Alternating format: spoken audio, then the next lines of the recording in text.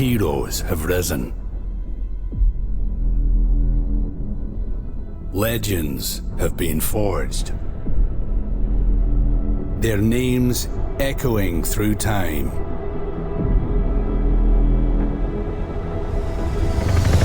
Their glory etched into the stars. Doesn't appear to be. Come on, lad, take that time. They're still hammering away in the one round. What do you mean, say? Oh, come on, Abaddon. Pull a hero on us. I'm looking for the hero. Off the hungry loaded. One, two, the arena awaits. This crucible of courage, ready to bear witness. Who will be cast down? And who will join the immortal dynasty? Let the battle begin.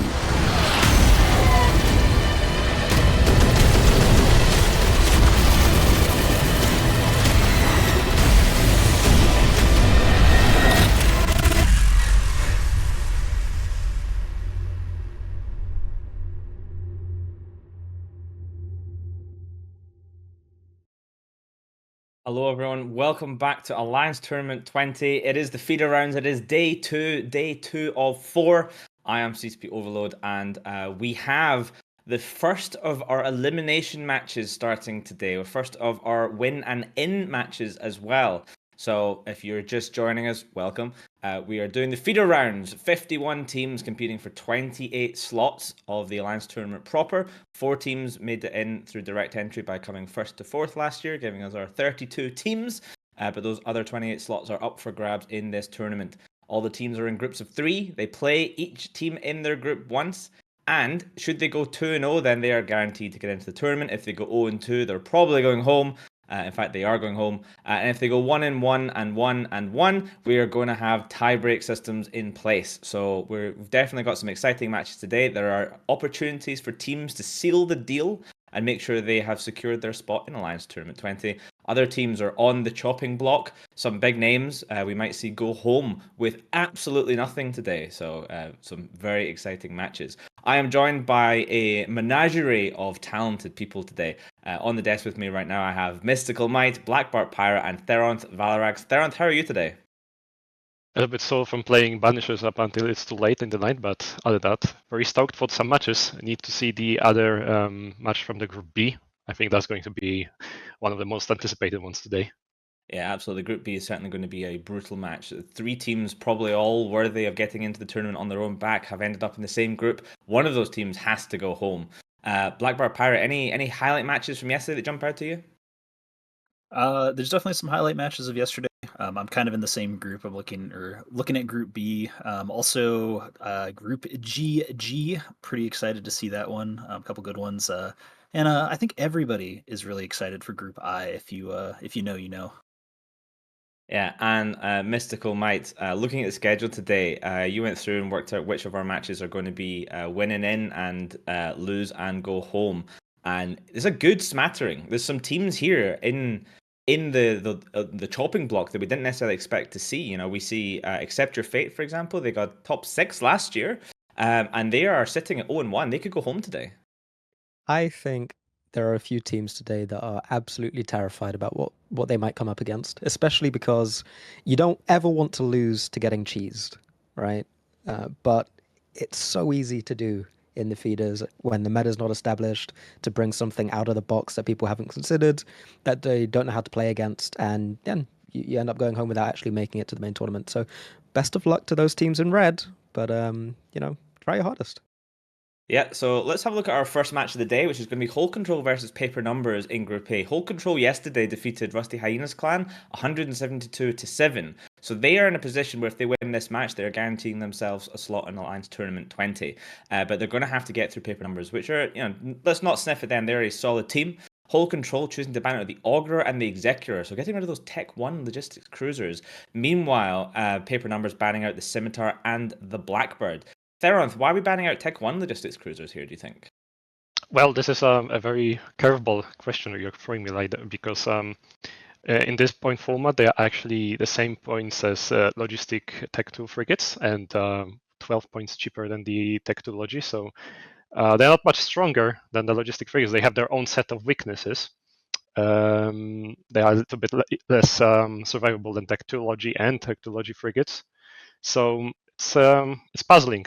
Maybe they have figured out something that downgrading those Tech 2 cruisers into Tech 1 for Elogy lets you open up. And I'm interested to see why did they ban that. I am as well, and we'll see that in just over 90 seconds from now. Mystical Mike, any hot takes here? I mean, there's 3 Logi ships banned and the Blackbird. I actually don't think that the Augur ban is that bad. I think the Augur of all of the T1 Logi cruisers that you can bring is decent for what it does. It probably tanks the most and puts out a decent amount of reps. So it fills that role, much like the Guardian, pretty effectively. I think the Blackbird ban is interesting. They don't want to go up against that kind of easy ECM control that you could see from the Blackbird, perhaps the Griffins as well.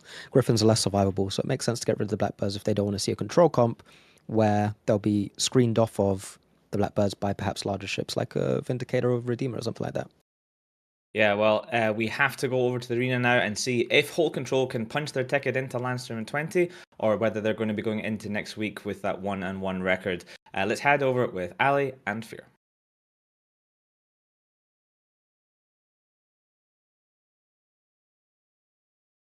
Anytime.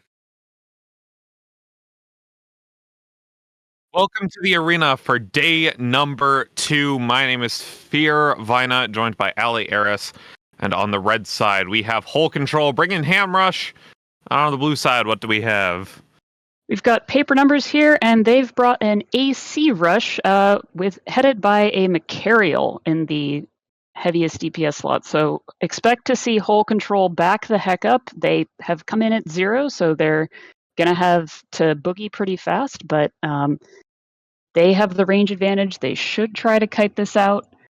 Paper number is going to try to get on top of them, prevent them from utilizing that as much as they can. And that we're off.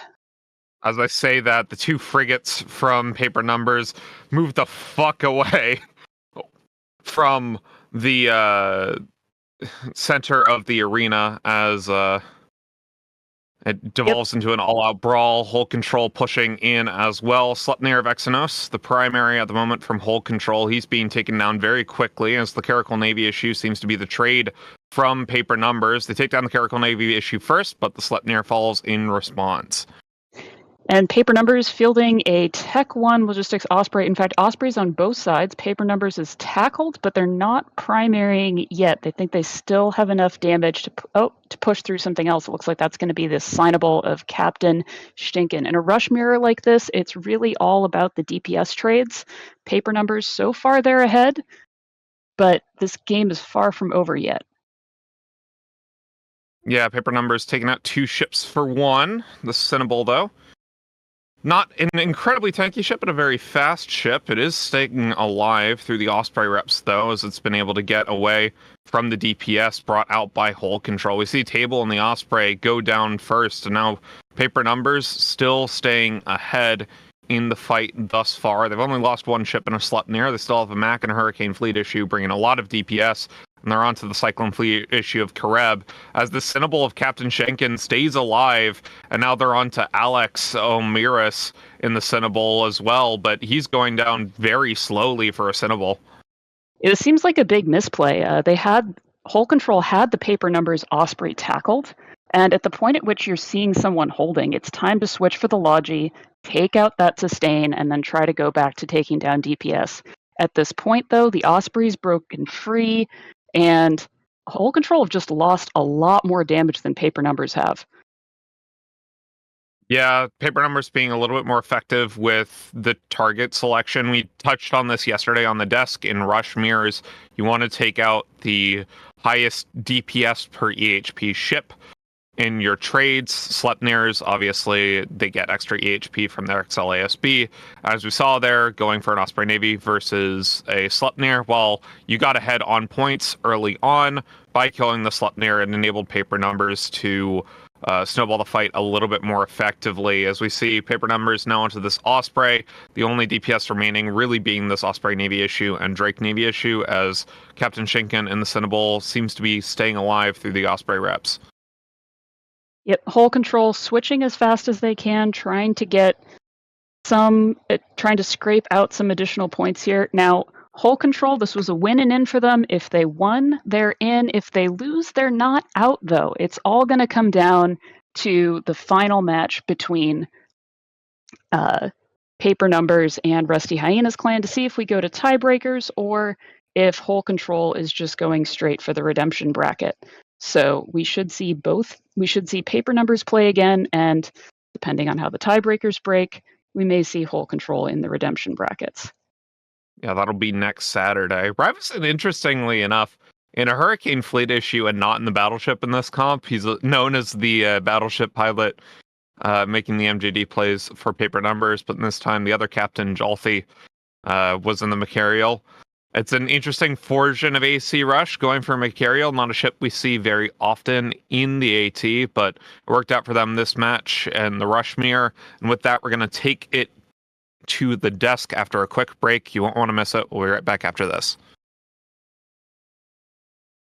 Paper Numbers taking the first win of the day over Whole Control. Whole Control will drop to 1-1, so they were almost able to get themselves straight into Alliance Tournament 20, but they stumbled. It looked like it was going to be a strong start at first when I saw a Macarial on grid. Blackbird Pirate. I saw Macarial on grid, and then I saw Sleipnir get evaporated. I was like, oh, it's over, boys. And then it just all seemed to turn around. What happened there, Bart? I like how all of us kind of collectively had this, why did they bring a Macarial? There's no way these guys can possibly win. And then they did. So, you know, I don't know. What do we know, right? Yeah, the Sleipnir died way faster than it probably should have. We sort of, I wish we had the kill mails of this just so we could see how many ancillary shield booster charges got off. But it kind of didn't actually matter because, yeah, they traded a Sleipnir for, you know, right off the bat. But then they were ready to keep going. And that's one of the things with these rush comps, and you see it quite a bit, is if you even have like a couple second delay, like there was a few seconds delay where Whole Control like wasn't applying any DPS after they killed the Sleipnir, and in that time Paper Numbers took another ship down. Like when the DPS is this high, these ships just evaporate. And I think what happened there is Paper Numbers was ready to immediately, like they had said, okay, we're gonna go for this target, then we're gonna go for this target, then we're gonna go for this target, and that's what the plan is, and everyone just stick to the plan. And I think that Whole Control was like, okay, get the Sleipnir. All right, guys, attack this target now. And just in that couple seconds of time, they got behind, and that was it. I don't know if the Sleipnir or if the Macarial was a great idea. It seemed to do good. It was warped in at 20 kilometers, so it had perfect optimal range. I don't know if you guys were seeing. It literally didn't move at all. He just sat at 0 and he pressed F1, which is the ultimate battleship tactic. I've been talking about that one for years, so it's pretty crazy. Like I said, I wish we had the kill mails. I want to see the damage. I want to see if the Macarial was number 1 on every single target, but it's Thunderdome, so it is what it is. Yeah, and I wanted to quickly touch on something there that you mentioned, Bart, with you, Theronth. When you warp in and you see what's on grid, like how do you strategize like in a match? Like you've been the target caller for pretty high-end teams. Like what actually are you looking at? What are you kind of trying to communicate before a match starts? Personally, I think the first and the most important is like the assessment of the range and EHP to damage value.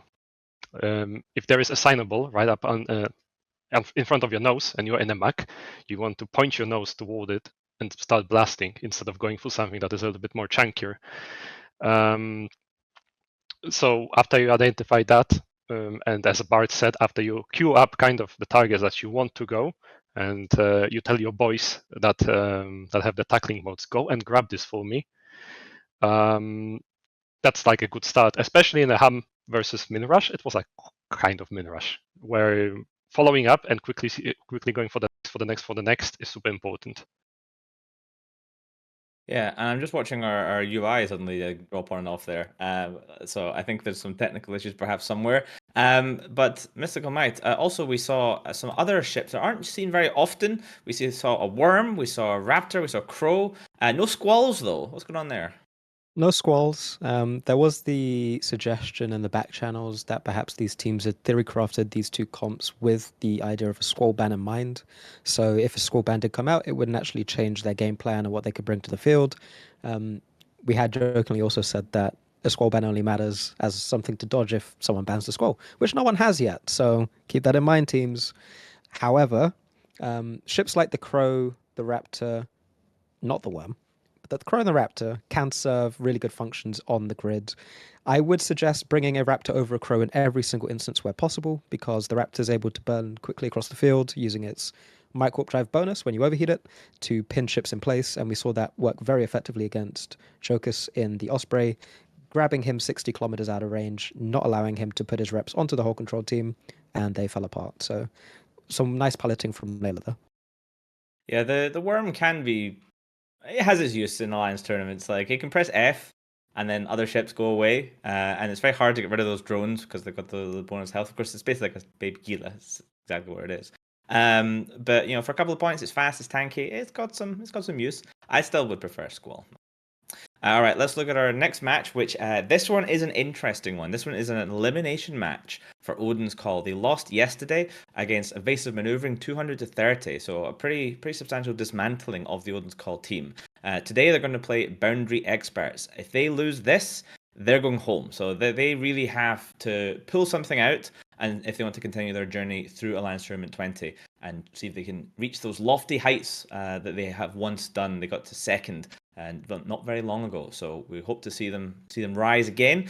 Odin's Call banning out the Eos, the Crucifier, and Boundary Experts banning out the Loki and the Hyena. Theronth, interesting bans here. The Crucifier, they're cooking something. Crucifier is like the cheapest way to get TDs.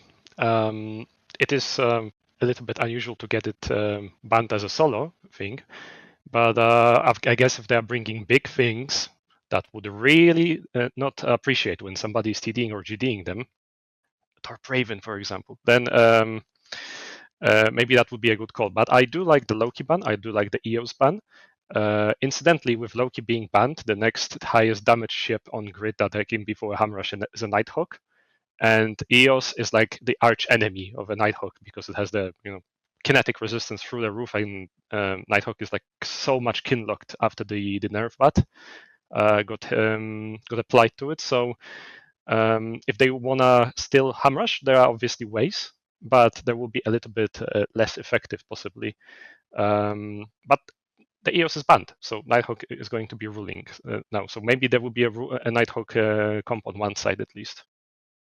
Yeah, and one of the things about bans in the Alliance Tournament 20 feeders is teams get one blind ban each. They submit that ban to the referee. And then if there's any duplicates, then the teams get a duplicate ban as well as their second ban. So you can see here, both teams banned different things in their first round ban, so there was no duplicates. You might occasionally see that if both teams had banned the Eos first time, there would be a couple of extra bans. Bart, when it comes to banning strategies, like what are you doing as a team? Like you've got a comp you want to fly. How are you doing bans? It depends a little bit here. I think that in general, hopefully these teams have practiced their setups. Obviously, if not, good luck to them. But generally, like you have a couple comps, and you've probably figured out like, okay, this comp is good against this comp is bad against this, and then you're trying to ban out ships that are able to sort of counter your setup. So, like you're going to ban out a Hyena and a Loki if you are going to use something that you need to do any range control, right? Because Hyena long range webs are gross and Loki long range webs are pretty gross as well. Same thing with like Theronth said about the Eos is, hey, if you don't want to fight, if you think that somebody's going to bring Nighthawks, ban an Eos, and guess what? Or if you're planning on bringing Nighthawks, you ban an Eos, then you don't get countered by that. It is a little rougher in the feeders because you do only have 2 bans, and EVE Online, the way it is nowadays, there's so many ships, so it's pretty hard to specifically ban out any archetype of a comp, but you can definitely ban out some of the stronger ships for it. And I would say that like the Crucifier is such a good ship against anything with range, and the Eos is such a good ship with any armor setup that these are all very smart bans. I mean, these are pretty experienced teams, so they definitely have plans and big brains. It is a little rough, though, only being able to get 2 ships from each side. So a lot of it turns into, slotting in different ships around these bans. Yeah, especially as you say with this limited number of bans, it really changes from trying to ban out like a lot of what your opponents like to bring into more just like things that really annoy the thing that you want to fly. And it just kind of changes the way you do it. They're more defensive bans than offensive bans. I mean, when you compare this, of course, to the Conquest bans of the finals, that can be just 30 ships being banned out can really, really mess things up. But we are pretty much ready to go to the arena for Odin's Call versus Boundary Experts in this elimination match for Odin's Call. Once again in the arena with Ali and Fear.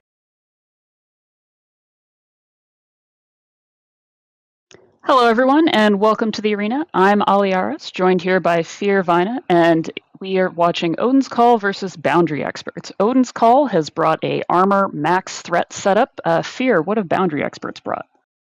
Shield version of the same thing. Medium gun spam, but shield's going to be a little bit faster, but a little bit less tanky, a little bit less utility if you use the utility mids. Otherwise, they could be more tanky if they decide they don't need any sort of tracking computers or something. We'll see how they're fit. We'll see how they go. But either ways, it's a bit of a weird mirror matchup, kinda, as they're just different tanks for the same type of comp. Yep, and we've got both teams have Tech 2 Frigate Logi, Scalpel Kieran versus Deacon. This is, of course, as was mentioned on the desk, an elimination match for Odin's Call. They need to win this one to stay in the tournament. Meanwhile, this is the first time we've seen Boundary Experts. Boundary Experts featuring several of my TQ alliance mates. Shout out Crimson Serenity and 2.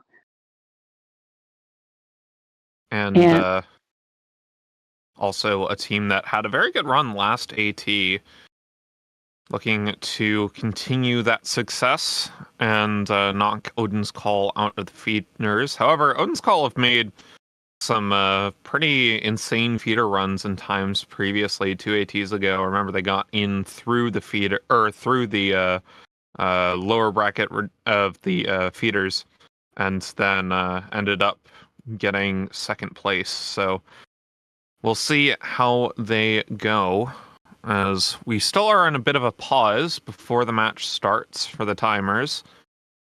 What do you make of the shield version of medium gun spam?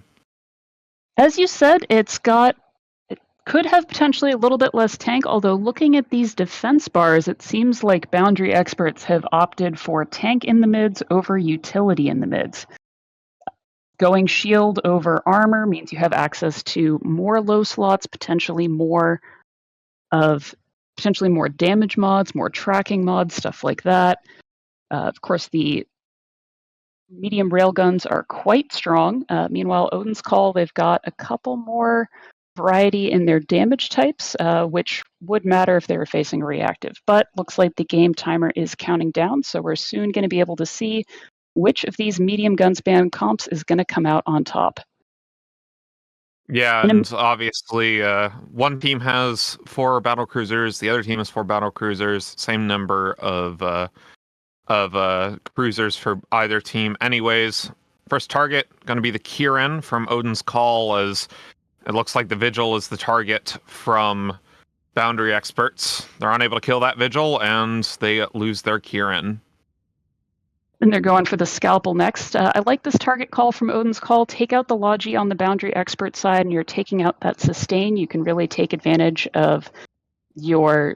you can really get a damage advantage that way. Meanwhile, Boundary Experts have switched from the Vigil to the Vigilant. The Vigilant is not tanking nearly as well as the Frigate. Yeah, it doesn't have that same level of sig tank that the Vigil will be able to have versus medium gun spam. Even with the paints, it's very difficult to get them, except at the very start of the match. The Scalpel of Svein, they've switched off it. Odin's Call now under the Ferox Navy issue of CO4A. And taking it down actually pretty quickly, should fall around the same time as this Vigilant, which puts the match in Odin's Call favor for the time being. Vigilant goes down, but CO4 about to go into Hull as well. Yep, both teams brought plenty of target painters, which is great. Those target painters are going to help both sides apply. The medium guns have surprisingly good tracking for their size and surprisingly good damage, which is why they're so popular in the tournament. Looks like Colonel Kurtz... I was just going to go for it. Okay. Something I was going to point out is that this has actually turned into a brawl matchup. Everyone's just at basically 0 on each target and trying to get webs down, try to use any sort of tackle or utility mids. Basically, they've decided we have the same ranges, so we might as well just go in and treat it like a rush matchup, and that's what it's devolved into. We see the Ferox Navy issue of Verpio going down into Hull. Will be traded for this Deacon, though. I think that's a really smart call by Odin's Call. In terms of what we were talking about yesterday, in a mirror, find your advantage. Odin's Call has realized that Boundary Experts, Shield Tank, they don't have as much utility as the Odin's Call battlecruisers do. All those armored battlecruisers have the ability to fit webs, fit other useful modules in their mid slots, and Odin's Call is trying to leverage those. Yeah, they lost their vigilant webs, but they have the extra tracking computers, so should be able to apply better at those close ranges. Both teams still have their vigil, importantly, but Odin's Call still having the lead for the time being, 84 points to 40. Their Brutix Navy issue, Colonel Kurtz, staying alive for the time being. Crazy Vania in the vigil, staying alive for the time being. Although, as I say that, the Brutix Navy issue no longer has any Logi. All Logi is off the field for both these teams. Will be traded for this Phantasm, though. Yep, both teams have DPS spots out here. Both teams going for maximum max threat. We lose our Logi, no problem. We're just going to keep applying as much damage as we can on the other side of the team. And looks like they're still fairly even in terms of the amount of their attack bar they're able to put out right now. Yeah, but at the same time, I mean, Boundary Experts have a little bit less buffer in the tank at the moment. They are losing their MOA to this Omen Navy issue, but they were able to trade the Vigil, so the application's going to be a little bit worse for Odin's Call. But the Omen Navy issue is a very tanky ship, and they're up against two Prophecy Navies and an Absolution, which have a whole lot of buffer, and will be a Cinnable, Ferox Navy issue, and Vulture. So more EHP going to be on the side of Odin's Call with the extra Mauler versus the Vigil, but at the same time, these shield ships, they have, in theory, a bit more damage even with the lower platforms. As we look at the attack bar, it is still about dead even between the two teams. Yep, we can see that Smelly, the Omen Navy issue for Odin's Call, has pulled out of that brawl, trying to get some range, get some transversal up to minimize damage. Right now, just primarily taking damage from drones, and does fall down.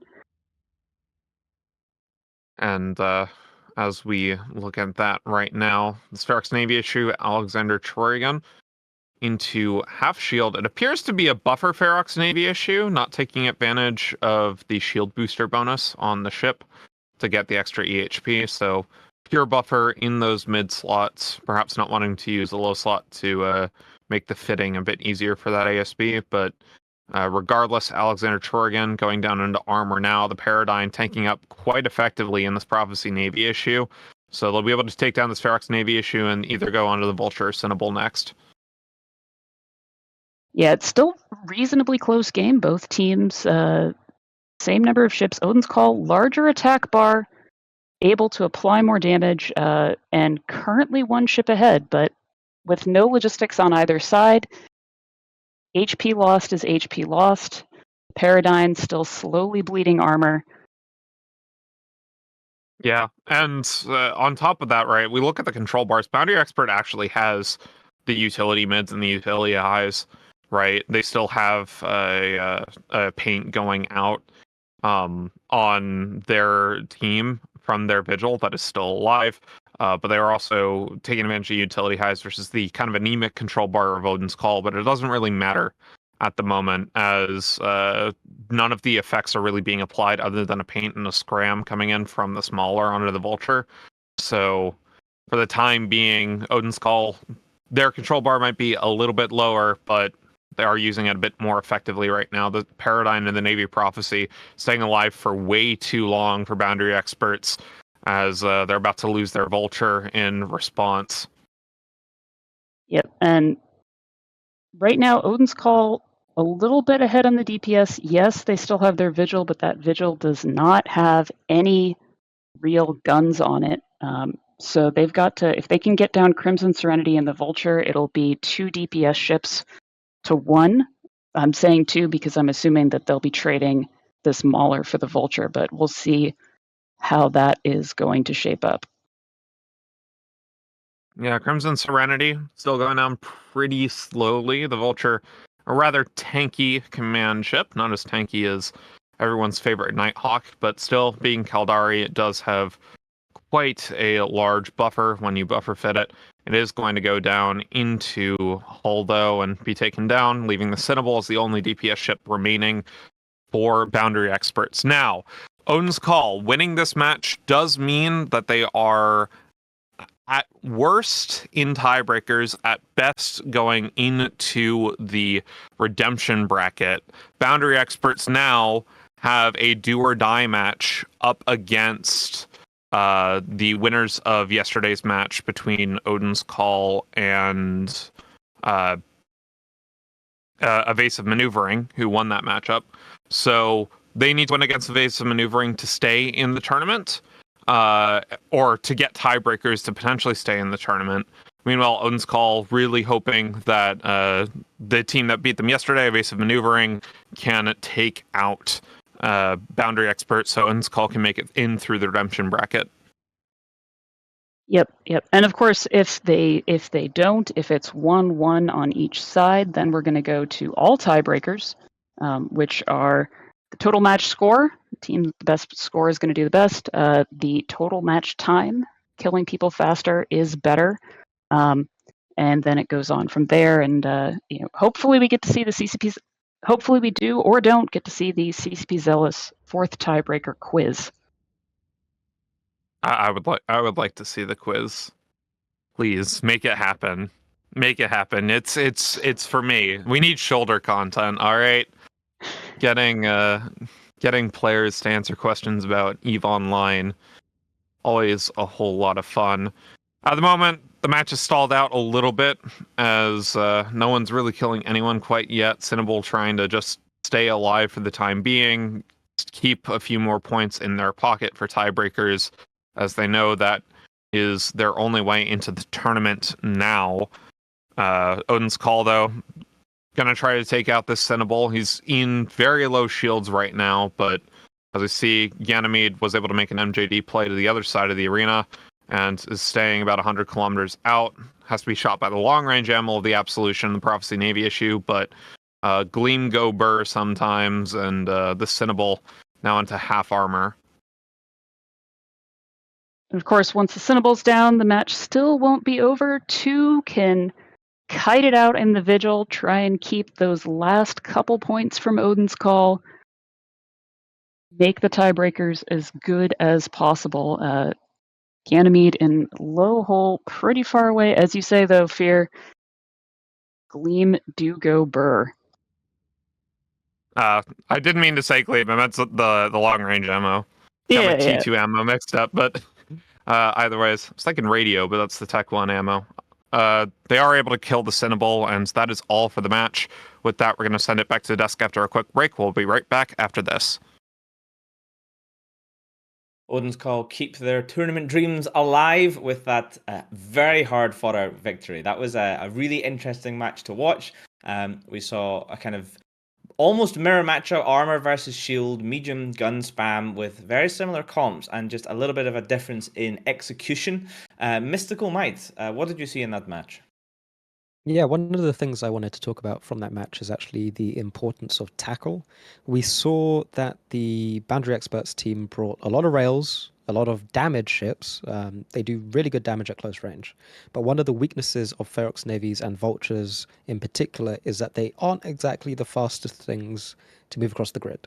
So I would have liked to see the Sinkhole on the Boundary Experts team actually have some form of tackle, because I think it's a better use of the ship than simply putting artillery on it and having it zip around the arena by itself.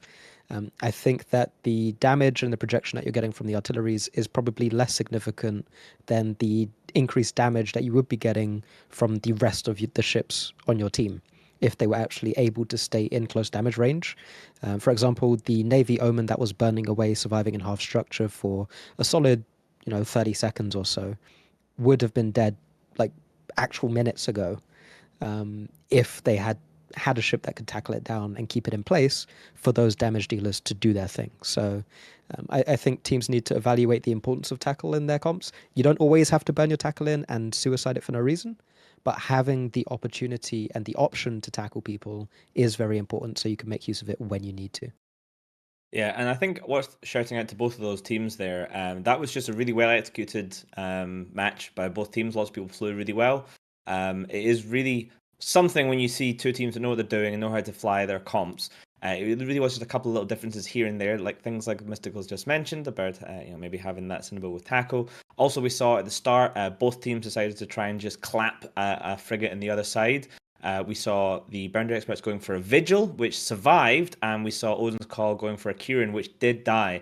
And that little like snap thing, and then you try it before they can move, and then you try and shoot other stuff after that. Just minor differences in execution, but overall pretty damn good. All right, let's look at our next match, which is another elimination match, this time for Intergalactic Space Hobos as they go up against Birds of Prey, sorry, there's plural, multiple birds. Intergalactic Space Hobos lost yesterday to Volta, 200-32, so they are fighting to keep themselves in the tournament. Let's take a look at the bans for this upcoming match. All right, so Intergalactic Space Hobos banning out the Sleipnir and the Nighthawk Classic Tournament ship, Classic Modern Tournament ship, and meanwhile, we see Birds of Prey banning out the Loki and the Armageddon Navy issue. Bart, we're seeing a lot of Geddon Navy issue bans. Why maybe in 30 seconds or less?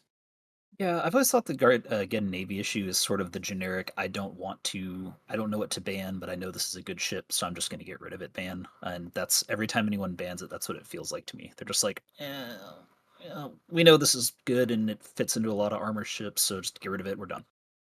Awesome.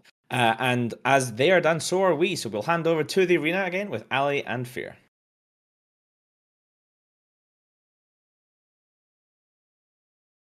Welcome back to the arena. My name is Fear Vina, joined by Ali Eris, and on the red side we have Intergalactic Space Hobos, who have brought a variation of medium gun spam. What have Birds of Prey brought?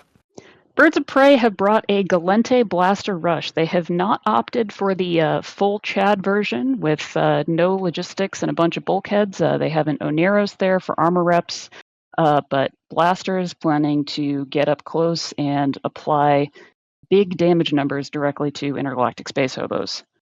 I haven't seen Galente Rush in quite a few ATs, so we'll see how this one works out for them. The links are up. We are now ready to go. See the Deimos and the Vigilant burning in, as well as the Sacrilege. It looks like it might devolve into an all-out brawl. The Maulers going as well as the Astarte and the Absolution. The Oneros kiting back. And, it's an all-out brawl. These medium guns trying to dive in onto this backline and get past these blasters, as the Vigilant of Carter is going pretty low. They've caught a Mauler, though, and the Mauler is into half armor as we speak. Here are the Birds of Prey. This is a rush comp. They really want to get on top, spread tackle, get as many ships as they can. Intergalactic Space Hobos, meanwhile, hopefully are going to spread out a little bit. Right now, Intergalactic Space Hobos... the Oneros. Oh, yeah, Oneros is tackled. Probably dead. We're able to trade a Mauler for it, but Willy Fiddler in the Oneros now into half armor as the entirety of Intergalactic Space Hobos is on top of them. They've just decided to load close range ammo and go in. They have the Sacrilege for their tackle alongside this Munin, which is a fairly fast ship. Willy Fiddler, though, very low, now dealing into Hull. As he goes down, the Sacrilege appears to be the target from the side of Birds of Prey, but that's not really the best target. Sacrilege is an ADC. Yep, and it might have just been a kill what you can catch. Sacrilege is the one thing that's tackled. The Munin, which might have been better. Starte, which would have been, or Absa, which would have been great, are both a little bit further away. And Intergalactic Space Hobos gets the Brutix down, reducing the damage on the Birds of Prey side. Yeah, Intergalactic Space Hobos, I think we miscalled this a medium gun spam. I think this is actually an armor rush. Look at the size of the attack bar versus Birds of Prey, and the fact that they're all fighting at 0. So it's a very interesting comp, but they're able to take down this Vigilant, and they're going to be able to snowball this as their attack bar is significantly larger than Birds of Prey now, as is their defense bar. Yeah, this is turning into, as you say, a complete snowball. And sure enough, that looks like a Blaster Astarte. So it's blaster on blaster violence here. And pulses and autocannons. And hams. It's a hodgepodge of different systems. A bit of a Highlander setup, perhaps. in terms of weapon systems, like the Chad Praxis, where you fit one of every weapon system on it. Either way, it appears that Intergalactic Space Hobos will win this match and stay alive in the tournament. For the time being, worst case scenario, they go to tiebreakers. Best case, they go to the redemption bracket, as Birds of Prey now have to win their next match in order to have a chance to stay in the tournament. As Griffin going down pretty quickly right now. Shot across the field, trying to go as fast as possible to get away from these drones. But now into Hull is this Hugin of Alignat, also being taken into armor as well. Saphir, you mentioned we haven't seen the Galente Rush for a while. What do you think of that comp? It is one of those scenarios where in a world of scripted E-War, blasters lose a lot of value, because if they bring something like a Crucifier or a Sentinel or a Curse or an Arbitrator, right? They can shut down blasters pretty effectively, because blasters have very little range, very little fall off at the expense of very high damage. But if you tracking disrupt the blasters, they can't really hit anything. So it is kind of why we haven't seen this type of setup, Blaster Rush, in any big capacity. Obviously, we've seen the occasional flagship Vindicator. Fraternity used it to some effect last year in their AT winning run, but generally speaking, we don't see a Blaster Rush, especially medium blasters, because they can just be absolutely countered by tracking disruption and scripted tracking disruption especially. Yep, and here, of course, they were just countered by big DPS bar and very good target selection on the part of Intergalactic Space Hobos.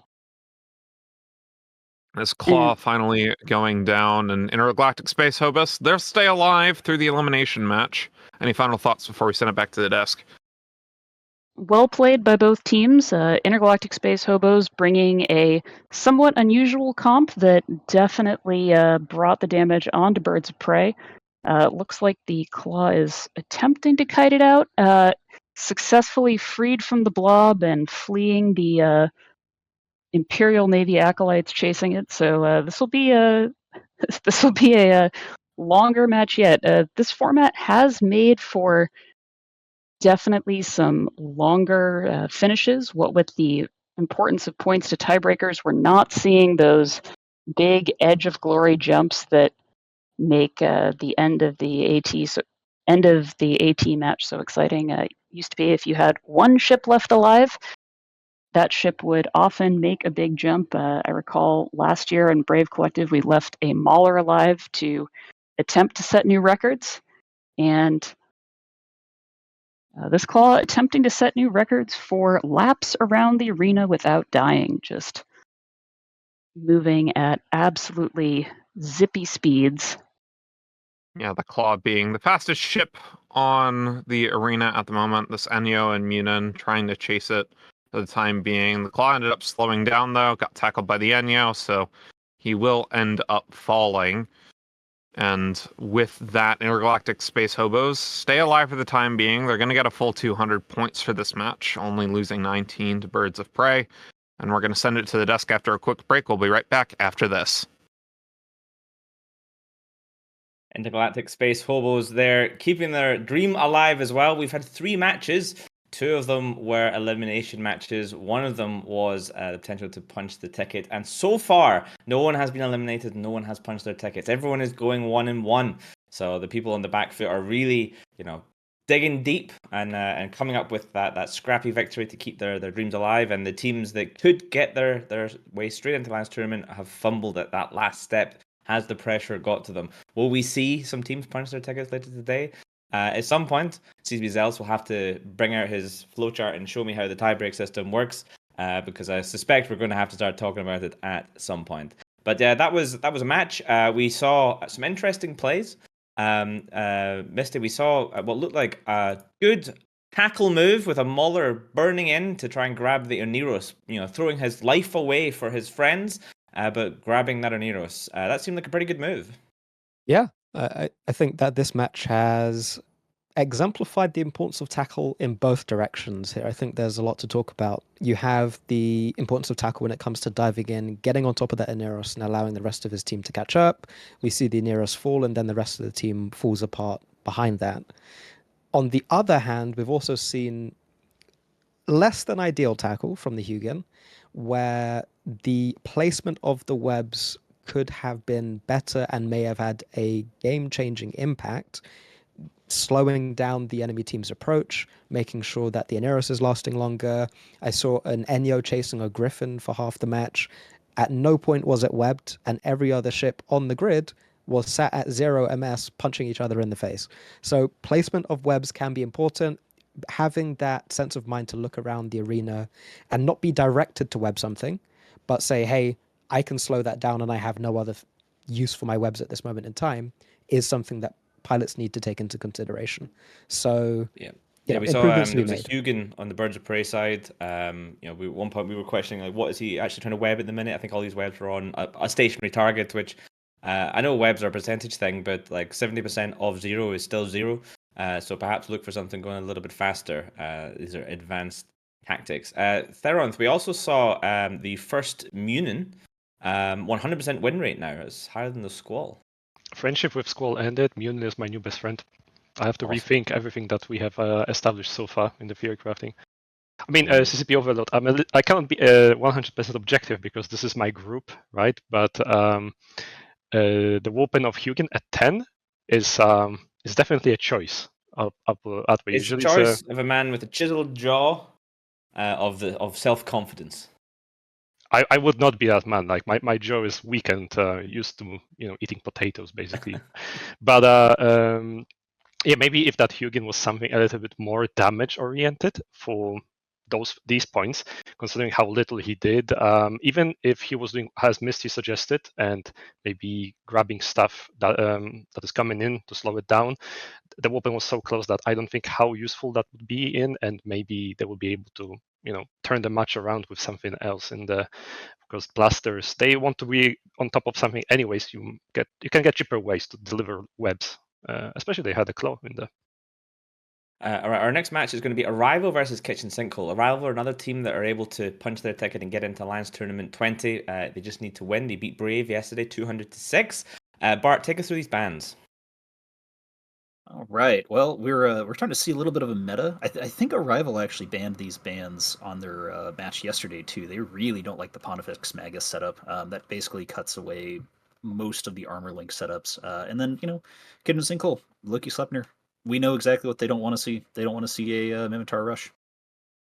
Pretty let's simple. find out if that's what they see. So let's head over to the arena for Arrival versus Kitchen Sinkhole with your casters, Ali and Fear.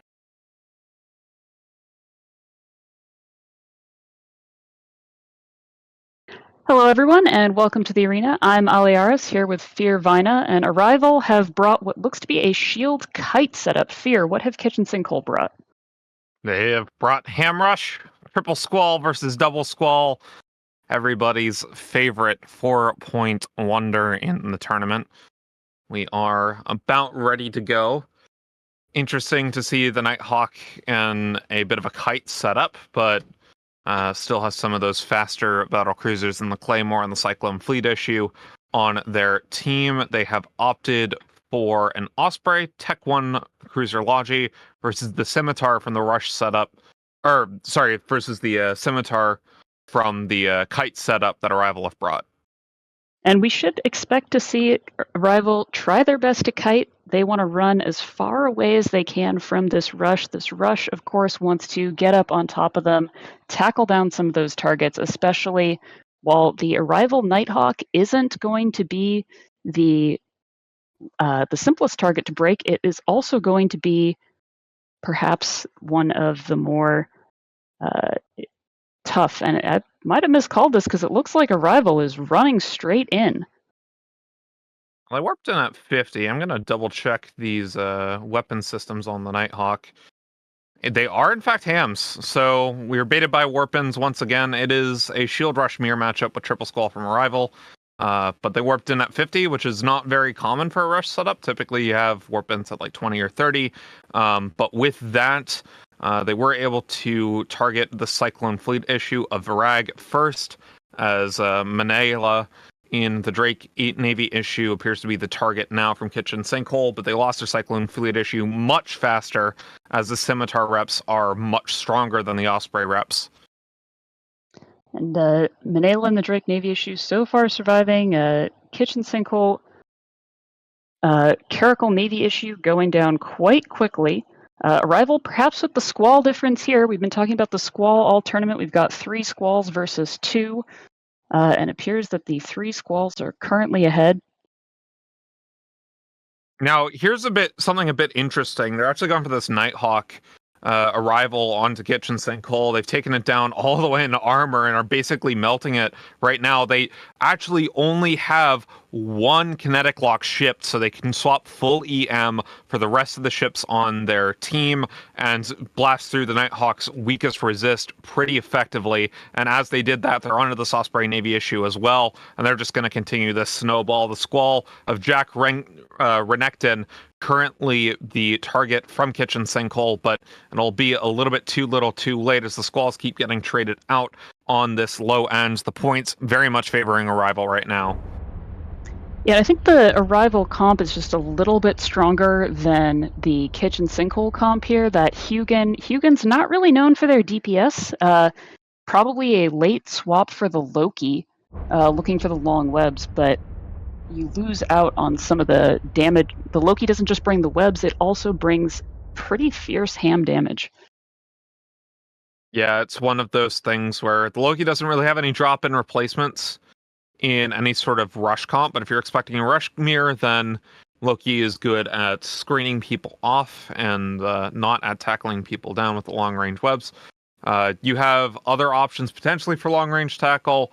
Haven't seen any Onyxes this tournament. We have seen broadswords in AC Rush previously, so still optional if you want to get 20-kilometer scrims on your team to help screen your team out. Either way, Kitchen Sinkhole going to lose this one, and it'll be a do-or-die match for them next Saturday up against Brave Collective, as both of those teams have lost to Arrival. They're punching their ticket into the Alliance tournament with this win. It's our first confirmed Alliance tournament competitor from Feeders. Of course, this whole day is going to be full of either eliminations or confirmed Alliance tournament competitors. So keep an eye on that as we go through the day. Yeah. Just the Hugin hasn't been very effective in terms of screening, didn't get webs on the right people at the right times, and Arrival had warped in at 50, right? So that gives the Hugin the opportunity with the longest possible range webs in the AT outside of Officer Fit Balgorns to make things very difficult for the Arrival squad, but wasn't able to screen very effectively, doesn't bring a whole lot of DPS, so as Arrival got on top of the Kitchen Sinkhole squad, they were able to make quick work of them just through better target selection and a bit of a stronger comp. More DPS in a rush is always better. And the last ship to fall will be this Hugin, sitting quite far off the arena on an MJD beacon. Will try to keep himself alive for a little bit longer. They did get more points than Brave did. Should have come to tiebreakers, but unfortunately for Kitchen Sinkhole won't. Once they come to that realization, perhaps we'll see an Edge of Glory, because next Saturday's match versus Brave will be a do or die for both those teams. Yep, right now it looks like the Hugin is just hanging out on the MJD beacon there. No activation yet, just kiting around. And you mentioned the rush screening. One of the things that can be tough with that is you really have to have a defense in depth for a rush versus rush mirror. One Hugin, you've got 2 webs, 1 web, 2 webs in the mid. That's 2 people that you can web down. Not too much ability to prevent a whole team from getting in on you. You either, if you want to really block a rush outright, you need some low end with some more tackle. So we would have expected to see those Squalls maybe go in, get some tackle on them. perhaps the Navy Caracal or Navy Osprey having a web or a scram would have let them screen a little bit more. One Hugin, not really 100% the amount of screen that you would want in a match, and Hugin still just kiting around the arena.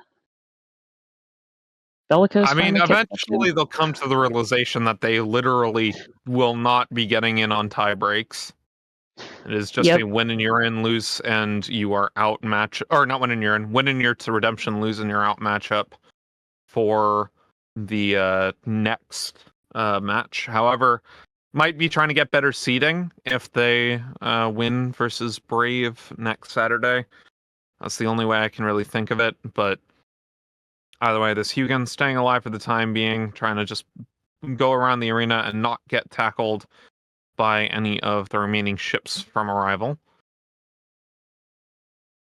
Sphere, what do you think of the two comps that Arrival and Kitchen Sinkhole brought here?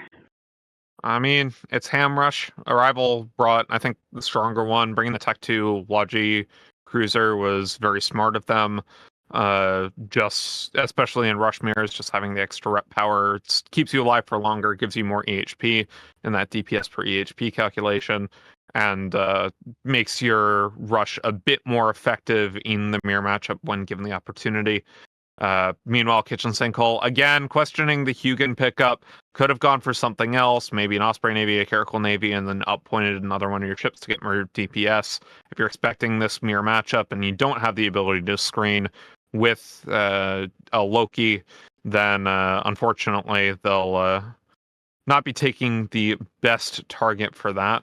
I see you getting down into low shields, being chipped at by the Cyclone Fleet issue of Bacardi Desire, as Kitchen Sinkhole's Hugin, Squall, Neresis running around the lower side of the arena, playing towards the MJD. Still no MJD activations though. Still just going around. Might be heading for it. We'll see. Hearing some complaints in local about low capacitor. Of course, rush comps typically playing for the short game, trying to end that. They're there. As quick as possible. There we go. And with that, we're headed back to the desk. Arrival being the first team from the feeder to secure themselves a spot in Alliance Tournament 20. They joined the previous 4 confirmed spots, which were the top 4 from last year. So they are the 5th confirmed member. That means there is 27 spots still to go. Plenty more matches to come. But yeah, Arrival securing themselves. They are now done until late October. They don't have to play any more matches. They just get to go watch everyone else. Put the feet up maybe with a beer or an angry water and then head off into tournament practices. Theronth, we saw there that the Kitchen Sinkhole team, they brought a Hugin. Now, we've seen teams try and fit a Hugin into a kind of Nighthawk Ham Rush comp before if the Loki was banned. But in this case, they banned the Loki themselves. This kind of says to me, maybe they kind of got themselves out-meted in the banning phase. What do you think? I think you cannot simply just slot Hugin into a low-key comp and expect it to perform the single way. Especially when you banish yourself. It's like Bart was saying in the chat, like, we've banned the Loki, so we don't want to ham rush, and then haha, we are ham rushing anyways. Hugin is not going to give you the same things that a Loki provides. Like, no DPS, it's paper thin, you whoop it at 0. If you face mirror, as here, you put yourself immediately at a disadvantage because you're spending points on E-War ships that don't really help you in a mirror. And I'm not even sure if they would help them in a different matchup, honestly. Like, it's just the typical Pyfa trap of big web number, good. So I'm going to like it. I'm going to put it in my comp. I'm going to grab stuff from afar, and then I just beeline on top of my target. Doesn't work always. Not with this ship. Bart, I think you highlighted that it felt like it was a pretty solid comp if it was HMLs. Yeah, we kind of saw that like the warp-ins alone from both teams were very questionable. It's the commentators were kind of like, oh, this is definitely a ham. This is definitely a kite versus a rush. And it's like actually it's 2 rushes. But yeah, no, I really liked the kitchen sinkhole setup if it had been like maybe a rapid light and HML comp. I think it could have done really, really well because they had a Hugin, they had a ton of potential DPS from long range, but like it's exactly what Theron said. Like, why are you bringing a Hugin if you're not going to use it to control anything? It doesn't slot in very well. I really truly think that Kitchen Sinkhole basically tried to like meta and mind game their opponent by doing the like, look, we banned a shield rush, so therefore now we're going to shield rush and they won't expect it. And they forgot that, there's only There 4 are other bans. You ships. can't ban shield rush. Yeah, there's nothing they can do about it. Yeah, and Misty, of course, we know from yesterday that more Squall is more good. 3 Squalls versus 2. Are we going to see? Is this going to be the Squall Lions tournament? Like, why so many Squalls? That does seem to be the vibe at the moment. I've been corrected, by the way. Apparently, there was a single Squall ban yesterday. I'm not sure if the team that banned the Squall won, but I have to assume so because it's the right choice. But the reason the Squall is good is that at a baseline, it is very, very cheap. I think it's 4 points. If you fit it with hams and just a random tank, I slapped a few shield extenders and invols on it in Pythor, you get 450 DPS roughly with any damage type using Rage, and you get about 30k EHP or effective hit points, which includes your resistances, without links. So they are very cost-effective ships to put on the field to either give you some more target painting or to give you a considerable amount more damage and tackle.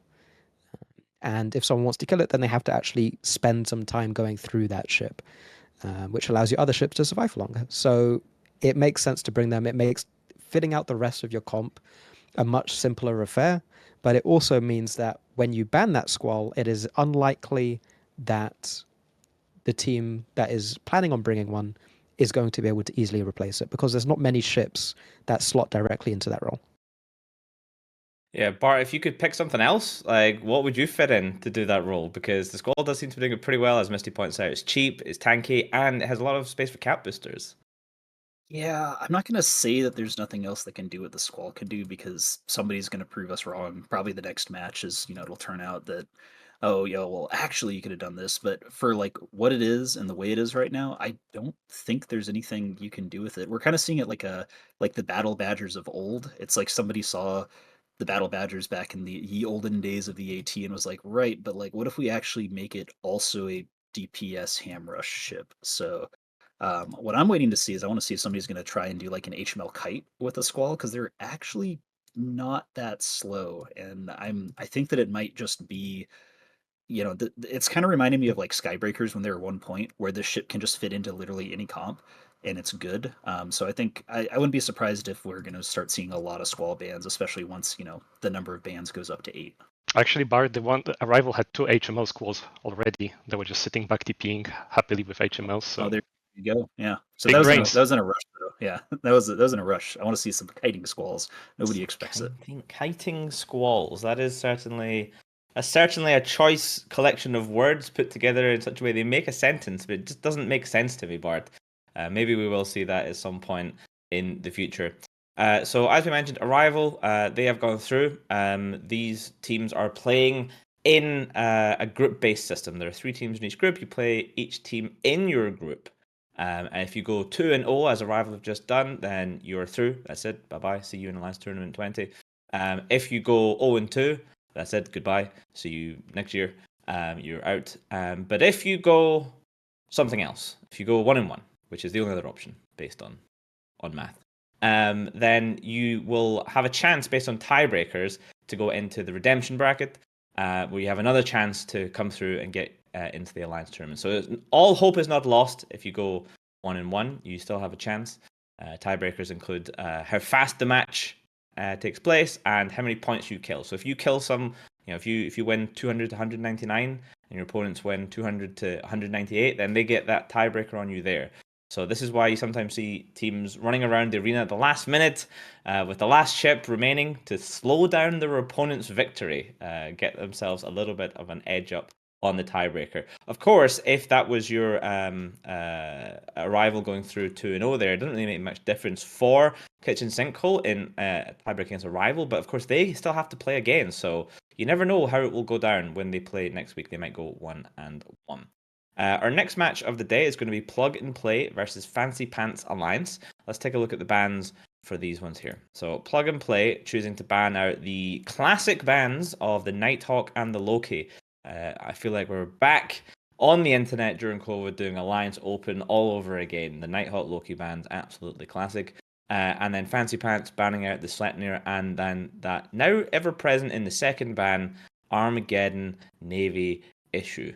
Mystical Mind, your deep thoughts on this? Well, we see a Loki ban, so I'm hoping to see a Hugin whoop in at between 0 and 10 in the next match. It seems to be the way that the last 2 matches have gone.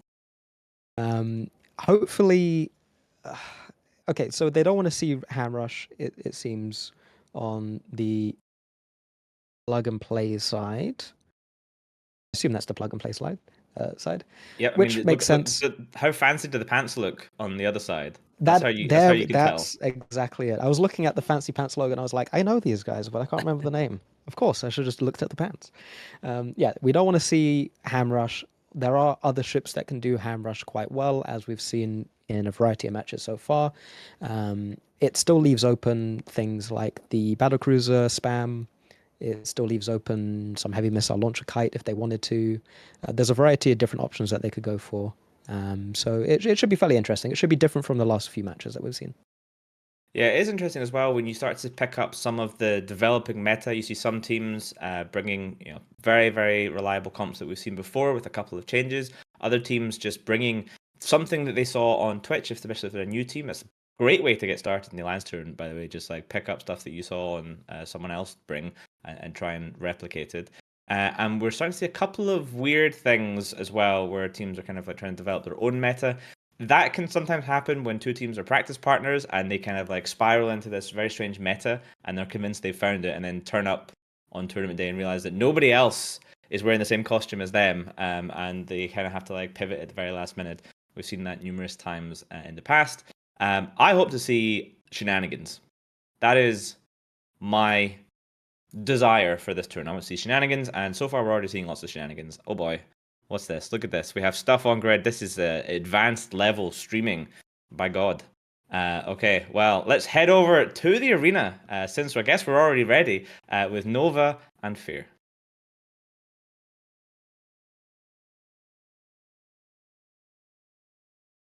Hello and welcome back to the arena. I'm Nova Terraren, joined here by Fear Vina for this match between Plug and Play and Fancypants Alliance. Fancypants are bringing a setup. This looks like Octodaddy, and they are choosing to bring a Hugin. What are we seeing from the red team?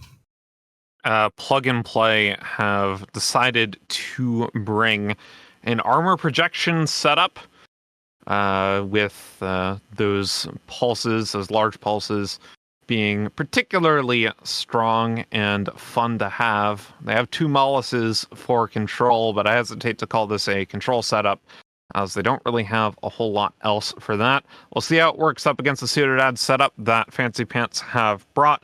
Plug and Play, if they win this match, they're in. Fancypants Alliance. Not an alliance you see a whole lot on TEQ. They're a tournament-only alliance made up of the Fancypants Corporation in Pandemic Horde, competing separately from the main Pandemic Horde team. So good to see them doing their own thing as the match is now underway. We're currently just sitting here and watching as these Moluses from both teams are trying to spread damps across the arena, but it looks like the Plug and Play pair of Moluses also managed to damp out the Fancypants Moluses as well as their top end. Fancypants did try to trade back by putting some damage into the Moluses before they could pick up any transversal, but for the time being, everything's holding all right. It looks like Plug and Play are going for this Navy Brutix from Aish. Yeah, and I'll try to get him down. Does have exec reps compared to the Tech 2 Longifrig reps that Plug and Play have brought. Fancypants Alliance at a 199 point comp, so thus far Plug and Play is up by a single point, but I imagine that will change relatively soon. Denies the Techie and the Prophecy Navy appears to be the initial play from Plug and Play. Trying to take down this Prophecy Navy with their better projection, because large lasers go burr. Yeah, this time around we saw both teams warp into the arena at 50, and these are a little bit slower comps than a lot of the rush comps that we've been watching for the past couple days. So yeah, things can take a little bit longer to get started, especially when you see damps raining across the field like this. But the closer that this battleship core does get to the Fancypants team, there's a lot more risk of electronic warfare modules. Things like newts from this Redeemer, for example, could start coming into play. Yeah, those Redeemer newts, pretty powerful. Redeemer, not a ship we see a whole lot in the AT. Typically, when we see newt bonus ships, we'll either see something like a Balgorn or an Armageddon Navy issue. However, the Redeemer has a newt strength bonus, much like the Balgorn, and actually has a meaningful DPS bonus, unlike the Balgorn, and costs fewer points than the Balgorn. So some teams like to bring it. Is a way to get more DPS, but still those extremely powerful newts on their side. This Prophecy Navy issue of Nanai Zateki now into low armor, but he is holding for the time being, stabilizing up against the all EM and thermal damage that's coming out from the plug-and-play side. As we see the side of Fancypants now trying to take down this Magus.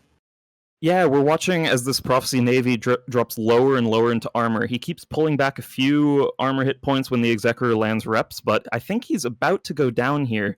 He is taking a lot of damage, and he is also neuted down by this Redeemer. It looks like the Navy Brutix of Ish is also being neuted at the moment. They are trading some damage back, though, onto sort of the middle section of the plug-and-play team, but this Magus is holding just fine for the time being, and it looks like that was the thing they were looking to get off the battlefield, and the Navy Prophecy does fall. Yeah, these two Molluses from Plug and Play are doing absolute work right now. They've kept these Molluses from Fancypants from controlling out the Plug and Play battleships, and they're keeping some of the DPS from Fancypants at bay. That exec actually not able to get a whole lot of reps off as he's being damped out, not able to lock his teammates. That effectively Ish Syndulos going down into Hull now, and the match is snowballing in favor of Plug and Play as we speak. Yeah, this is a situation that can happen when a team is just a little bit quicker off the trigger, especially with damps from ships like Mollus. We've seen it in previous Alliance tournaments with Jackdaw battles. At this point, with the scripted E-War modules that are allowed, they have to be on point bonus hulls for them. So, for example, damps on Molluses. But it is oftentimes the case that you just get it a little bit quicker off the trigger and you take a deciding victory off of that. This looks like it could be one of those situations. The Mollus of the Devil himself does go down, having failed to really do anything because he was damped out himself. Yeah, and this Hugin got the webs onto the Pontifex. They're trying to plug some damage into it, but he himself is grappled up by these battleships and gets deleted from the face of the earth. Plug and Play going to try to make it a 200-0 match now, as they've taken down a lot of the high end and pretty much all of the tackle from the Fancypants side. They're now onto this Navy Omen, onto this Exec perhaps. They've got a grapple onto both of them, and we'll see which one they are primarying. Thus far, I think it will be... Well, they've split DPS across both Navy Omens and the Exec, but I think they're now all on the Exec. Yeah, providing nothing critical happens, like a group boundary, for example, it should be that Plug and Play are taking this match very handily here. Similarly, they took a win yesterday in their previous match, which would then make them be going directly through into the Alliance tournament proper. But that being said, they did have a chance to play yesterday already. Fancypants new to this in that sense, that they haven't played yet in this Alliance tournament or these feeders. How does that factor in going into a match? To what degree do you feel like tournament familiarity in this event, does that help you when you've already had a match under your belt? It can, but both these teams have actually done tournaments for a while. Fancypants took a break from the AT last year, but they've been participating in Anger Games, Captain's Cup, that kind of things, as well as their own AT team in years previously. So they are experienced, but unfortunately for them, they just don't have the same level of experience and the same pool of talent necessarily that a team like Plug and Play can have, with obviously Radikos being the leader of that team, although he is not flying in this particular match. But still, I don't think that really affects either of these teams too much. Both these teams have been scrimming definitely in the weeks leading up to the tournament and spending as much time as they can getting prepared. Unfortunately for Fancypants, Plug and Play just brought a comp that outprojected them, and they lost the damp war off the start. These molluses of Xavier and NCC did absolute work for plug and play. We cannot understate that, because without them, their DPS would not have been able to apply nearly as well as they have. Now Simsuch and Witch of Middle River going to be the final primaries for plug and play, taking this match 200-0. Yeah, it looked for a moment there like the Pontifex of Marine Rosger might have was at least dropping into very low armor. He was scrammed down for a little bit there, and it looked like he might have been able to go down, but Plug and Play are pulling that armor HP right back up now. He's doing perfectly fine. With that, it should probably be the 200-0, but any amount of time that Fancypants can continue to survive, well, in this case, it's not going to matter in their group, because their group is going to come down to the one-on-one battle, Fancypants Alliance versus Unspoken Alliance, with Plug and Play taking the 2-0. However, they have to not only win that, but their tiebreakers are still going to factor in. Any amount of time that they spend in the arena could help them in the tiebreakers. And with that, we're going to send it back to the desk after a quick break. We'll be right back after this. Although it seems that Fancypants need to go back to the tailors and get some adjustments, because they dropped that match to Plug and Play. Plug and Play are confirming their spot in Alliance Tournament, joining Arrival and the 4 teams with direct invites. They will be competing in Alliance Tournament 20 in just another 6 weeks or so. That was an interesting match. Theron, do you want to talk a little bit about what we saw at the start, which was a damp war? Yeah, we don't get to see these too much in this meta, but this one was decisively won by 2 molluses from the side of Plug and Play, and I think Fancypants have never recovered afterwards. One of the techniques you can use to re-establish damps is to burn away out of the lock range of the enemy molluses, and then you burn back in, you lock them up, and you ban the enemy dumping ships, and then you can dump other stuff afterwards. When you are 1MN, it doesn't really it's not so easily achievable as if you were going 5MN, but 1MN is a good adaptation into Octodaddy meta, where everything wants to kill you from 70 kilometers away, and if you Sig Bloom, then you're dead. So it's a tricky thing. I'm unsure if they had any recebos going on there on the Fancypants Alliance side. Maybe if they could have shifted them to the molluses and re-establish locks, so those ships that they invested 16 points into are actually doing their job. Could have gone a little bit differently. Maybe it would let them do some other stuff on the grid, like with this Hugin that I'm sure the other analysts are just dying to talk about. Yep. More Hugins, more not good. Unlike the Squall, seems to be a reverse Squall this time, Mystical Mind. It is 3-0 right now in terms of losing matches. Please stop bringing the Hugin. And if you do bring the Hugin, please fit some webs on it. And if you have fit webs on it, please use the webs. There's no reason why battleships should be able to tackle anything on your team when you have an armor Hugin that has multiple webs. I don't think it was damped for much of the match, if at all. So it should have been able to at least range control and allow his team to pull back when they were taking damage, which would allow the Prophecy Navy to survive. It would have allowed the Brutix Navy to survive. So it's all just a case of play better, be better, please. Please. I mean, how many Squalls can you get for one Hugin? Must be a few. All right, let's look at our next match, which is happening in just about a minute. It's going to be Post-Pod Clarity versus Pandemic Horde. So this is another interesting one, because this is a group of 2, because one team pulled out at the last minute. Not Post-Pod Clarity, believe it or not. They are banning the Curse, the Armageddon, and Horde banning out the Armageddon Navy and the Orthrus. So interesting sets of bans. The Curse is a perennial E-War platform. The Armageddon Navy, it's just good. And then the Geddon, well, that's the non-Navy version. Not as good, but kind of good too. And then, of course, the Orthrus. Wow, much bans, many amazing. Let's head over to the arena for this match between Post-Pod Clarity and Pandemic Horde.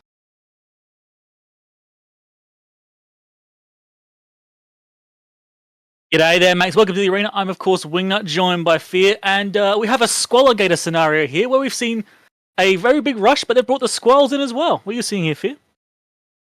We're seeing some pseudo-dad from the side of post-pod Clarity, but they've brought a Rodiva. This is the first time we've seen Triglavian Logi. in this tournament. Rodiva and Zarmaz, the Rodiva being the Tech 1 variant, has the access to the Triglavian rep, which does less rep at the beginning and more rep at the end. Can be pretty effective if given the right scenario, and Pandemic Horde go for an overcommit on any particular target. But at the same time, they only have Battlecruiser and ANI level of tank on their team, so it could be a bit difficult for them. As long as they're able to kite out, we see the break coming in from Pandemic Horde.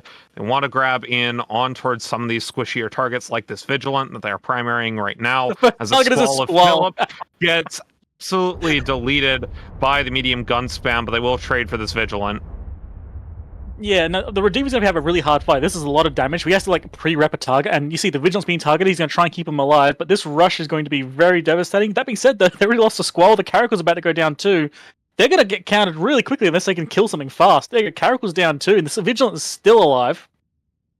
Yeah, Rodiva rep's not as good as a Zarmaz, so still going to go down through the power of Rush, but still trading 2 ships for 1 does favor post-pod clarity ever so slightly, even if their ship was worth more points than the other 2. Their Hecate, though, going down pretty low, but should be able to sig tank back up as Kev Kamer appears to be the primary from Pandemic Horde. This Caracal Navy issue of the Stray Dog, though, goes down to the medium gun spam. Thus far, this Loki doing as much as it can to keep targets down. It's got this Navy Brutix webbed right now, but meanwhile, we see the screen coming in onto the Pandemic Horde side. They're keeping these Pandemic Horde ships off of their backline as effectively as they can. But as I say that, this Brutix Navy issue finally falling down, but it will be traded for the Drake Navy issue of Admiral Akbar. And a quick note as well is that Pandemic Horde have lost 3 of their DPS ships for the cost of, well, now 2 of the opposing one. Post-pod, picking the right targets initially, but they're starting to get chunked pretty aggressive. They get rid of this Navy Drake as fast as they can because they're going to start swinging against them. So the Rodiva might buy them some more time as more DPS falls off the grid. Yeah, Rodiva obviously gets more effective the longer something stays alive under those lower rep cycles. I think actually they're going to stall here. They're going to stall here. They're going through an Astarte. They're going to stall right now. I'm putting my money down on it now. Going for an Astarte with this amount of damage with a Rodiva spooling up. You're about to stall out. You can't kill this thing. Switch targets if you can. Well, I mean, your targets are a Mauler, an ANI, an Absolution, and an Astarte, and the Rodiva just hasn't been tackled. It's been completely and totally off, away from everything else, with the Hecate and the Confessor sitting there ready to screen for it in case something dives in onto the Rodiva. So it's been very, very effective for them. They lose their Malediction, but they're going to lose the Drake Navy issue in response, and more damage going on to the Scalpel now of Hoyer. Reminder, if Horde wins this match, they're in. If they lose this match, we are going to see these teams face off again. As this is a 2-team group, it effectively turns into a best of 3. The Scalpel getting some reps back up from his Kieran brethren, but at the moment, post-pod clarity, despite being only up about 6 points, they've got the larger attack bar right now, and they have these Rodiva reps, and they're stabilizing as best as they can, but the Mauler and the Confessor going low right now, trying to trade for the Scalpel. It's not going to happen. Instead, they move on to the Osprey Navy issue. Yeah, Pandemic Horde is now actually coming back here. They've switched off the Astarte, as I said. They've gone for the Mole and the Confessor. And as the DPS falls off, the Scalpel and Kieran might be able to keep this Osprey Navy alive. Which, if so, means they're going to start being in the driver's seat again. But that Mauler is kind of tanked for a second there, but I think he's about to go pop. There he go. The Horde is dragging this back by every bit they can. They are dragging this fight back in. This is a brawl still for having sure. their Logi available. The Hecate stays alive for the time being. They swapped onto the Augur Navy issue, going to be a very, very tough ship to break. Actually, they're onto the Absolution. They just got pot shots on the ANI. The Absolution, though, the Loki of also Baron has left. Ship to kill The under Loki of Baron Rodiva is left, and he's chasing the Hecate and killed it. Down. The Loki's the tackle ship for the Nighthawk and Alligator, right? But instead of needing to do that, he's like, no, I'm gonna go kill the small stuff. You guys keep fighting the battle cruisers, and you can see he's now going after the Rodiva on his own. The Loki on his own. He's like, you know what? I'm gonna solo their entire damn team, and there's nothing you can do about it. And yeah, he's now chasing the Rodiva down while his team is able to tank down these 2 command ships. They're actually gonna come back from this and potentially win.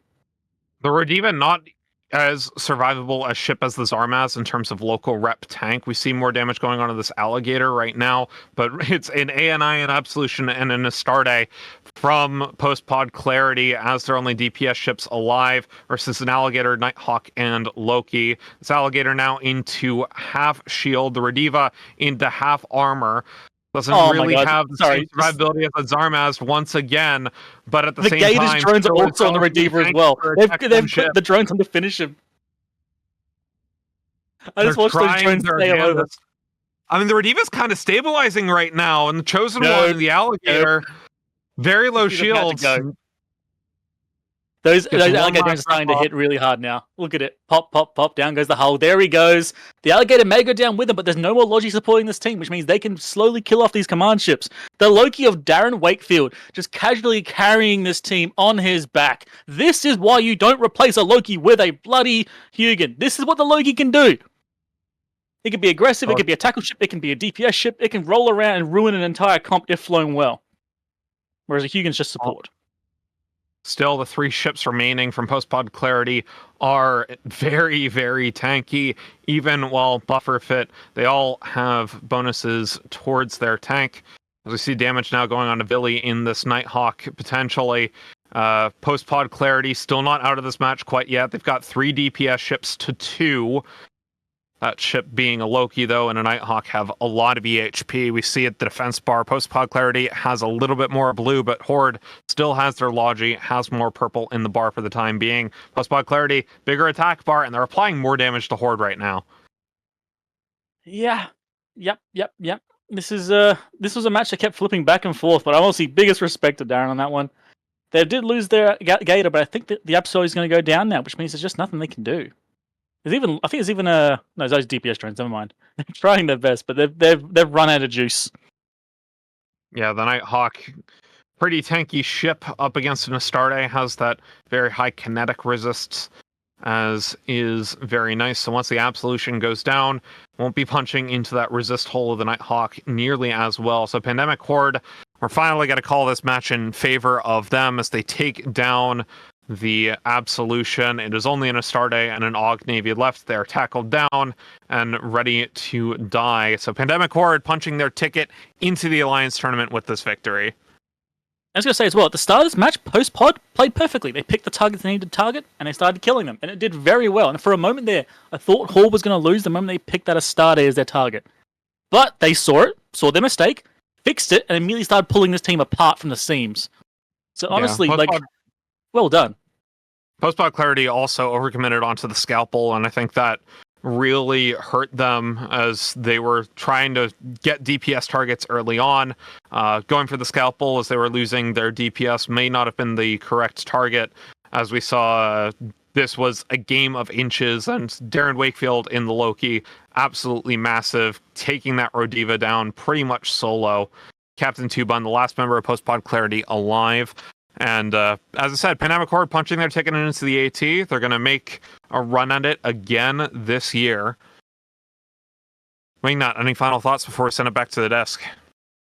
No, honestly, no. That was a very, very good match. Biggest love for Horde. I actually found out one of my best mates recently joined Horde.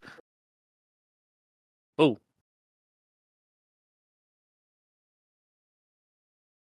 What the hell? What was that?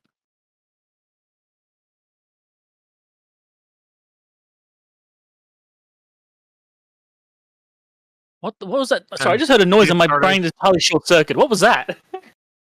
It's fine. The match is over. We're going to send it back to desk after a break. We'll be right back after this. Pandemic Horde, they're taking the dub over Post-pod Clarity. This is a group of 2, so they will have another match to play next week, which can make a difference for Post-pod Clarity in the tiebreakers. They still have a chance to go to the redemption bracket, because technically, although they are bottom of their division, they're also second, and that's good, because other people can be third in their divisions. So Post-pod Clarity might not be out yet. And yeah, that was certainly a choice match. It went back and forward. Both teams at one point, I could see the casters and inner analysis chatter teams being called, oh, it's over for Horde. Oh no, they're back. They're bringing it back. It was back and forward, and we don't rarely see the Triglavian Logi, but I think it was piloted to good effect there. by post-pod clarity. It certainly made a difference, especially when Horde decided that they were going to shoot in the Astarte for a good long period of time. Then they remembered they had other options, and then they went and shot the other things, including the Rediva, and then that is what won them the match. Our next match is going to be Accept Your Fate versus Till Doomsday. Now, Accept Your Fate got top 6 last year, I think, in Alliance Tournament, and were expected to do pretty well again, not going to lie. But they dropped a match yesterday, so they're now sitting on an elimination match. They need to win this or they are out. But we can go directly live to their spokesperson and learn a little bit more about their alliance. Hi, I'm Firebond from 420 MLG Twin Turbo 3000. Well, actually, we're now Hidden Leaf Village Ninja. Well, it turns out we changed our alliance name again, so there's that. We're primarily a Scandinavian and European team, but have a number of British and American diversity hires. Our alliance currently lives rent-free in Baltram's Head. We've competed in a total of 16 AT matches. Well, actually, that's the number of AT ships we lost after. We can't wait to face Snuffed out to show exactly why the number 1 Logi pilot defected to us. Who will win the whole thing? No idea, but Big AB definitely won't. We believe that you should all cheer for us and spend your Twitch points on us because, Gamba good, we have the sickest dudes who wear the freshest clothes, and because if you're used to disappointment, well, we're your team. A message to all the other teams, both competing and not. Look, we're spread across many alliances, but the consistent message is that marshals are for morons with more money than sense, and we love seeing them explode and be put on Z-kill. Our captain isn't important. In fact, it was such a problem last year that we don't have a captain. I do know that someone's a furry and another has an OnlyFans, so feel free to make your guesses there. Lastly, I have some special messages for all of those in New Eden. Unlike Nuke Michael, CJ never burned his guns last year. It's all slander. Also, Cyrus lied, Cindy died. Last but not least, we support Phantomite for CSM. Well, there you have it. Accept Your Fate. Shout out to their spokesperson who managed to name both the previous names of their team, but not actually refer to themselves by their actual current name in their video introducing themselves. Good job. We're all very proud of you. All right, let's take a look at the bans for Accept Your Fate versus Till Doomsday. And as a reminder, this is an elimination match for Accept Your Fate. Accept Your Fate banning out the Scimitar and the Sleipnir, pretty classic bans. And then we see Loki and Armageddon Navy issue. Theron, what do you think about these bans? Well, I think the first bans from both teams are actually pretty decent. Loki, strongest ham rush enabler, also useful in other comps. Scimitar, best technology, enables HML Kite very well and other more exotic comps probably as well. And the follow-up is also decent. After seeing the Loki is banned by the other team, they banned the Sleipnir, right? So they lock down the other rush as well, like one of the strongest mean rush cores. And the Armageddon Navy is just, I don't want to see NNI in a game, right? All right, well, let's head over to the arena now with Nova and Wingnut.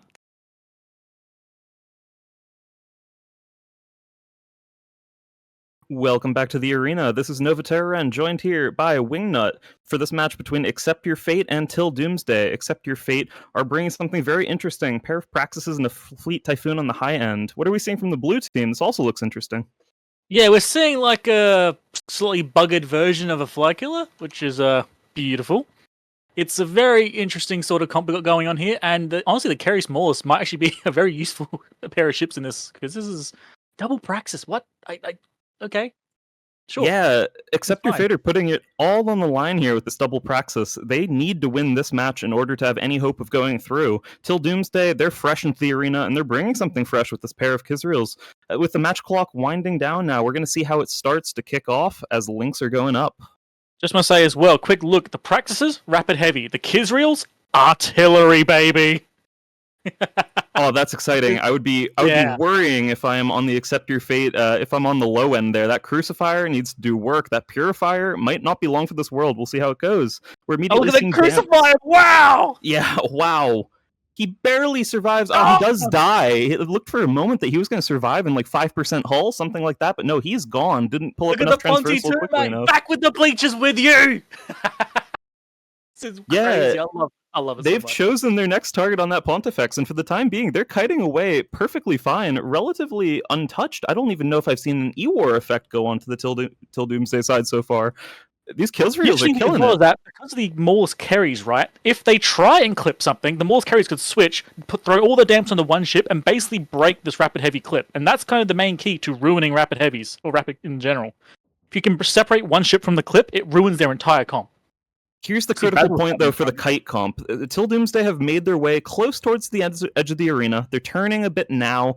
The question here is something from their team going to get caught, especially by this Mauler who seems to be burning in from Crafter? But they're still losing ships. Except your Fader's still losing ships at this point. Oh yeah, it's a lot of damage. Like I think there's a 3 rapid light Orthreses as well, so it's just gonna rip everything apart. This is a lot of damage on this team, and they can't really respond to it. They've got 3 rapid heavy ships that could be ruined by these damps, so they're just getting absolutely picked apart. The Accept Your Fate battleships, though, are working to cut off this Kizriel of Lumahan, potentially. They're looking to try to get towards tackle on that. It looks like the Hyena is the first thing to go down from the Till Doomsday side. There's an Orthrus that's taken a little bit of damage so far, but otherwise nothing caught yet. I think I'm going crazy. I don't think it's actually rapid lights on the Orthreses. Those might be behaved. No, I think they're rapid lights. Never mind. I'm sorry. I'm just having a bit of a moment there. Just watching this DPS just destroy targets is great. Yeah, the Pontifex still looks to be the next choice for Till Doomsday. They have him painted down. Every so often we see a good amount of damage go into him, but he's still being repped back up by the Thalia Deacon combo. And we're just waiting to see whether something from Till Doomsday gets caught at the moment, or whether they choose a new target to try to volley off. The problem is, like, Praxis is almost infamously sluggish beasts. Like, they are not known for being, like, a fast zippy ship, so they can't really get around to engage stuff. They kind of have to stand and shoot. And they're not doing the best. I mean, you see one doing, like, 780, which I think is its top micro warp drive speed. It's having trouble. Yeah, the Kizriel of Lumahan is finally taking some damage here. He's painted, and he's starting to have newts applied to him, but it does look like he's still managing to kite his way away. He's getting further and further away from these ships from Accept Your Fate. He's gone. He's left. Exactly that. That's how you, again, ruin rapid heavy. So you can just keep on pulling away, make him waste a clip. Every clip they waste is 60 seconds of this match ruined for them. And you can just see it. It's going to happen repeatedly. This match, unfortunately, was kind of over the moment they warped in.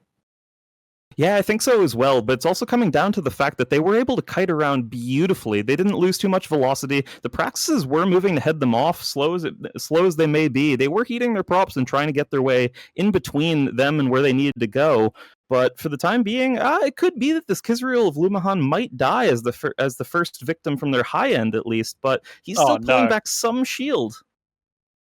If he goes down after I just said he's survived, I'm going to be so embarrassed. But I think he's gotten away with it. I think he's safe. Well, yeah, curiosity. Yeah, he ran over to his scythe. Yep, fair enough. Makes sense. Yeah, the scythe that's going to be Duntunku. He's doing an excellent job of keeping this Kizriel up now at this point. He did dip into Hull there, but he's working his way back up. He's having a good time, enjoying flexing that speed of these Angels Cartel ships. Honestly, last time we saw Kizriels in the Hunger Games, I was not all that impressed with them. Like, we saw people try to use them, and they just seem so flimsy, not really able to do anything. But this time, they're doing really well. Like, we might see them replacing Hurricane Fleets and even Sleps for the Boom Headshot comps if they can be used this well. We're seeing what I believe are some electronic warfare drones that are trying to jam out potential tackle from the Mauler of the Accept Your Fate team. Oh, Lumahan got 120k from the border and then he turned around. That was so close. I was watching that getting really worried. He was 118k away from the border.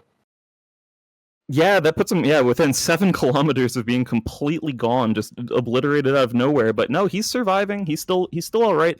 For the moment, it looks like his props are off. It could be that he burned them out. No, I think he's just chilling out of range. I think he's just waiting enough. out of range and then he's probably going to burn again. Yeah, he's hanging out there. At this point, they're taking down the Thalia of Costas. Oh, Orthros just got deleted. What the? Did he just get cocky and get ruined? Yeah, I actually did not see what happened to the Orthros there. All I can tell you is that he did not boundary. Man just got deleted in a second. What in the world?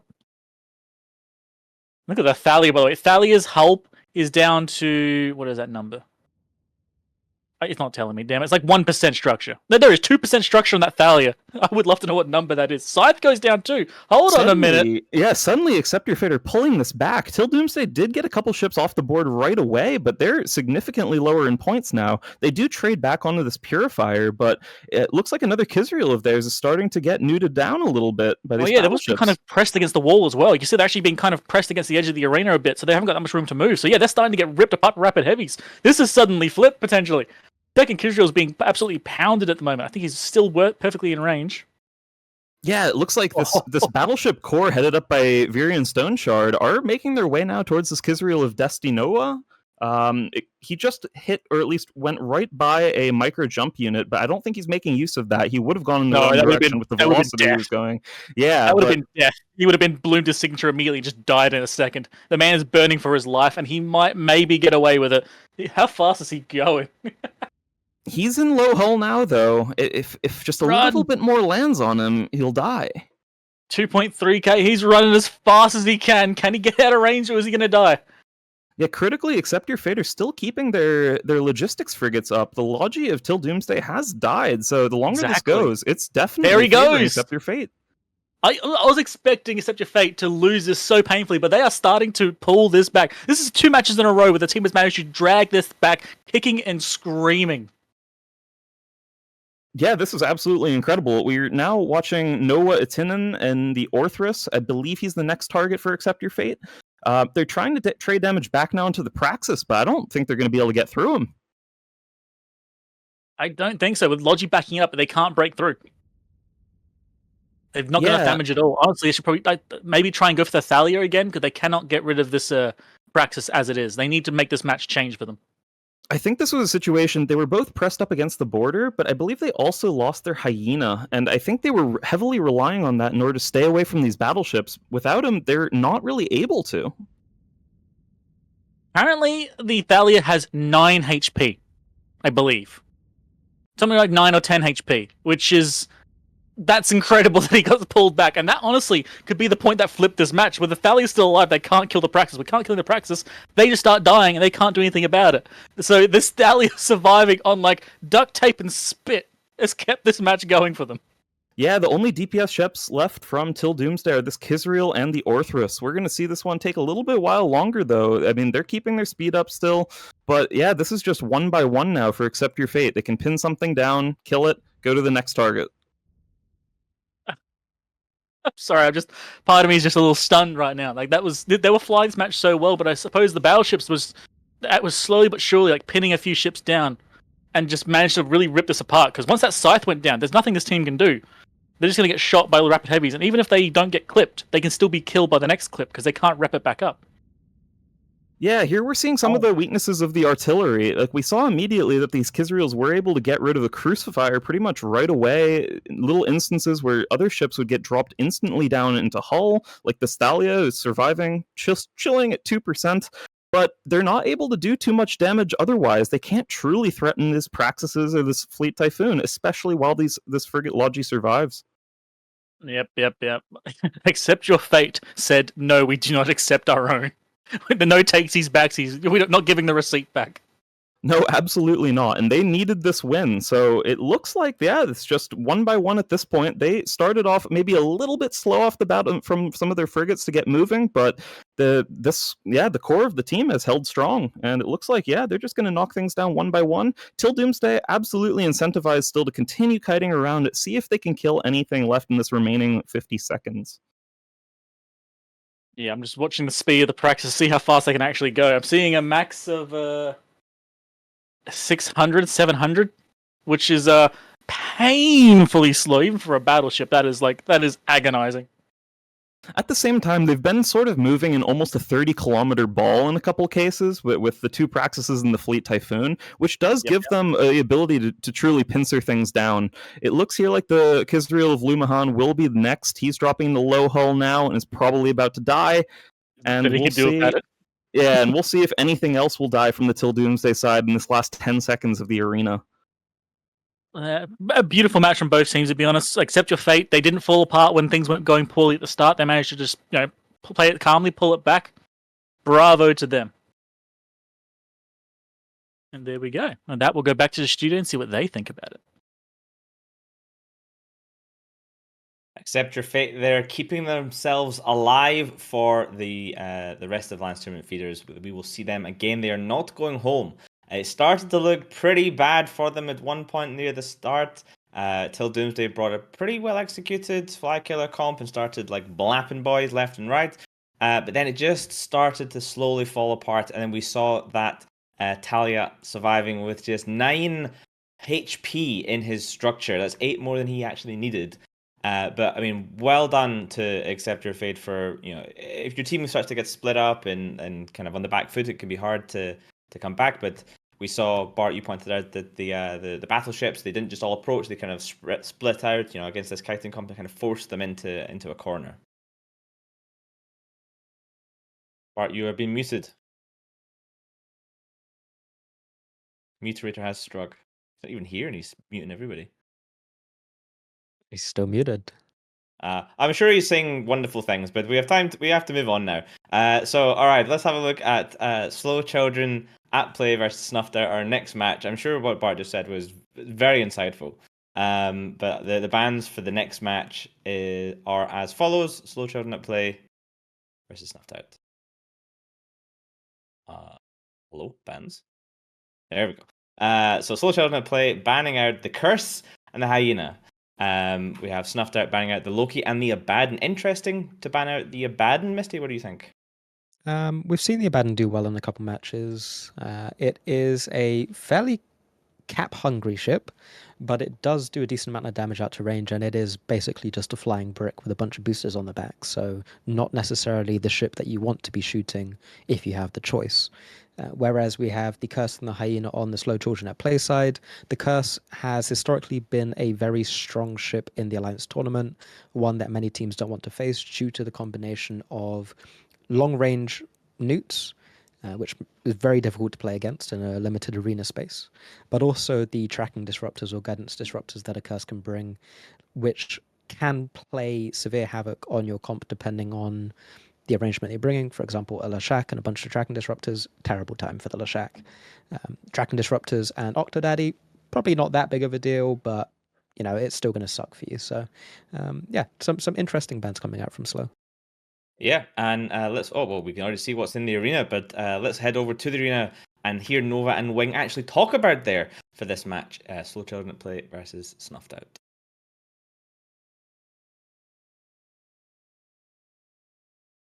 G'day mates, welcome back to the arena, and looks like both teams decided to pick up the aggression here because we have a Mimitar Rush versus a lot of medium guns, plus 2 Skybreakers. What are you thinking about this one, mate? Yeah, it looks like that Snuffed Out are choosing to bring sort of the shield version of the Octodaddy setup, and Slow Children, they're bringing what appears to be an autocannon rush.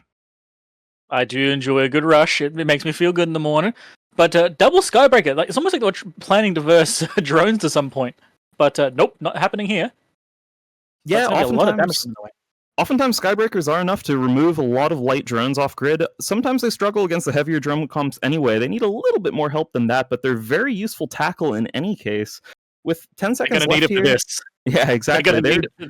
They're definitely going to need the tackle to help screen. Yeah, if Snuff does this well, is that Snuff? I think so. If they play this well, they can tackle out 4 of these core ships and stop them from getting in. Skybreakers, 2 mowers can tackle ships out and keep the Scimitar safe and start pounding damage. So let's see what they get tackled first. The Cinnaballs and Swipple from the Slow team are very, very fast burning into the Snuffed Out team. It looks like the first primary for Snuffed Out is going to be the Sleipnir of Ericon. Yep. It looks like their primary so far looks like Destroyer and the Ferox Navy, but their damage is very split at the moment. Yeah, it's just going to take Slow just a lot of time in order to lock something down and get enough DPS ships onto it. Shouldn't take this long. This is going badly right. There we go. First ship down, and already this rush is starting to look bad. They're going to get rid of Destroyer fast, so this is going to start falling apart. Yeah, second primary for the Snuffed Out team looks to be the Cinnaball. I love that choice. It's a lot of DPS and will go down relatively quickly here. And finally, the Navy Ferox of Destroyer is about to drop into armor, it looks like, but he's still being held up very nicely by the Scimitar. Scimitar completely untouched so far for this match. Mm-hmm. And that's the thing as well, like they're picking the right ships to target. The Cinnaballs are the highest damage for the lowest tank, so they're just free kills. And yeah, with Destroyer still in armor, even if he goes down now, I think this match has already been told. Yeah, the Scimitar is managing to sit right behind this core of these 2 Phantasms and Moa. They're just spread out, waiting for something to try to burn by so they can catch it and lock it down. He's not going to be touched, and it's going to be harder and harder for Slow to kill anything at this point. Yep, I think Destroyer will go down. I believe his XLASB might have run out, because you see his boosts aren't that good, but it doesn't matter. Hurricane Fleet's going to follow him really quickly. So even though he's gone down, they have defanged like half of this comp's DPS, if not more. Yeah, Slow did win their previous match, so even if they simply drop out here in this match at least, they're still alive in the tournament, and they've chosen to bring this rush setup accordingly. It does favor them in tiebreakers to be fielding fast comps that can score a lot of points here, so their job now is to try to pick off some more, get a few more points onto their scoreboard. I'm a big fan. I thought these mowers were going to be tackle mowers. They're rail mowers. Good for them, yeah. That's I love this like wild tech. It's beautiful, and at this point, yeah, we're just watching them lock down. It's the Navy Ferox as the next target, and he just drops down right out of it. Now we're just watching the Scimitar run away with it. I don't think anything else is going to be able to break through his reps. Nope, not at all. They're done now, and that's kind of the problem with these rush comps, right? You need to actually commit to the rush and know what you're doing. Like honestly, Slow Children did not engage fast enough. They were running in, but they didn't start shooting. By the time they finally started shooting Destroyer hard enough, they'd already lost a Sleipnir. Yeah, you need to really be able to put your damage in now, not later. We've seen two major problems with autocannon rush comps so far. One being, if you can't find something to immediately get everything on top of, you just won't win in time. The other one being, you get on top of the first target, but if you don't have something immediately lined up to be going on after that, you still end up falling apart against a comp like this from Snuffed Out. Exactly, and the Snuffed Out comp as well has enough range engagement that they don't need to sit next to each other. They can starburst away, sit in 10 different directions, so you can't keep rushing them. These Phantasms I love as well. Like this comp from Snuffed have brought some weird stuff in the past. They've brought like 3 or 4 Demosses, and we gave them so much hell for it.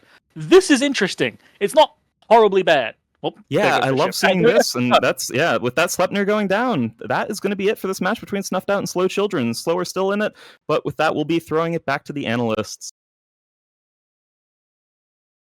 Welcome back. Slow Children at play, dropping a match to Snuffed Out. Snuffed Out are now 1-0.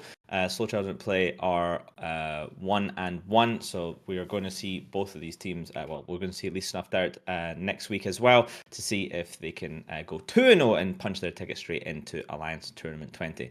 That was an interesting match. Lots to say about that one. It was rather unusual comp from the Snuffed Out side. Not going to lie, when I first saw it, was kind of worried for Snuffed Out. Historically, not being the most competitive team in the Alliance tournament. It's nice to see them doing well. And I noticed one of the pilots in that particular matchup was Destroyer.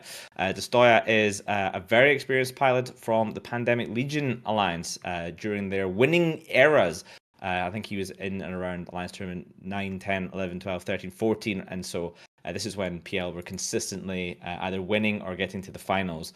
And to see him in the Snuff team as a Merc, I believe, then yeah, that really shows you that they have a lot of experience coming into the team this year. There you go. You can see here most experienced pilots in the AT. Some of these names you might recognize. Casper24 has flown the most matches overall. I think probably about 50% of them he's ended up outside the arena. But then after that you have members of teams such as Hydra, PL, WeForm, Volta, and I see you here as well, Theronth Valarax down there, 9th most experienced in all time, just one behind Destroyer. So a pretty lofty pickup for them this year in their merking business. What do you think of this? Do you think, PL obviously aren't running a team this year? It's been a while since we've seen PL be the dominant tournament team, but there's still some absolute incredible pilots and some really deep knowledge in that alliance, Theronth. Yeah, it's the Stoya buff right there. Slow Children at play also identified him as the bait Carnifex or Destruction Carnifex and just went straight for him right away. Primary team first, but the execution on Snuffed Out team was pretty decent in this match. Bart has noticed that they actually spread pretty decently, right? So all those rail platforms, they were able to not outtrack themselves.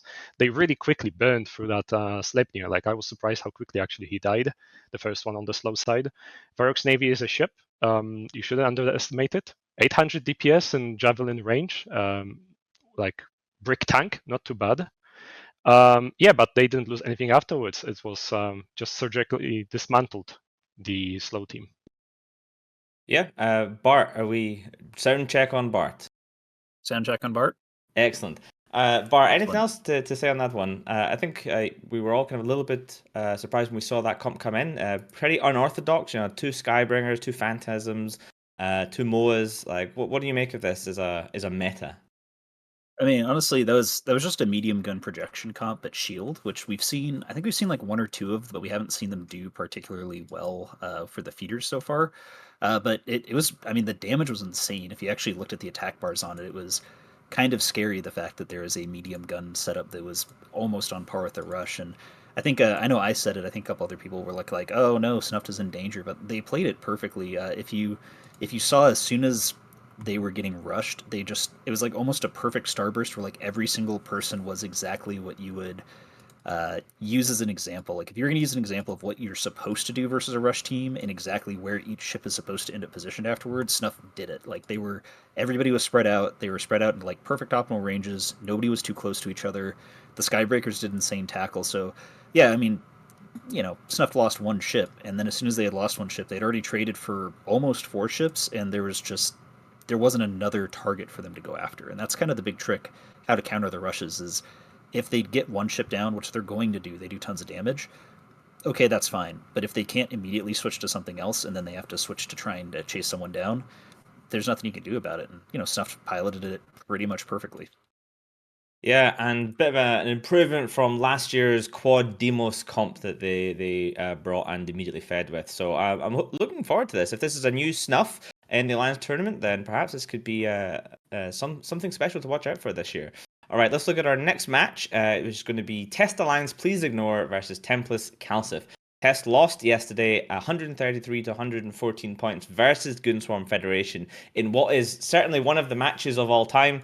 It was just two teams trying to lose, and unfortunately Test lost the most. Goons managed to scrape out a 1-0 lead so far, but Test have an opportunity right now to go up against Templis CALSF and take it to 1-1. So Test banning out the Loki and the Nighthawk, and Templis banning out the Eos and the Gila.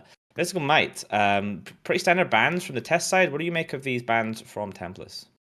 Yeah, we've seen a couple EOS bans. We haven't really seen a Gila ban, I think, yet. We might have seen one. I think the EOS ban is a little bit more frequent than the Gila ban is. It tells me that Templis' experience when they've come to testing setups has been that the drone comps that they've gone up against have been fairly difficult for them to deal with, and it's perhaps something that they don't want to get cheesed by in the feeders from test. The drone comps are fairly easy to execute in the sense that you can drop your drones and burn away and starburst around the arena, and you have to chase down each ship individually, which is very annoying and very time consuming, especially when you have to tank the entire time. Whether that's something that Test has really theory crafted much with and experienced in their own testing is something that remains to be seen. I don't think it will be, because I don't think you'd be as frightened of a Loki Nighthawk setup if you were planning on bringing something that was gonna sit nowhere near each other and just pile DPS in across the arena. Well, it's time to go to the arena and find out. Will Test Alliance Please Ignore be able to keep their hopes alive, or will Templis snuff them out as we go in with Nova and Wingnut?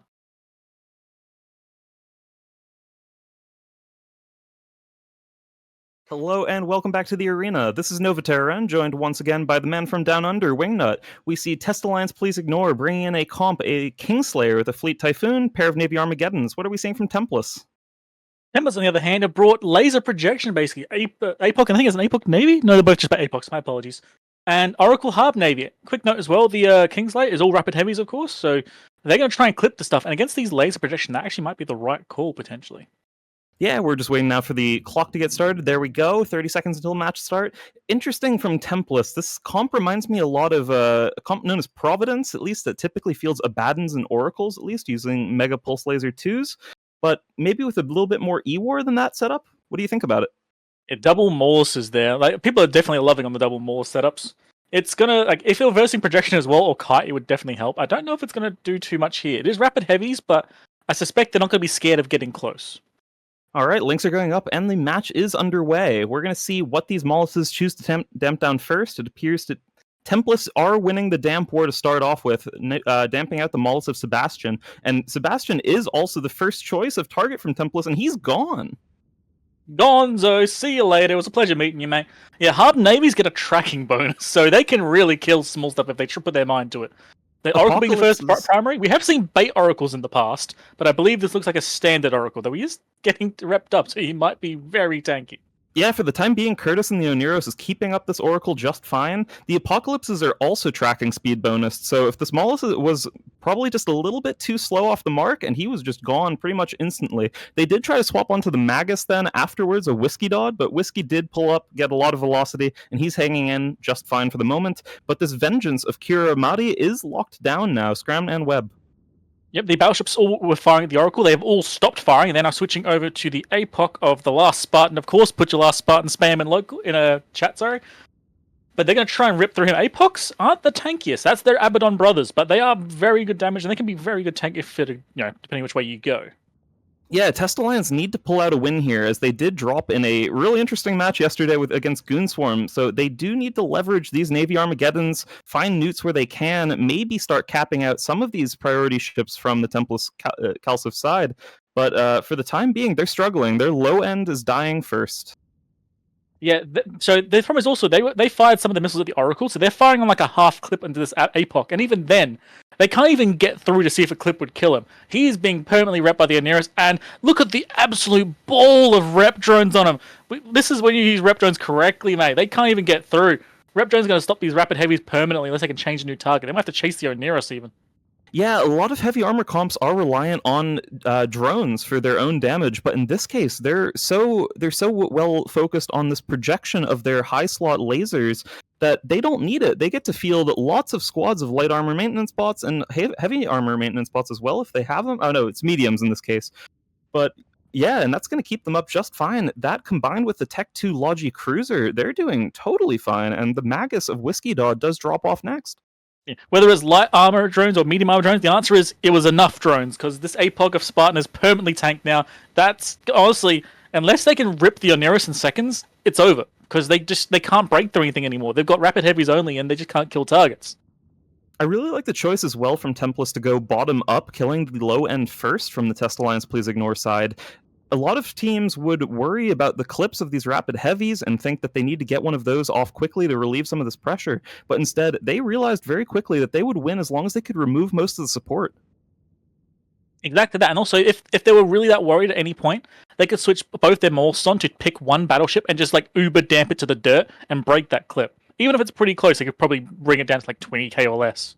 Looks like the Fleet Typhoon now of Soldarius is next target from Templis. That being said, Killa is starting to drop a lot lower into armor. They're clipping as hard as they can onto him, but I don't know if they're going to be able to break him. It looked close for a second, but he's almost all the way back up to 100% armor at this point. Yeah, you can watch the rep drones flip over, and they're like these APOCs next to each other as well, so you can watch the drones move from one APOC to the next, as well as the reps on the Oneros. He's going to tank this clip as well. Even if the Typhon Fleet wasn't going to die, he's still going to tank this. Like, this is very, very well flown. This is using your drones correctly, picking targets, damping things out. This is perfectly controlled by Templis. Yeah, it's absolutely beautiful. This Fleet Typhoon now of Sidarius is about to drop. He's in low hull. And yeah, we're just watching these clouds of blue drones fly again and again around, just pinging between these apocalypses. Whatever starts getting shot at, they're on him. The Oneros is also keeping reps up the entire time. He's at a safe range, was never really in threat either. I'm also kind of curious. I wonder if that Oracle was like, was it like a regular DPS and a tank mix fit, or was it like one of those like super bait fit ones? This is like 1600 plated, reactive, energized, and everything, just really, really tanky. I don't think he was. His chunks were pretty big, but we've seen that a few times. It's always funny to watch it happen. He had enough buffer at least, though, that he was able to survive for a little bit while taking fire, and then getting those Oneros reps to pull him back up. I doubt he's going to die, though, so we're not really going to be able to see that from the kill mail, at least. Aw, so sad. Well, I say that, but then a scram does land on him, so you never know. Maybe we will get to see that. Interesting note as well is that out of all the ships on grid, I'm pretty sure he's one of the only ones with no drones. So the Templis team, of course, had a lot of Logi drones here. The Oracle is the one sore thumb in that scenario. And I guess maybe the Malices and small stuff, but you know what I mean. The one ship that didn't bother with Logi drones, because he can't. So tell me, Wingnut, Templis CALSF, this is one of the most well-known teams historically in the Alliance tournament. What do you think it gives you, having a such a strong tournament pedigree as a team like Templis, going into arena against a team that's already down at one game? Like, how does that feel? Is it better or worse than being the underdog? It's always better to be the guy on top, mate, because you can just relax and chill. This match is not that important. I mean, it is, but, you know, if you make a little mistake, it's not too bad. Just play it smooth, play it right, play the game plan, which is exactly what they did here. They didn't have to like panic or react, do something crazy. They had a game plan here. Okay, we're versing Kingslayer, get our Logi drones up, repair each other, play it slow and safe. They did that. That's exactly how you should be doing it. Yeah, it's absolutely beautiful as a first game intro for this season of the Alliance tournament, at least, showing up into their group and absolutely tearing apart Test Alliance Please Ignore here. We're watching as, pretty much everything from Test that remains on grid is getting E-Ward down. It looks like Thalia now of HVAP Pimp Slap might be the next thing to go. Lots of damage going into the Navy Armageddons as well. Yeah, I'm just kind of like just chilling here. Notice that the Deacon and Thalia, I don't even care about it until now because it didn't matter at any other point during this match. They can only take so much. It really looked like they were outshined by the ability of that Oniros to simply keep everything up, but it was truly the Oniros plus all of those clouds of Logi drones that we were seeing. Yeah, at this point it's just a nice chill match, which is this is kind of a happy spot for Templis to be in for sure. Oh, absolutely, and they're familiar with it as well. They have no problem being in this position. I wouldn't expect to see any real errors from them at this point. They know how to win a match from here. I also like that they brought in really cheap Logi. Well, they brought. Sorry, my apologies. They didn't. My brain just kind of short-circuited. I saw Tormentor and thought Inquisitor. I like Tormentor. Hold on a minute. That's the first time we've seen that this year. Okay. Yeah, true. An interesting choice at only 4 points. It's not a Squall, but it does do something. And it is not a Squall. You are correct. I'm waiting to see Armor Squall in that single slot because that's still a good chunk of damage and tank. But they brought Tormentor instead. It's a more reasonable ship. Good on him. Absolutely. We're seeing that he's getting grappled down now. Maybe they're going to try to kill him as something they can shoot at that might be able to die. But this Navy Armageddon now of L2 Azer, he's heading into Hull. Yep. This is simply a slow one as we have to watch these these mega pulse lasers just tear things apart bit by bit. But all that's left now is just this pair of logistics frigates. They are Tech 2, so they might take a little while to go as well, especially if they're paired up and still moving about the arena. It can be really hard to apply onto them as well, but we do see they're webbed and starting to get tackled. Yeah, they got webbed and paints, which means that the Navy hub should actually apply pretty okay, all things considered. You see, even the Navy hub I think he's even control spaced almost. He's just barely moving. So there you go, blap, gone, one down. That's the first one, and then as soon as this Deacon does get caught, that's going to be the end of Test Alliance Please Ignore from this year's Alliance tournament. At least from the feeders, they are gone. They have no entries into the main event, so that would be it for them as soon as this Deacon falls. So we're just watching now, see how long he can survive for his own honor. I want to see all the Spartan activated spam in chat, please, guys, because that was well done by Templis here. Yeah, this group's going to be interesting to see how it shakes up. Templis are going to have to go against Goonswarm. Maybe the blocks will find a way to win that match, but that's going to be an interesting one, and not for today. This Deacon now finally truly locked down, and Dantes is gone. And with that, Test Alliance Please Ignore exit the Alliance tournament. Unfortunately, they were not able to eke out a win against Templis CALSF. And to be fair, Templis CALSF are a very experienced tournament team. We expect to see them do pretty well. So, shout out to Test Alliance Please Ignore for competing every year. Especially Soldarius. He's been in the test team, running the test team. Looking here, I see stuff all the way back to Alliance Tournament 12 with him in the test team. So, there's some good experience there. I know he competes in a number of the other tournaments as well, like Anga Games and Event and stuff. So a bunch of really good tournament pilots, but unfortunately they just could not get through the brick wall that was Templis CALSF in that pretty dominant performance.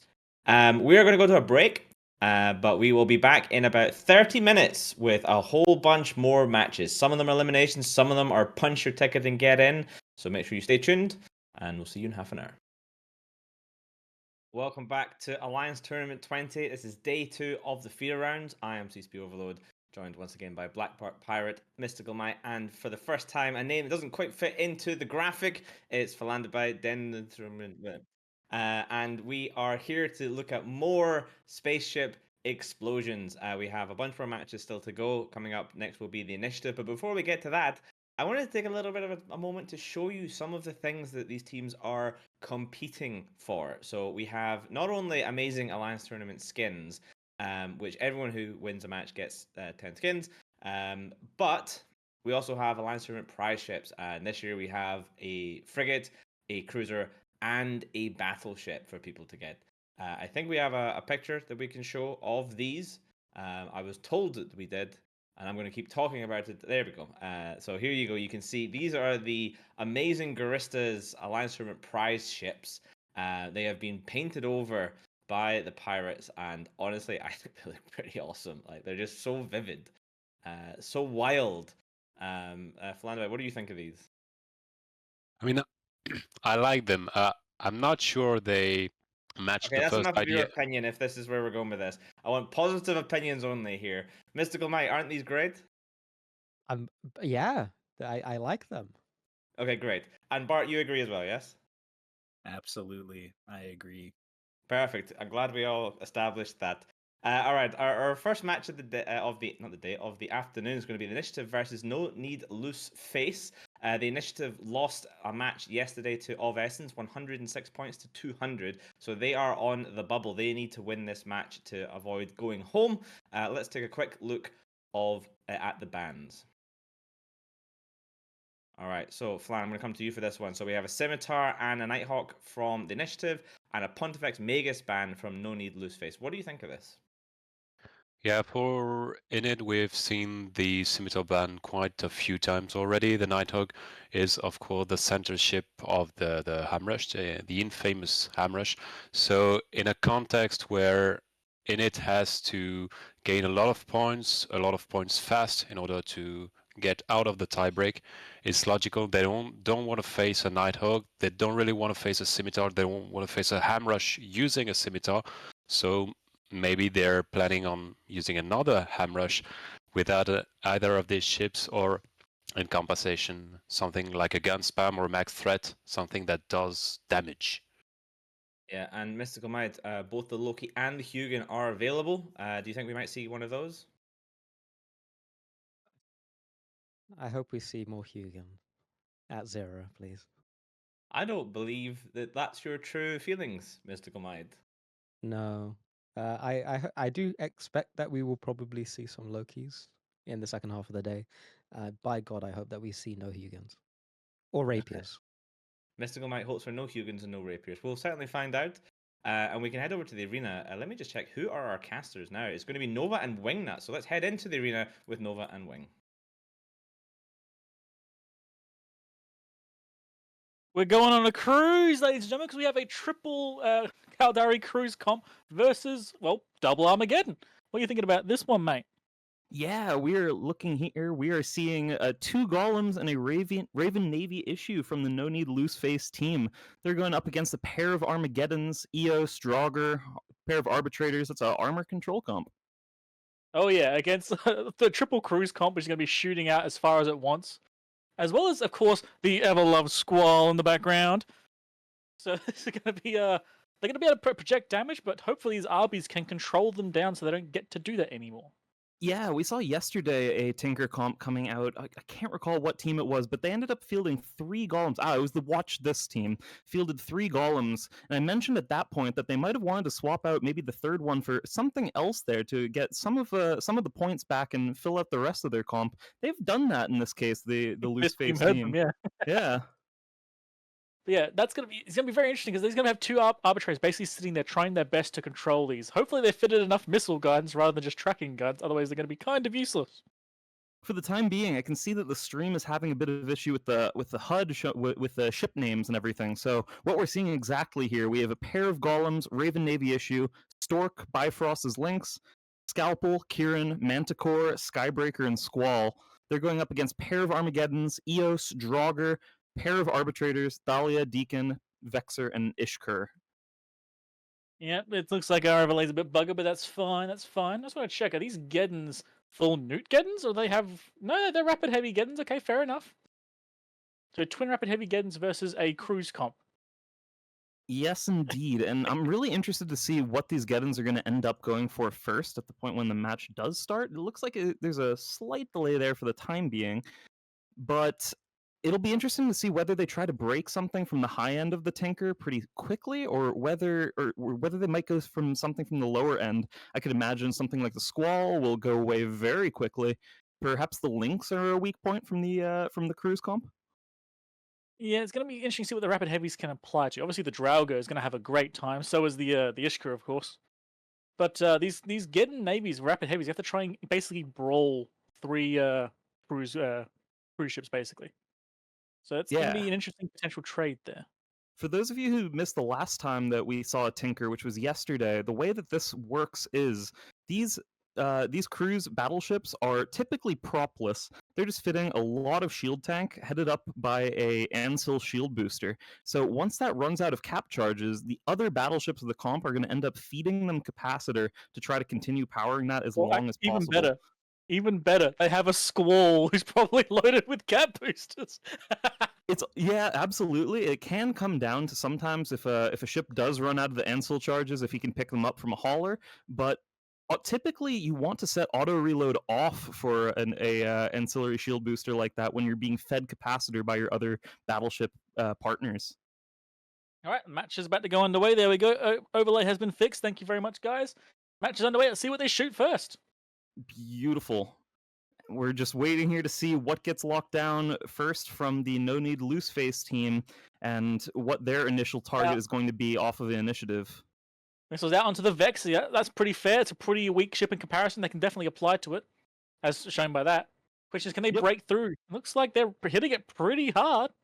Arbitrators are going to make it very hard for this Golem and Navy Raven pair to apply, but for the time being, they're still doing a good job of getting good damage onto the Vexer. It looks like the Draugr and Armageddon are starting to take some chunk damage as well, but the Vexer might go down immediately. Yeah, Initiative leave a Vexer off the bat.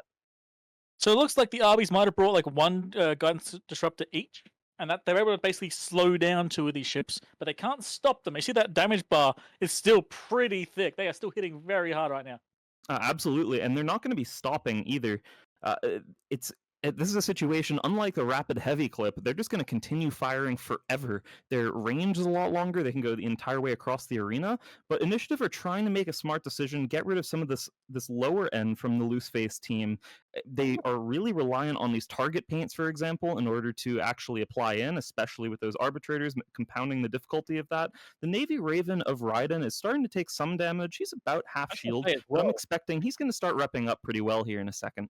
Golem have lost touch, smart bombing away these drones. This is where the Marauders are good. They get utility highs. They may not get bastion, but they get utility highs. Look at that. A big chunk of the DPS drones of the opposing team have actually just been obliterated by this Golem, trying to keep his friend alive. Yeah, we're seeing Armageddon newts are landing now on Scalpel and Kieran, but this comp was never too reliant on the Scalpel Kieran anyway.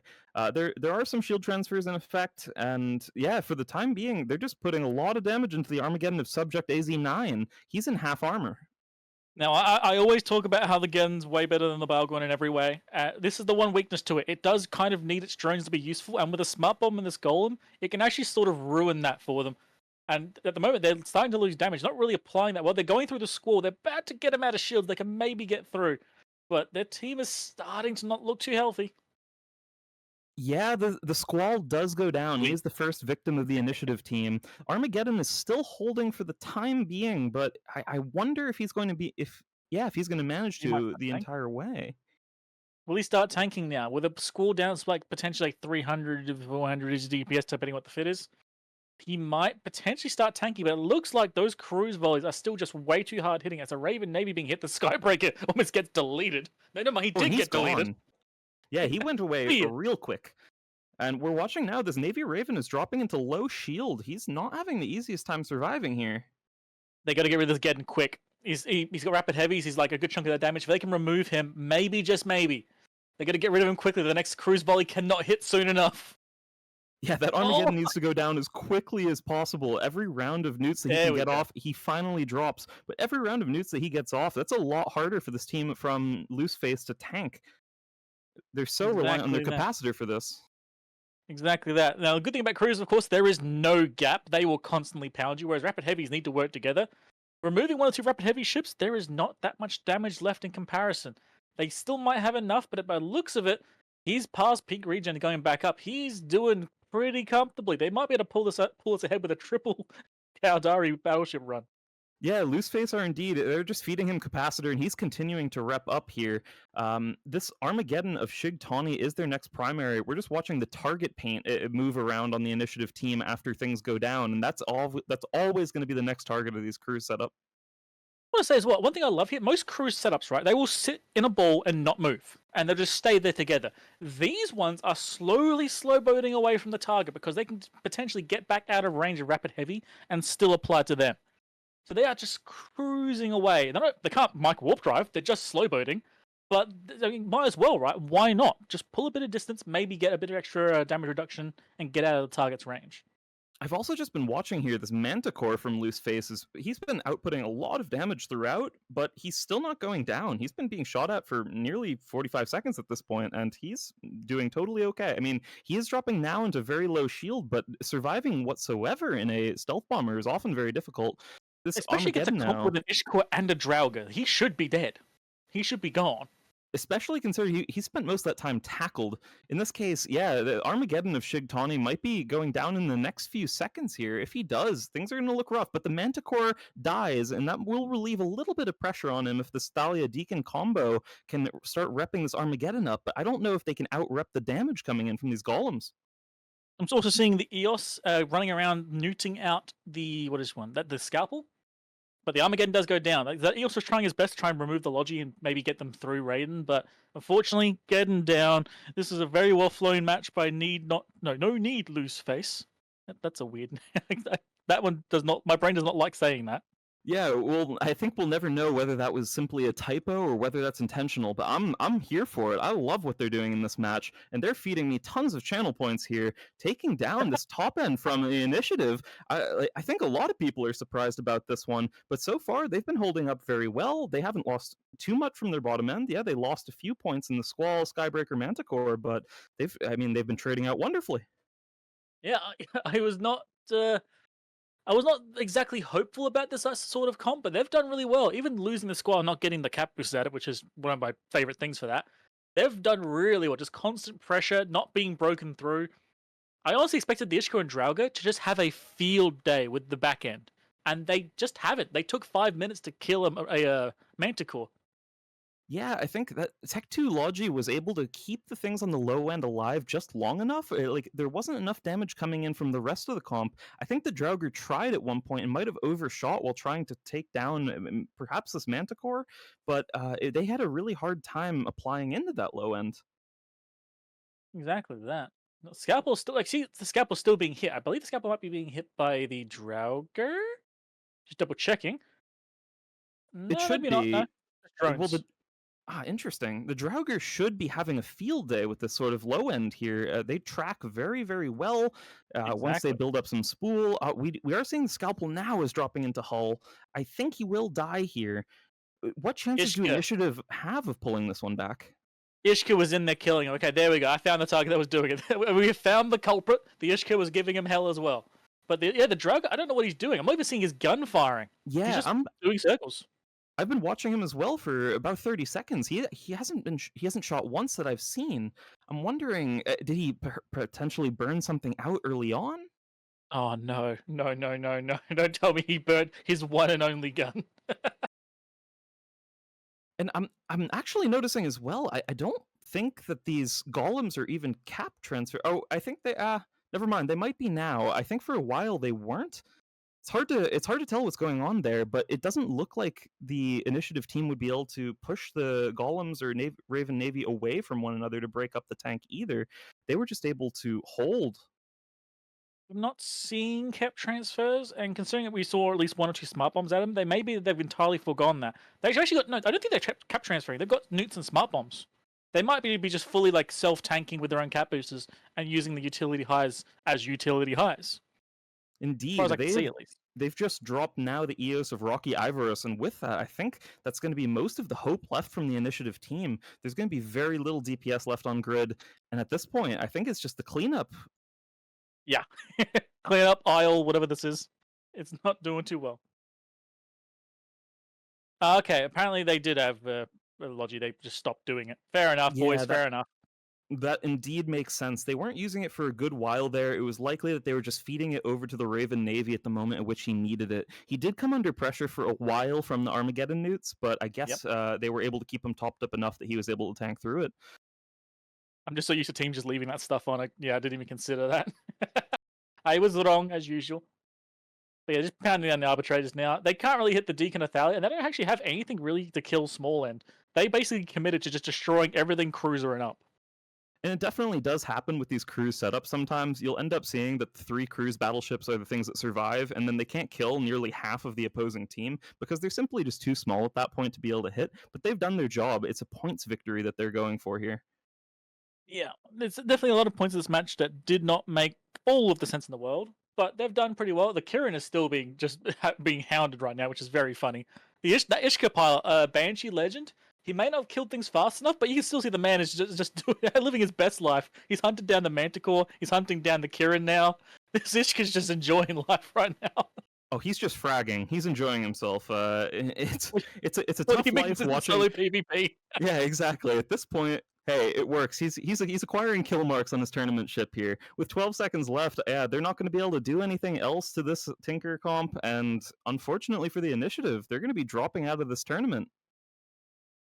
Some people say it's an upset. Some people say it's not. But well done to No Need Loose Face.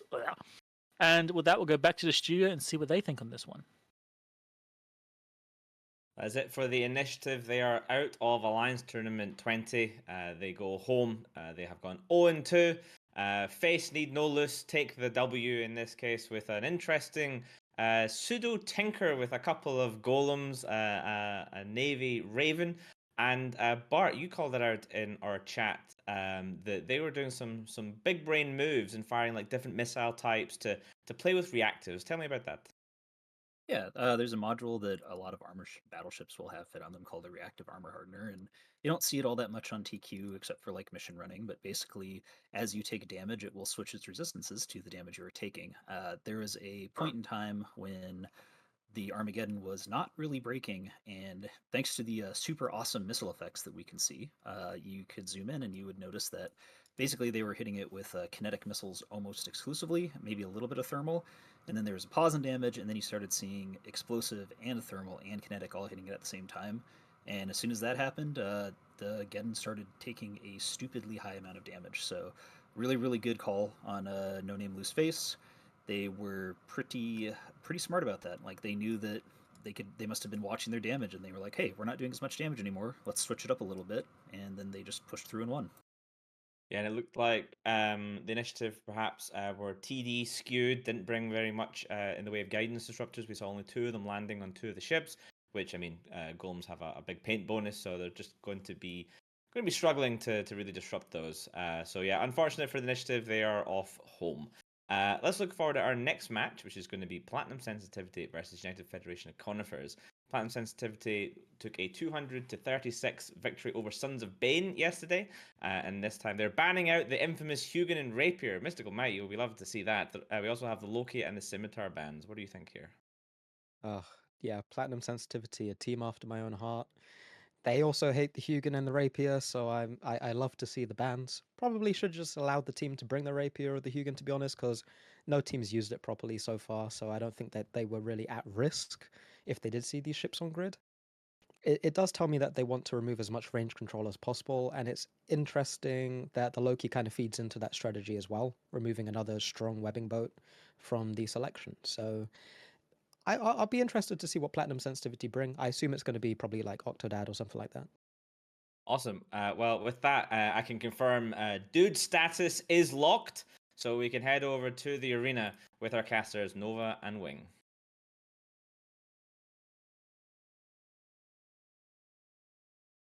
G'day there, mates. Welcome back to the arena, and they may have banned out the Loki, but you can't ban out the Rush, because we've brought a, looks like a Nighthawk, double Nighthawk Rush with Onyxes instead as their replacement for the Loki.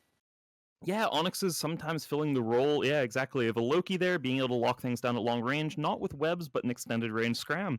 Meanwhile, from the United Federation of Conifers team, we see triple Kizriel. This time it's in a heavy armor setup with a Zarmaz, I believe for the first time this tournament that we're seeing the Tech 2 logistics cruiser from the Triglavians. I'm never a fan of the Zarmat. I don't like the triangle logi, but this is a very weird comp, so therefore I approve because it is weird. Yeah, when we saw these Kizreals earlier, it was very much in a shield kite paired with Orthruses. I'm wondering if they're going to be set up a little bit differently here. It does look probably like a fly killer setup, looking to volley off small things very quickly, but they're going to have to pull range hard in order to get away from this Nighthawk Onyx core. Onyxes are also themselves able to output tons of DPS. I'm having a little trouble at the moment seeing the modules for some reason, but can you have a look at the guns on the Nighthawk for me? Tell me which one it is. I am unable to see right now. I believe that's Hams. I believe that's Hams. I think that's Hams, but I wasn't entirely sure. Believe it or not, I'm on low graphics. In any case, we're seeing the match has now started, and we're watching potentially. Okay, it actually looks like the blue team of Conifers are burning towards the setup from Platinum Sensitivity. And Platinum Sensitivity are the ones who are pulling range. Now, again, missile boats like to pull range because they get free damage basically if they can keep out of the opposing range while they do it. But I just noticed as well, and it's making me giggle like a child. These are rocket jackdaws. Oh my, yeah, they are set up to brawl in that case. And the first target, this beautiful. The Kizreal of Flatmouse is going to die ridiculously quickly here. The Zarmaz is not able to catch up in time. He's bleeding into hull, and he's down. Kizreal's gone right off the bat. This team paid for the whole Kizreal and basically got the same effect as a Hurricane in there. Did not got anything of value. They're dying. Their small ends dying. The Skybreaker just getting deleted. So far, the Kieran of Nightcap and the Scalpel of Nabis have kept everything up so far, and we're just watching the Skybreakers die. It looks like the next target for the Platinum Sensitivity team is going to be the Kizreal of Brent. They're also taking down the Coercer Navy of Lestat at the exact same time. What can't they kill here? They're going after everything, and it's all dying. Well, the thing is, do you know what's killing the Lestat? It's the double rocket jackdaw, baby. That they put out a great amount of damage. They can choose whatever ammo they want to fire, and as well as drones as well. They're just deleting these poor low end while the high end is dying to the double Onyx, double Nighthawk just stomping. Yeah, I mean, I don't think anyone's particularly surprised that Platinum Sensitivity are taking this decisive lead here. They've been coming off of a win from yesterday, but my goodness, did we expect it to look quite like this?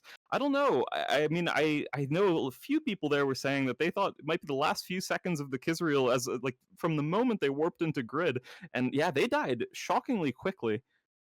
That's the problem with the Kizreals. Like, they're great damage and they're pretty fast, but it's like, why are you spending money on this if you're going to rush? Because it doesn't have the tank to do it. It's just going to die faster.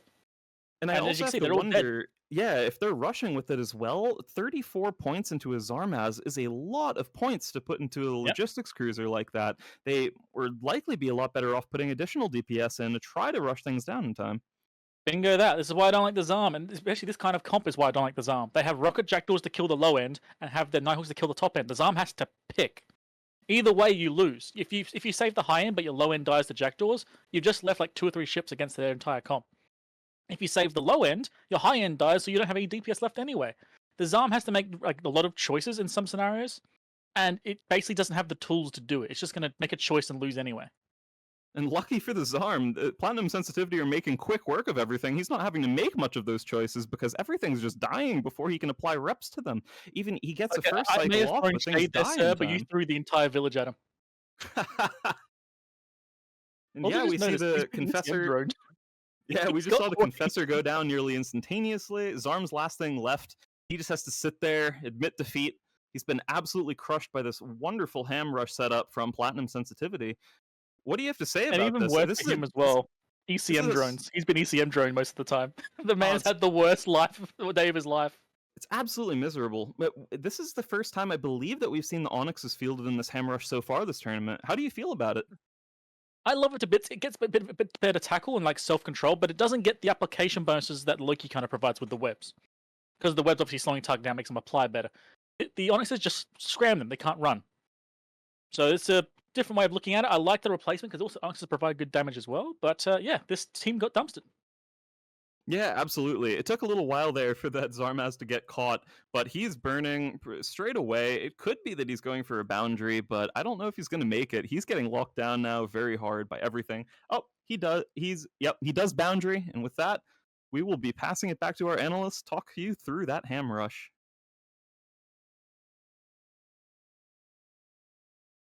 And with that, Platinum Sensitivity and a commanding performance punched their ticket into Alliance Tournament 20. We will see them in the main event in October.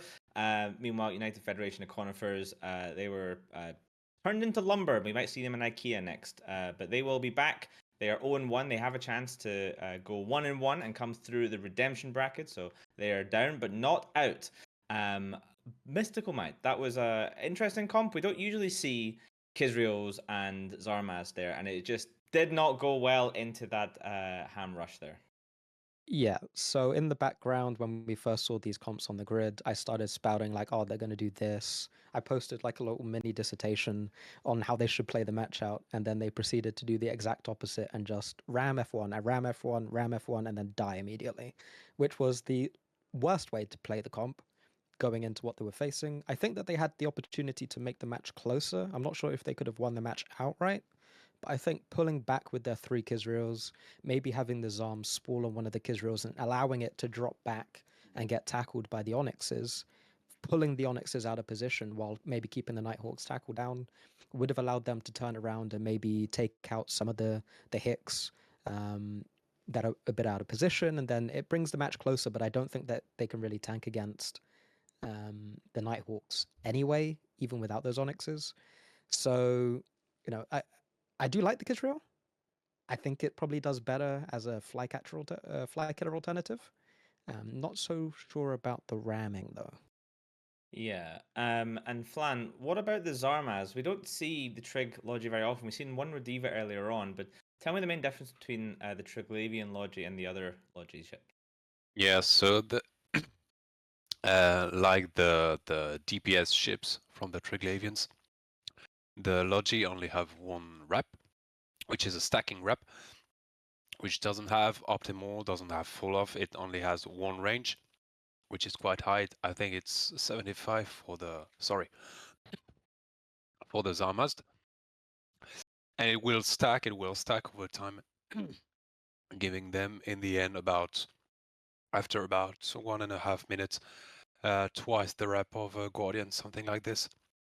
So at the beginning you have a lower rep capacity compared to a Guardian, compared to an hero, so less explosivity, which requires you more often to have more buffer. So we often see Zarmist coupled with battleships, coupled with something that is a brick, something like really tanky, with, as Mystical said, with the Kizriels that are lighter ships, that are more often seen in kitey things or in fly killers. I think this almost is something that lacks a bit of explosivity that could have been granted by an Oneros or even a Guardian. Yeah, and I mean I can tell just like I am, I'm an emotional at that win from Platinum Sensitivity. I know Mystical was as well. I know Discreet Error, also a big fan of Platinum Sensitivity. Very emotional moment for us all. Now we're going on to our next match here. It's going to be URSA versus Deteriorated. Let's take a moment to find out a little bit about Deteriorated. Hello everyone, Ragequit here. I represent Abrupt Decay, a wormhole PvP corporation and the sole member of the Deteriorated Alliance. This is our first Alliance tournament. We are really excited to get some competitive PvP experience in a controlled environment. Our Alliance team members range from a few very old bitter vets to just 4-month-old new bros, so please cheer them on and wish them well in their future EVE careers. We're really excited to fight against URSA, Primus, as we are currently occupying their director's old wormholes. They might have a small grudge to settle with us, so let's all hope they remember to pay their Alliance bill. But more than this, we just want to have some fun and blow up spaceships, wishing everyone competing the best of luck and a great time. All of our members have really put in hard work to get us to the feeders, but we'd especially like to thank our captain, Q Kappa, for his tireless effort and late nights. See you in the tournament bubble. No, nothing from the co-pilot. More cats, more wins. That's what I'm hoping for. So URSA versus Deteriorated. URSA have a chance to also punch their ticket. They won yesterday, 169 points to 61 versus Slice. This is the first time we're seeing Deteriorated, so they have an opportunity to take that first win and get ahead without letting URSA head in. Let's take a look at the bans for this upcoming match. So URSA banning out the Armageddon Aviation and the Loki, and Deteriorated banning out the Oneros and the Sleipnir. Bart, what do you think about this? The Oneros ban seems pretty standard as well. It's pretty standard. We haven't really seen a lot of Onuros play so far in the feeders, but I do think that every time we've seen one, they've actually done really, really well. So I think it's a solid ban. Same with the Sleipnir. I mean, it's not doing as well as the Nighthawk, but I mean, if the Loki's banned, then you probably aren't going to bring the Nighthawk setup. So I think we could see some interesting stuff. But yeah, no Onuros makes it. I would say unlikely to bring armor battleships, but people do some crazy stuff, and we'll see what happens. Yeah, people do bring some crazy things. With the Loki out and that Armageddon Navy out as well, it'll be interesting to see what URSA chooses to bring in this particular matchup. As a reminder, these are the feeder rounds. These take place on Thunderdome. So these teams basically get the ships for free. They get unlimited skill points in their characters as well. But they need to get through this gauntlet, get into the proper Alliance tournament. Previously, teams could just bid in through the silent auction, but now all teams other than the top 4 have to go through this gauntlet and secure their spot, earn their spot, some would even say, in the Alliance tournament proper. All right, the teams are on grid. The dudes have been locked, so let's head over to the arena for this match.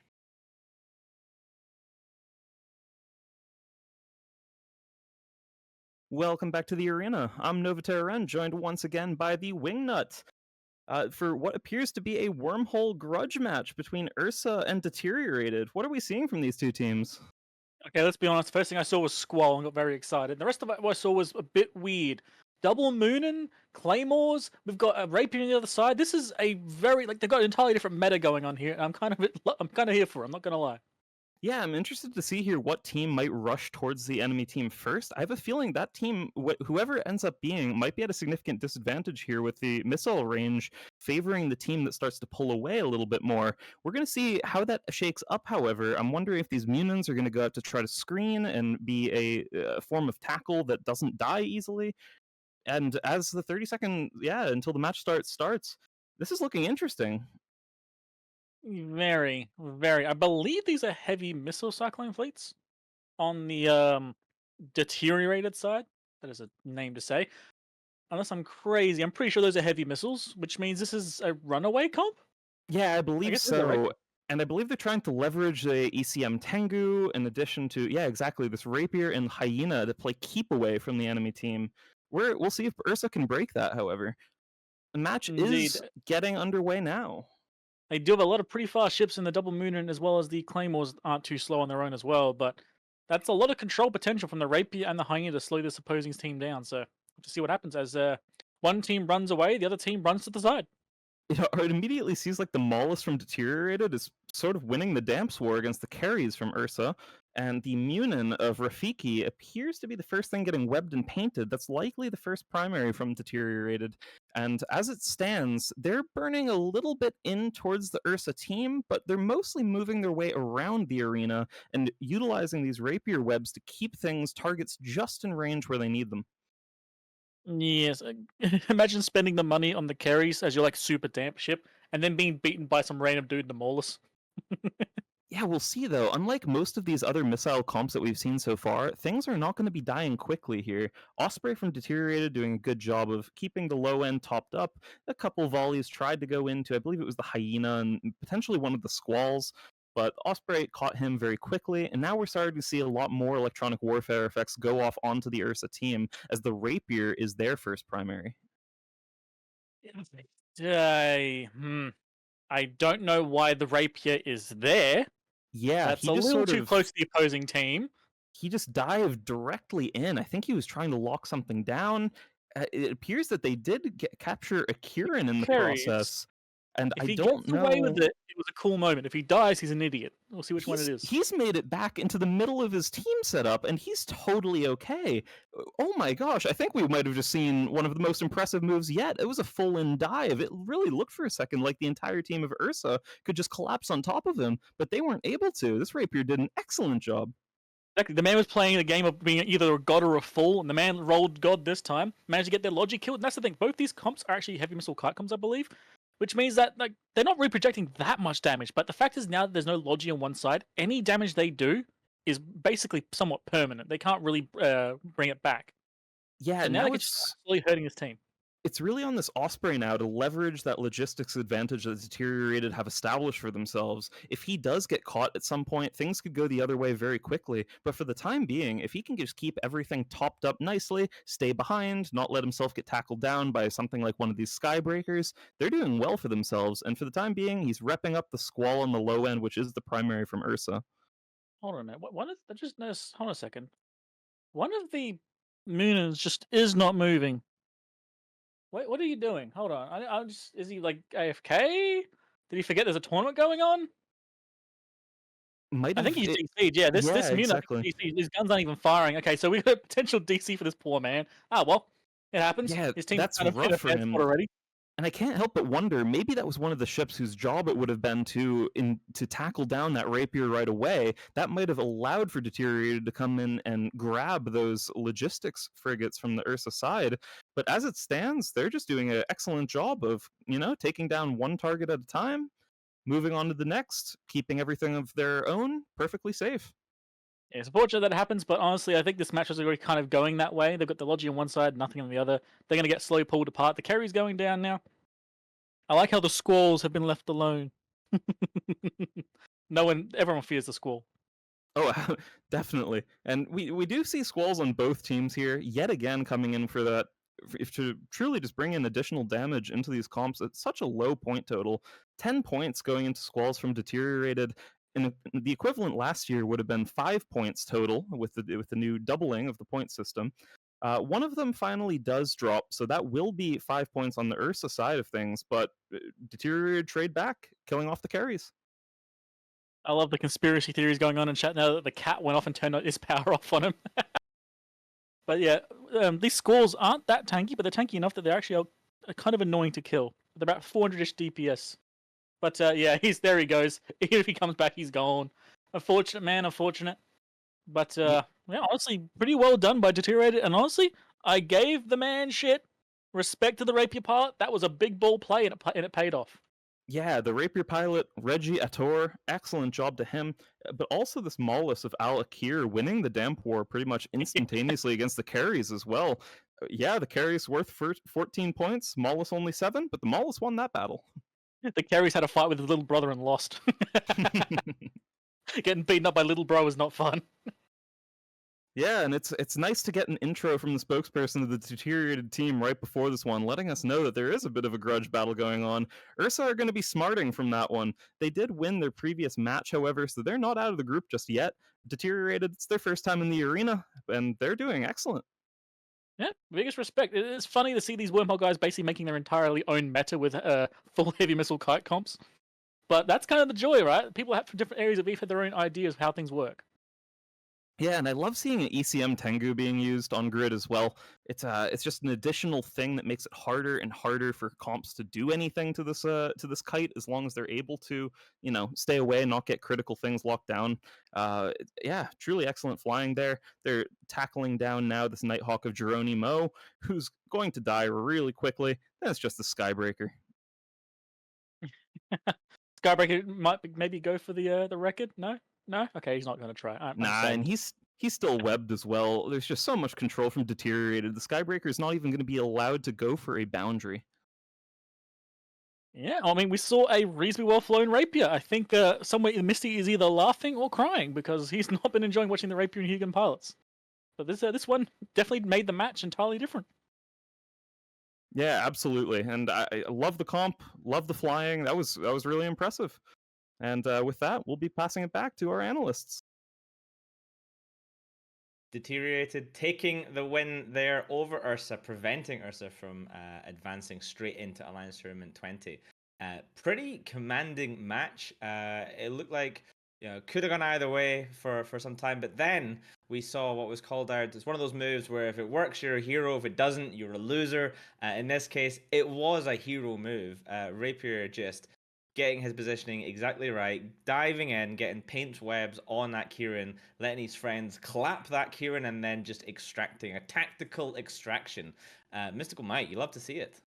Yeah, if you could clap for me while I hold down the push to talk, because I can't do it. But finally, a well-piloted webbing ship. It has taken a couple days, but we have found the person capable of flying long-range webs. When we saw the rapier diving in, I was fairly sure that he was about to die, but exceeding all of our expectations, managed to pull off a very slick move, dive in, web down those frigates, get them killed, burn back out of danger. Yeah, no, it was well done. Teams are now allowed to bring rapiers and Hugins if they want to, as long as they watch this match first. Excellent. There you are. And Flan, we also see a couple of other ships we don't see super often. Tech 3 cruisers, not the most common in Alliance tournament, not for a long time. Back in ye olden days, you used to be able to bring them as a logistics with the logistics subsystem. This was the infamous Tinkers back then.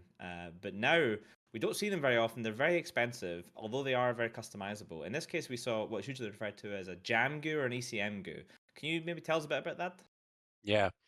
So, as you said, we don't often see the T3 cruisers. The most represented is, of course, the Web Loki. But you can also use the Jamgu, which is the Tengu, base Tengu, the Caldari Navy T3 cruiser that you equip with the subsystem of which name I forgot, that allows you to feed ECM bursts or ECM modules in the med slot, making it far tankier Blackbird with less range, a bit less power if I'm not mistaken, but far more tanks, so far more useful on the long run. Yeah, definitely. And it is expensive, but they're not as expensive as they have been in years past. So we might see a few of them. We saw one yesterday, I'm sure, as well. So the second Jamgu of the tournament. Maybe we'll see some more later on. Also, Bart, one of the other things I noticed, which was a bit interesting, is you had a Bantam and a Kieran on the same team. So one is a Tech 2 logistics frigate, one is a Tech 1. That seems like a strange pairing. Yeah, it's a strange pairing. It's definitely them trying to like squeeze out as many points as they possibly can. The T1 logistics frigates are significantly less points than the Tech 2 ones, but honestly, like especially the shield ones are kind of notoriously terrible. You saw that it pretty much died instantly as soon as they looked at it. So I don't know if that really mattered. Like I think it was the rapier play that Misty was talking about that really sealed the deal on that one. But I understand why people do it. Like you're always trying to squeeze out that like 6 or 7 points anywhere you can. So it's clearly it didn't work, but I don't think that mattered at the end of the day. Like having a rapier dive in and then weapon paint you down, and you just being like, "Oh, I guess we don't have any counterplay for this." And what are you going to do about that? Yeah, and then of course that last match was a great channel point redistribution. The underdogs were very much deteriorated. Everyone seemed to put all the channel points on URSA. If you put your channel points on deteriorated, you have my permission to smug post in Twitch chat, and no one can tell you otherwise.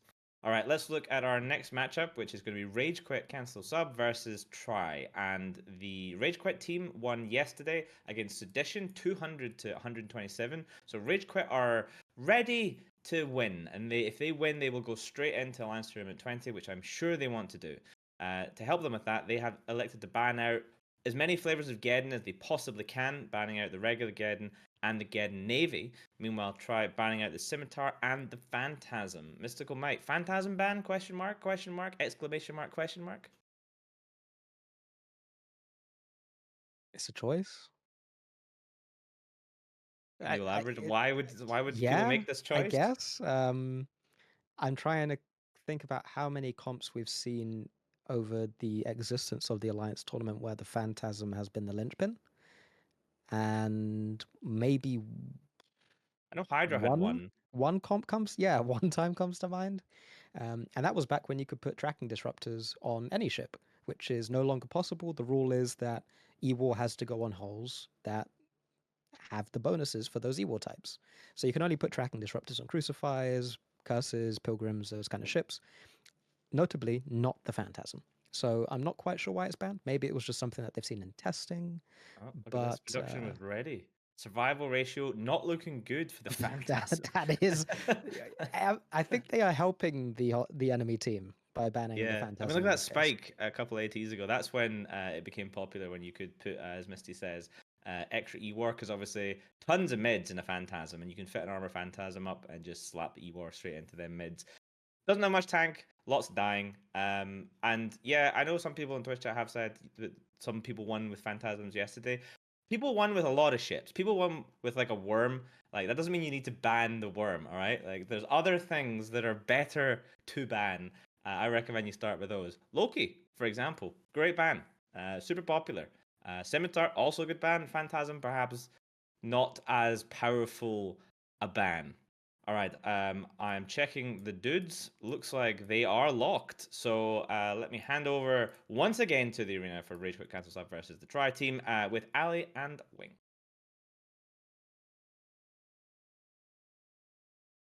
Welcome back to the arena. The dudes are indeed on grid, and we have a very curious match because I don't think we've seen a tornado in this tournament, have we? Indeed not. This tornado is part of a gun rush, trying to do the same kind of thing that you do with your tornadoes in high set ganking, and that is output big damage directly to the enemy hull. Wingnut, what have Ragequit brought? Triple battleship, double Abaddon, and a Balgorn on the Balgorn, but double Abaddon is really thick. That is a lot of EHP and damage sitting right in front of them. As well as a good amount of control as well. Crucifier and Molus, nice cheap control on the low end, trying to be incredibly annoying for the opposing team, but this is going to be an aggressive rush. Oh yeah, damage is going to come in fast and quick. Ragequit cancel sub, hopefully utilizing that trademark backup strategy to be able to string out the rush, spread themselves out. The Baden's quite tanky, as you point out. The Balgorn not very tanky, so we could see that Balgorn just eat it in the first couple It's just seconds. expensive. It's too expensive to be worth, but it's amazing watching a attack bar on a comp be absolutely gargantuan. This is going to be a lot of damage coming in. These are AC Sleipnirs warping in at 0, so we know they're going for the rush. Yep. And look at the Punisher actually. The Punisher tackling a Sleipnir off the bat. He was like 10k away at the start. Already, this rush is being absolutely cut by a Punisher. T1 frigate victory. That's why you put your, you don't neglect your low end, you don't neglect your screen. You need someone to get in there and make sure that if Sleipnirs that want you dead are on grid, that those Sleipnirs stay far, far away. It looks like the Balgorn and the... He's perma-held him. He's not going anywhere. That Sleipnir of Mr. Qua is not going to leave. He's stuck. He's being held permanently. This rush has already been gimped. It's beautiful. It looks like the only thing they were able to catch is an Abaddon, and those Abaddons can have a girthy tank. And as we can see, the Abaddon is holding quite well. Meanwhile, Fleet Scythe down, Tornado tackled, Sleipnir tackled, other Sleipnir tackled. This is a rough one for Triumvirate. Oh yeah, and unfortunately they probably went for the Baden because they kind of had to. They were probably trying to go for the Baal because it is a gun Baal, so it's a lot less tank, good amount of damage, free kill basically. But unfortunately, they were not allowed. The Punisher of Loudest just said, no thank you, sir, not allowed. There was was that tornado up close, was he at range? Oh no, everyone, it was an all-in close warp and go. Yeah, I don't see brawling with a tornado on my bucket list here, but apparently some man decided it was a functional idea. Yeah, he was actually at 0 in a tornado. What? I'm speechless. What? Why?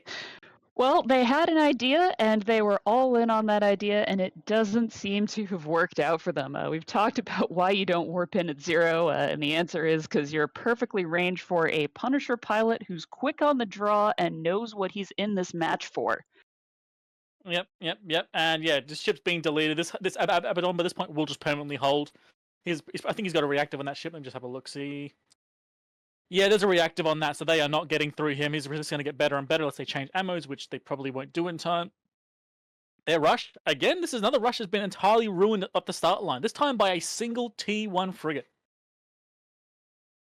Yep, exactly. And Ragequit doing a very good job of executing right on the start. We've talked a lot about target calling, how important it is to start applying damage as quickly as possible. That goes for the rush, but that also goes for the team that's receiving the rush. The more damage you can put out, the more damage you can take off the field, the better your chances of survival are. Yeah, we've seen Abaddons before as like counters to rush comps because with enough resist, they can just sit there and brawl you down. And double Abaddon, with both having grapples, can basically apply for themselves against most ships when cruisers and up. So they're pretty adept at basically single-handedly stopping a rush by just being in front of it. But this comp also bringing in the Balgorn as well a bit of control is actually got a tool for every job almost. It's a projection comp that can brawl while also controlling as well. I suspect some other comps will beat it, but it's actually a pretty solid baseline.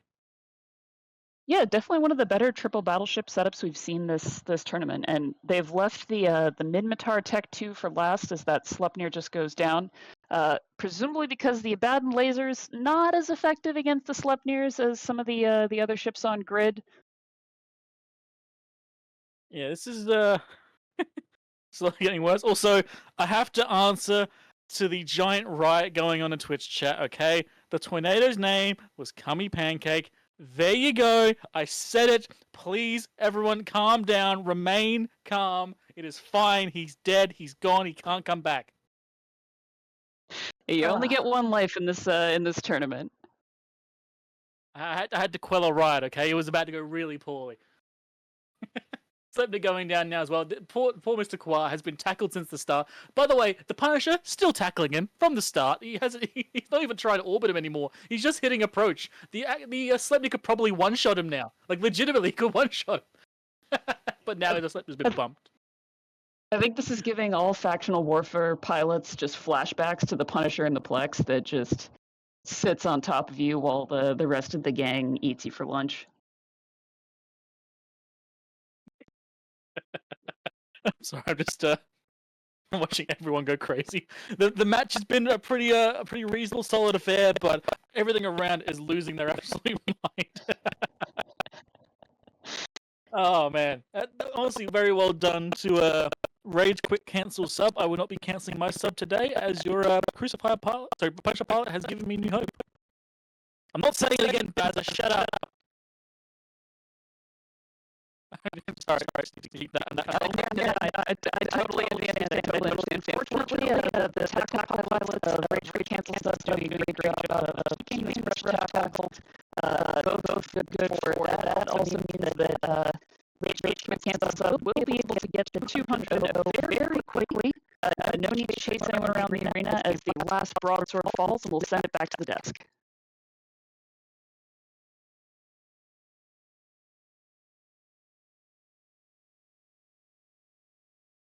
Ragequit cancel sub cleaning up after Try left a bit of a mess on the floor. That was a pretty substantial dismantling by Ragequit there. There was not much left of the Try team at the end. I mean, it's a bold move bringing a tornado in Alliance tournament, that's for sure. It's usually one of those ones where the number looked big on Pyfa, but big Pyfa number don't mean enemy ships blow up. Flan, can you maybe explain why? Pyfa numbers are big. Why doesn't that happen? I mean, Python numbers from Damas's team were also high because of the buffer, because of the DPS. But yeah, there's a lot of issues from the practical point of view. And as it was pointed out, the first thing was that the Sleipnirs warped at 0. The Punisher from Ragequit cancel sub was also at 0, and this one totally isolated one of the ships, so 800, 900 DPS from the whole brawl, preventing the Abaddons from dying, allowing the 2 larger frigs to remote them, and preventing Try to applying their DPS, the high DPS on Pyfa. Yeah, I just wanted to shout out the skin game on the Ragequit side. They were looking good. They were like strong, just bold matte colors on each of the ships. You love to see it. Bart, I also want to talk a little bit about such a not oft understood feature of the Alliance tournament. That is ranges that you warp in at. 0 seems good because you would be really close to the enemy. Is that not the case? So it's complicated. A lot of teams that are kind of, I would say, a little newer will like to warp in their rushes at 0 because, like you said, I mean, the closer you are to the enemy, the faster you get to the enemy. But because of the way that triangles work and things like that, it doesn't actually necessarily mean the case here. So if you see this graphic right here, like you warp in at the enemy warps in 50 km off you, you're 50 km off the enemy. But if you warped in at 20 and you happen to come in from one of the other angles, you can actually be a lot shorter range. The other problem is if you warp in at 0, you're at 0. And because the maximum warp in an enemy team can possibly do is 50 kilometers off you, which happens to be like perfect range for Hugin webs, hyena webs, a bunch of newts, every single medium gun comp is in optimal range of you.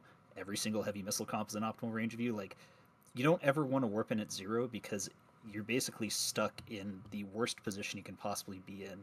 And I would say 9 out of 10 situations. Like we saw there, Sleipnir warps in at 0. There's a Punisher at 0. Punisher tackles Sleipnir. Sleipnir's doing literally nothing the entire match.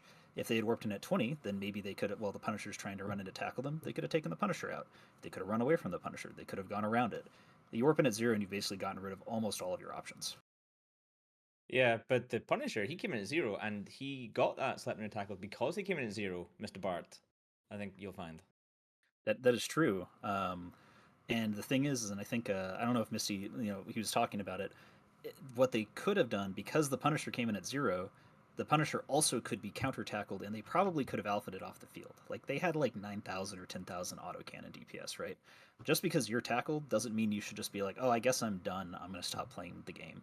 So, the Punisher, he was in that like 1 out of 10 times when it was the correct move, but they could have countered that by just instantly blowing him up. Like, they're all sitting at 0 transversal. They should have just literally, oh, I'm tackled, F1 on the Punisher, okay, he's gone, now we'll move on.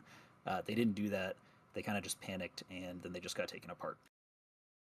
Yeah, and then other important thing, you can warp in at any range from 0 and 50, and that doesn't mean any range. It doesn't mean just whatever you can right-click and warp to. You can actually like change your default warp to distance to like 42 if you wanted to, and warp in at that. I recommend you don't mess it up though, because if you end up in an illegal range, say like warping to 70, which some people have tried to do that, you will get teleported to 0, thus making Bart's prophecy come true a little bit faster. Because if you're warping to 70, you probably don't want it to be anywhere near 0.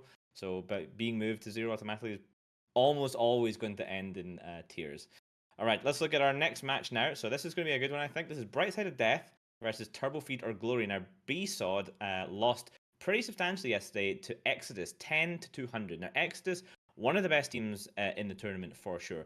BSOD also have a ton of pedigree. So this was, I wouldn't say necessarily an upset, but we expected BSOD to put up maybe a stronger performance against Exodus.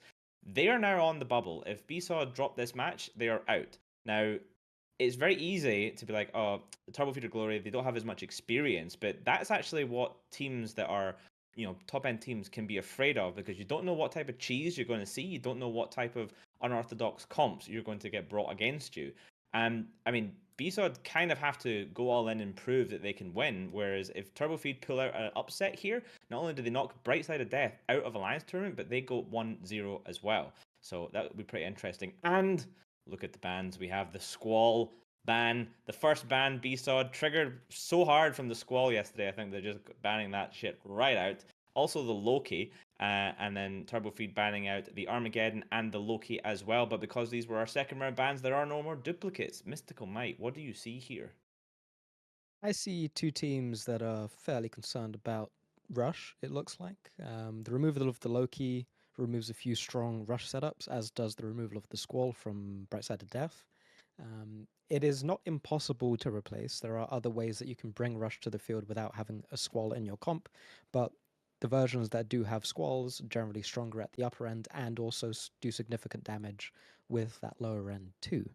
I do find it interesting that we have an Armageddon ban, not an Armageddon Navy issue ban. Teams have typically, this tournament at least, decided to ban the Armageddon Navy issue because of its ability to be fairly flexible with both weapon systems, and it has strong nukes. So interesting to see what perhaps they bring that they were so afraid of the Armageddon for. Yeah, I mean, I can see there on screen there they have brought an Armageddon Navy. Now, the Geddon itself does have a pretty good bonus to newts. It's newt range it gets. So a potent long-range neuting ship that if you need to protect your capacitor, it's a good thing to get rid of. Okay, yeah, and then we can head over to the match immediately.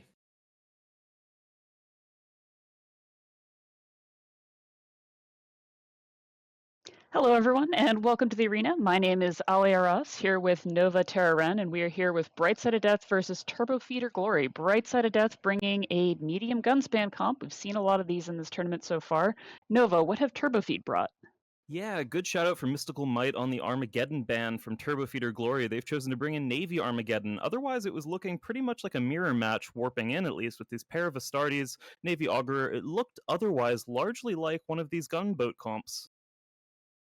Yes, they might be trying to mix the best features of armor control with the medium gun spam. They've got a fairly heavy attack bar, and it looks like that's a rapid heavy Armageddon Navy. So they should be able to put out a large amount of damage on their chosen target just to start. Yeah, definitely. On the TurboFeed team, we're seeing multiple assault frigates they're going to try to use to lock things down. I'm wondering about this electronic warfare, though, from the Bright Side of Death team. Vigil and Crucifier are going to be critical in this match. Yeah, those Vigil target paints are absolutely necessary for their medium guns to apply well. And if they can headshot some of the small ships from TurboFeed, maybe take out the Lynx, and it looks like that's what they're trying to do. They're going straight on to the Thalia. Yeah, we're seeing the Crucifier immediately putting tracking disruptors onto the Astartes from TurboFeed, and they're going to struggle to find a target. But conversely, the Thalia is going down pretty much immediately. He's just gone outright. Yeah, these medium gun comps are so good at killing frigates just off the bat. It doesn't matter how fast the frigate can go eventually. When it starts, it's got 0 transversal, so just lock and shoot. We can see TurboFeed running in, trying to brawl Darkside out, really, which makes sense. The tracking disruptors are keeping them at range. The Navy Armageddon's certainly got newts it can bring to bear. Yeah, thus far, Bright Side of Death have done a beautiful job kiting away and forcing the TurboFeed team to burn into them. They're now switching their damage onto the Navy Augurer of Delph. TurboFeed have splitting damage across from the Crucifier, recognizing how much of a big threat the Crucifier is, and the Navy Omen, but so far everything's holding steady, especially because they've done an excellent job screening off important things. The Thalia of Cluster Edge does look like he almost got tackled down by this Vexor of Nocta, but I think he's free, and they just lost the Navy Archer on the TurboFeed side for nothing. Yeah, Thalia, Deacon, strong ships going quite fast. Might be 10 MN there, which makes it easy to speed out of. You've got plenty of momentum to speed out from the webs. Yeah, I'm really wondering here, where is the Nurgle? Where is the Ishkur? Because they burned directly into the Bright Side of Death team, but it didn't seem like anything got locked down that they could actually target right away. Meanwhile, Bright Side were just picking target after target. Yeah, it really just seems like, as you say, those guys didn't quite get up there on, and now that Ishkur, a big wand, soon to be out of the match entirely, as Brightside are maintaining their kite. Deacon of Fox Pure tackled, scrammed. I was wrong. These are MWD, Deacon and Thalia. So that Fox Pure is not in a good spot right now, but even if they lose their Deacons, they have so much damage and so much freedom of this arena. Yeah, TurboFeed are still struggling to break this Deacon. That's their first target that they've properly found and have been able to lock down, but they've already lost half of their own Logi. They've lost a lot of their mid to top end. It's a rough one. We'll see if he can break the Deacon now that the grapple of the Navy Armageddon is also starting to apply, and it does look like that is the case. He's now dropping into low armor. Yeah, and you can see there's newts on the Deacon, but not on the Thalia. So the Thalia is repping as hard as he can to keep the Logi partner up. As we say that, newts go onto the Thalia, webs go onto the Thalia. The great thing about frigate Logi is they're small and hard to hit. The terrible thing about frigate Logi, they really have to come in to rep their target. So it's pretty easy to get tackled if your buddy gets tackled. But as you say that, the DPS for TurboFeed just falling one by one. Yeah, this Crucifier is just making it impossible for TurboFeed to truly kill anything here. The Deacon finally falls. They do take their first victim, but they lost in exchange for the Ishkur, their own remaining Deacon. That's their only Logi, so that's all gone now, and a Vexor. It looks like the Bright Side of Death team are switching on this Nurgle. I think he might have already popped his ADC, so he's just gone as well. And yeah, I feel like it's all over but for the crying. The Astarte now is the next target from Brightside. They're not done. It's yeah, not much to say there. They're just taking down one target after another.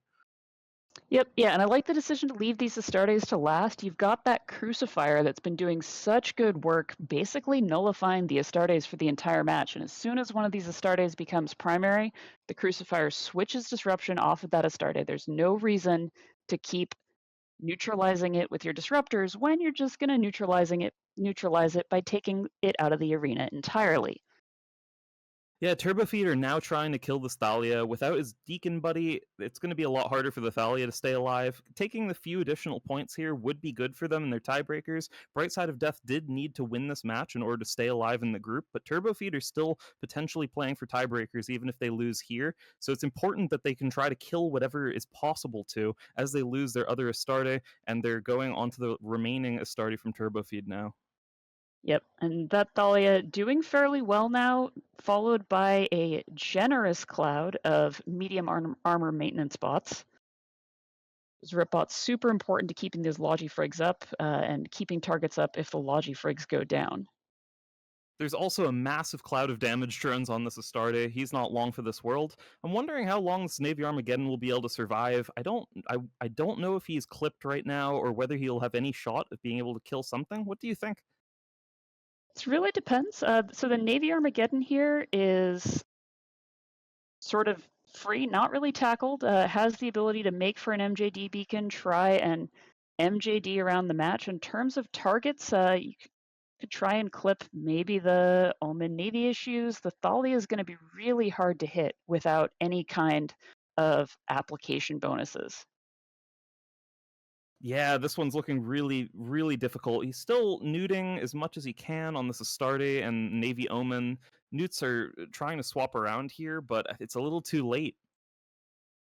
Yep, and it looks like the Armageddon Navy is opting to brawl it out rather than flee and try and kite it out.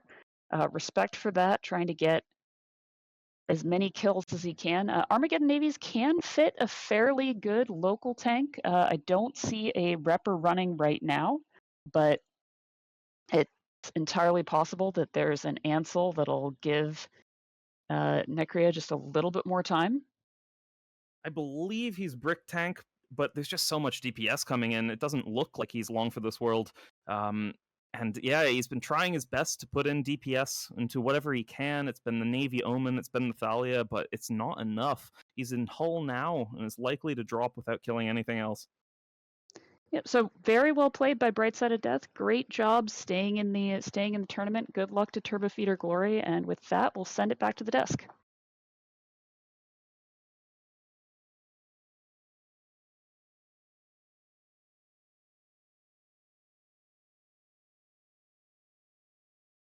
Right Side of Death there with a pretty strong victory over TurboFeed Glory, 200-10.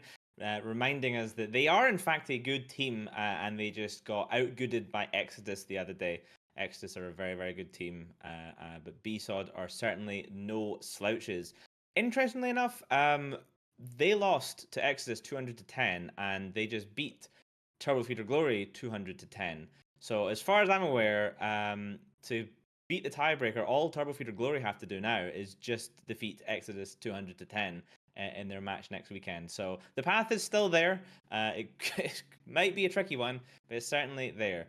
Bart, I'm going to come to you. Tell me about what is medium gun spam. We talk about it a lot. There's a couple of other names for it, but tell me about that as an archetype. Yeah, there's a lot of names for it. People say max threat, octodad. But basically, it's when you're bringing as many DPS ships as you possibly can that all have medium guns. So it's going to be cruisers and battle cruisers. Usually, battle cruisers are what we see a lot of. And the thing with them is most of the time you'll fit the long range variants. So railguns, beams, maybe artillery. You don't see that as much because it turns out medium long range guns actually do a boatload of DPS, and they also track really, really well. So it gives you a ton of different engagement ranges. We've seen it's pretty much I'd say it's like a jack of all trades comp. Like it's pretty good if you're getting kited because you can still hit them while they're running away from you. It's actually really good against a rush if you do like what Snuffed did and you starburst everybody out. And it's pretty decent against control setups too because you just have so many different ships that are doing damage. Like there's not really any key ship where, let's say you're doing like a battleship comp and somebody takes down your like someone takes your Balgorn out, for example. It's like, oh crap, we've just lost our Balgorn. Whereas if you have 7 or 8 DPS ships and you lose one, it's like, well, we still have 6 DPS ships. So it's very, very threatening. It's been extremely dominant in the past. It doesn't seem to be quite as bad yet, but also about to do a hot take. I don't think we've actually seen a tier medium gun spam setup yet. We've seen a lot of good ones, but I don't think we've seen like an actual super good one. Okay, well, one of the other things that we saw in that last match was what looked like a 10MN AB Talia. Unfortunately, he was not long for this world. Can you tell us there what happened, Flan? For the Thalia, Yeah. I think it died too fast for me to see anything. I Wow. mean, seriously, at the beginning, I think I blinked once and then it was gone. Yeah, it looked like he just didn't get up to speed. This is one of the problems with the 10MN AB frigates. Like once they get going, they are hard to hit. Small sig, tiny sig, really infinitesimal sig. But you know they take a long time to accelerate up to that speed, overpropping it. It looks like BSOD identified that as a threat and just went for it super quick. And yeah, as we saw, not long for this world. All right, we have a couple more minutes before our next matchup. We have 3 more matches today, in fact. Seriously Suspicious versus Genshin Impact Alliance is going to be our next one. Now, Seriously Suspicious, they are ready to punch their ticket and go straight in because they had a dominant victory over Mimitar Fleet the other day, 200-0. Will they be able to repeat it against Genshin Impact Alliance, or will this be another chance for the third team in the groups to push back and force them to a 1-1? So it looks like Seriously Suspicious here banning out the Oneros and the Sleipnir, and Genshin Impact banning out the Orthrus first, and then the Loki. Mystical Might, what do you think of these bans here? So I know that we've seen at least one other Oneros ban so far today. I do think that the Oneros ban is interesting. The other Tech 2 armor logistics ship, the Guardian, doesn't necessarily fulfill the same role in terms of its ability to move around the grid quickly. The Oneros is a ship that can slot fairly well into an armor mid to long range kiting comp because of its speed and its durability, whereas the Guardian is probably best suited for staying put and tanking. The Zarm has its own issues, mostly around its inability to rep more than one ship with its main rep, and you want to be spalling that constantly to get the full effect of it. So the Oneros ban, I think, is a fairly okay one. It tells me that they don't want to see armor with mobility. And then you have the Sleipnir ban, the Loki ban, the Orthrus ban, all common ships that we've seen so far in this tournament. They don't want to see rush. They don't want to see high damage on their face, basically. Yeah, Bart, I find it at least a little bit interesting that they banned the Orthrus first before the Loki. Why might a team do that? So the Orthrus is generally one of the best rapid light missile kiting comp setups. So we kind of saw one earlier today that did pretty okay, where you have a bunch of rapid light ships and you basically just snipe the low end. The Orthruses do just insane damage, and it's very, very difficult to rep through. So I think that they're trying to get rid of a kiting setup here. I think banning an Orthrus is actually very, very good at getting rid of kiting setups, even though it seems like it's not the ship you'd want to ban. I've always liked Orthrus bans. I don't know if in a 4-ban format it's a good idea, but it's definitely not a bad ban. It's better than a Phantasm. I do have something slightly to add to that, is sometimes you ban Orthrus first because you're hoping that the Loki is something that they ban, and that gives you the opportunity to ban something else later on. Big brain banning strategies from Mystical Might there. Thank you for that. And with that amazing tip, we're going to head straight into the arena for Seriously Suspicious versus Genshin Impact Alliance with the casters Ali and Fear.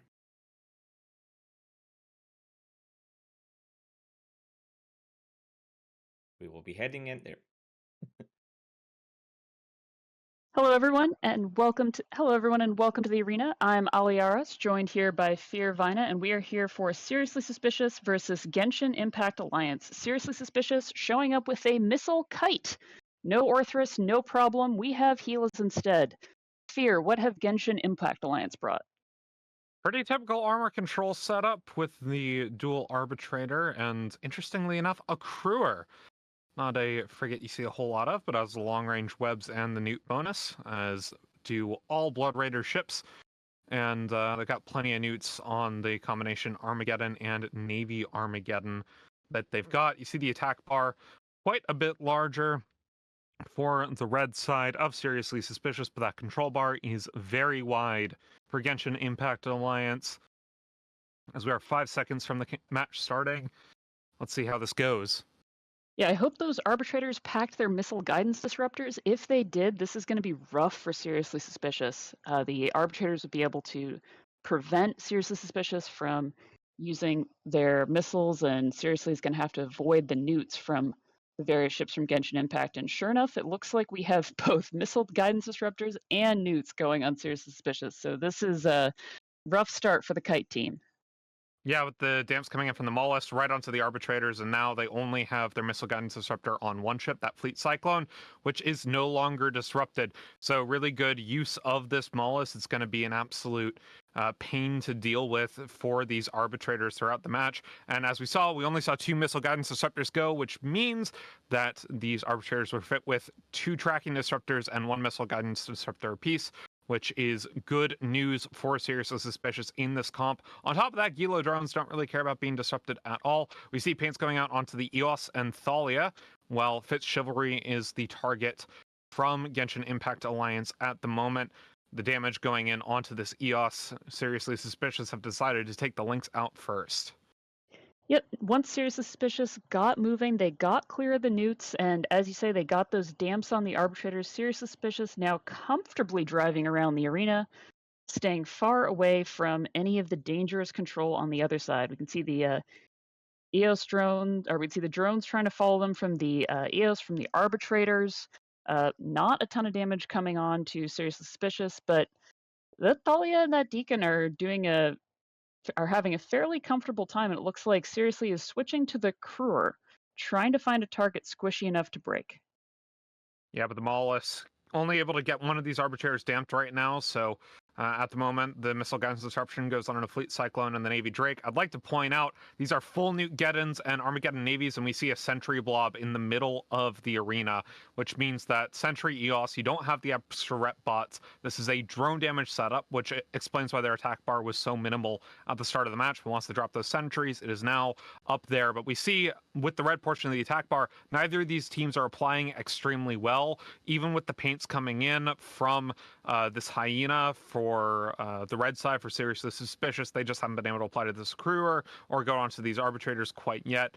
And these missile guidance disruptions, once again, going in onto these battle cruisers.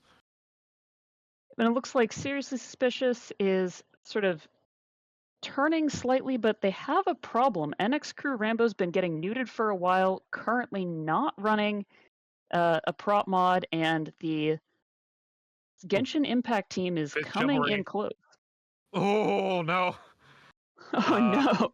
Lost transversal on the sentries and ended up just eating it completely. Couldn't even get into defensive mode in time. So first blood going the way of Genshin Impact Alliance. Damage was going on one of these Arbitrators, but now it's gone. The missile guidance disruption now only on this Navy Drake, as the Hyena and Mollusk are trying to do their job as low end. But the Thalia Deacon from Genshin Impact Alliance have been very effective throughout this matchup, have been keeping their team alive very well. Scimitar doing quite well as well, but Fit Chivalry was caught out. And with that first blood going over to Genshin Impact Alliance, this could start snowballing either way, but it's still very close. Yep, and those neuting battleships have gotten way too close to some of the Serious Suspicious team. We can see newts going onto the Scimitar. That ship does not have a lot of capacitor, and it's got to be hearing the capacitor is empty over and over again. Tackle on the Gila, tackle on the Bifrost. It looks like the Kite is starting to fall apart, and while that attack bar isn't very large, it will eventually start to hurt, especially with the newts impacting the Logi's ability to keep that Gila up. Look at how full Genshin Impact Alliance's control bar is right now. It's just massive, and they keep these modules cycling over and over. The Gila was able to get away from some of those webs, but now the tackle keeps being traded either way. We see a web on the Thalia of Silence Jing at the moment. Really, both teams poking and prodding, but the Hyena, it's caught out by paints right now, trying to get healed back up by the Scimitar in very low shield. One more wreckage shot will do the Hyena in, and he is down. I think that was an attempt at a hero play. I think this was the Hyena was trying to copy the Rapier we saw earlier. Go in, web the Thalia, make it so that Seriously Suspicious can start making some progress on this Genshin Impact team. Without the Hyena, though, their chances are looking grim. Indeed they are. The Skila barely staying alive on the Scimitar reps, but the Jackdaws are going down. Scalva Errata ends up falling, and it's snowballing ever faster and faster for Genshin Impact Alliance. They are still playing Genshin Impact despite there being 2 more games by that developer since. I will congratulate them on sticking with the OG game. that got popular from them, but I think everyone's moved on to Zenless Zone Zero now. Yep. And this was a win and in for Seriously Suspicious. If they won this one, they would be into the Alliance tournament. If they lose this one, though, they're not out. They still have the tiebreakers later. Genshin Impact, of course, it going up if assuming they win, and it does indeed look like they are going to. They'll go up to 1-0. We'll see them play again tomorrow to decide whether this group is going to go to tiebreakers or whether Genshin Impact gets in, and Seriously Suspicious will be taking a slot in the redemption bracket. And they take down XX Jan XX. So doing a very good job snowballing this match. When I saw these comps land originally, I thought Seriously Suspicious had the better comp going in and should be able to out-kite, assuming they got those damps on the arbitrators. And they did early on, but they just weren't able to kill anything. And after that, they made a couple of mistakes going for hero tackle on these jackdaws and the hyena, and it just snowballed out of control for them. This will be a clean 200-0 sweep if Genshin Impact have anything to say about it. Yeah, I do want to mention the very excellent battleship piloting by Sailor and Snow Kid Fox. They both got themselves into a range where they were able to use their newts.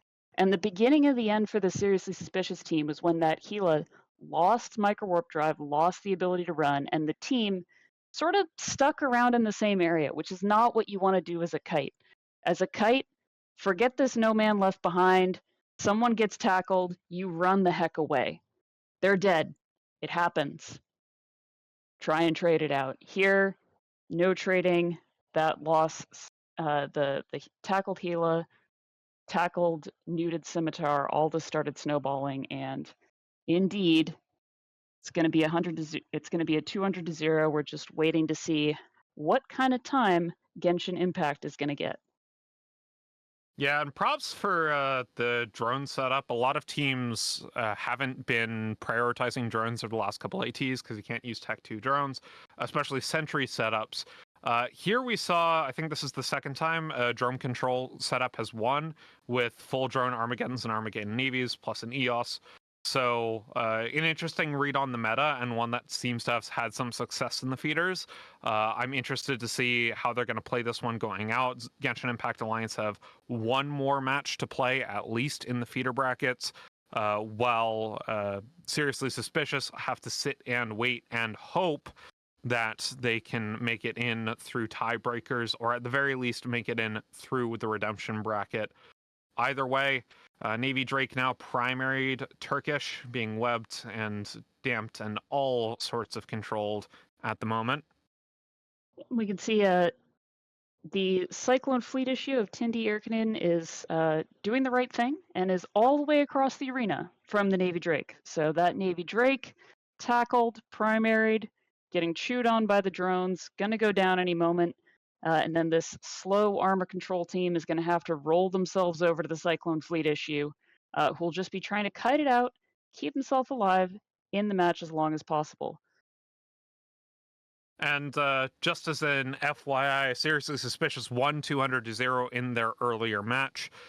So Genshin Impact Alliance, if they're able to do the same here, will be tied with them in the tiebreakers. But also Seriously Suspicious in a good spot for the tiebreakers as well, in case Genshin Impact Alliance ends up losing the next match. As I say that, though, the Fleet Cyclone, only painted right now, hasn't quite been caught out yet. 51 seconds left on the match timer, which means that it's possible the Cyclone Fleet issue stays alive, and it's only 168-0 for those all-important tiebreaker points. Yeah, and that'd be a very good thing for them. I think, in terms of this match, I think it was fairly well flown by both sides. Again, battleship piloting, top-notch. As you said, good kite setup. Maybe a little bit shaky in that one place where they reach their first turn. A lot of kite setups, you have to back up. Once you back up, you start seeing the arena boundary behind you. You've got to start turning around, and what we'll see the best teams make that turn, keep smoothly kiting around and over and under the arena.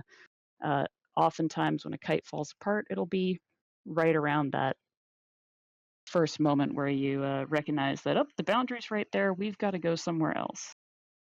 And the Cyclone Fleet issue stays alive, so in fact, if it does come to tiebreakers, Seriously Suspicious has the extra points, 32 of them to be exact, over their defeaters in Genshin Impact Alliance. With that, though, we're going to send it to a quick break, and when we return, the desk will break that down and bring us into the next batch. We'll be right back after this. Genshin Impact Alliance there, taking a pretty easy win. It looked like it could have gone either way for very little time. As soon as that match started, it seemed to start to snowball. I mean, that's not fair. I'm being a little bit disingenuous. I think Seriously Suspicious actually did pretty all right at the start, but then once it started to fall apart, it really did fall apart quickly. We did notice that there was a couple of perhaps misplays on both sides that maybe could have swung it back across towards Seriously Suspicious. Bart, you were talking in chat about maybe they could just like switch in, nuke one of the BSs. There was some like maybe mispositioning. You wanna elaborate a little bit for 1 minute? For 1 minute, all right, and ready to go. So we saw that the battleships basically pushed in and they got complete control to do literally whatever they wanted. The big issue with a kite team is if you ever get split apart, you're kind of screwed. Like there's nothing you can do at that point. And both the Armageddon Navy issues and the Armageddon, they basically just shoved straight into them and kind of split off. And instead of sticking together as a kite team, they were like, "Oh crap, what do we do?" And they sort of panicked and split apart. That wasn't that big of a deal because their ships are much faster, but the main issue is that they never punished the Geddons for it. So you had this point where you had two battleships way ahead of everybody else, the rest of their team together, and they kept trying to take down a Thalia. In fact, they had a Hyena dive to try and take down the Thalia, where the Hyena probably could have stayed back and just webbed the battleships off. You wouldn't have had the Newt thing go down, and you possibly wouldn't have lost the match. I'm not going to say you would have won, but I think it would have gone a lot different. So it's okay. It's just, I think it was like an experience thing.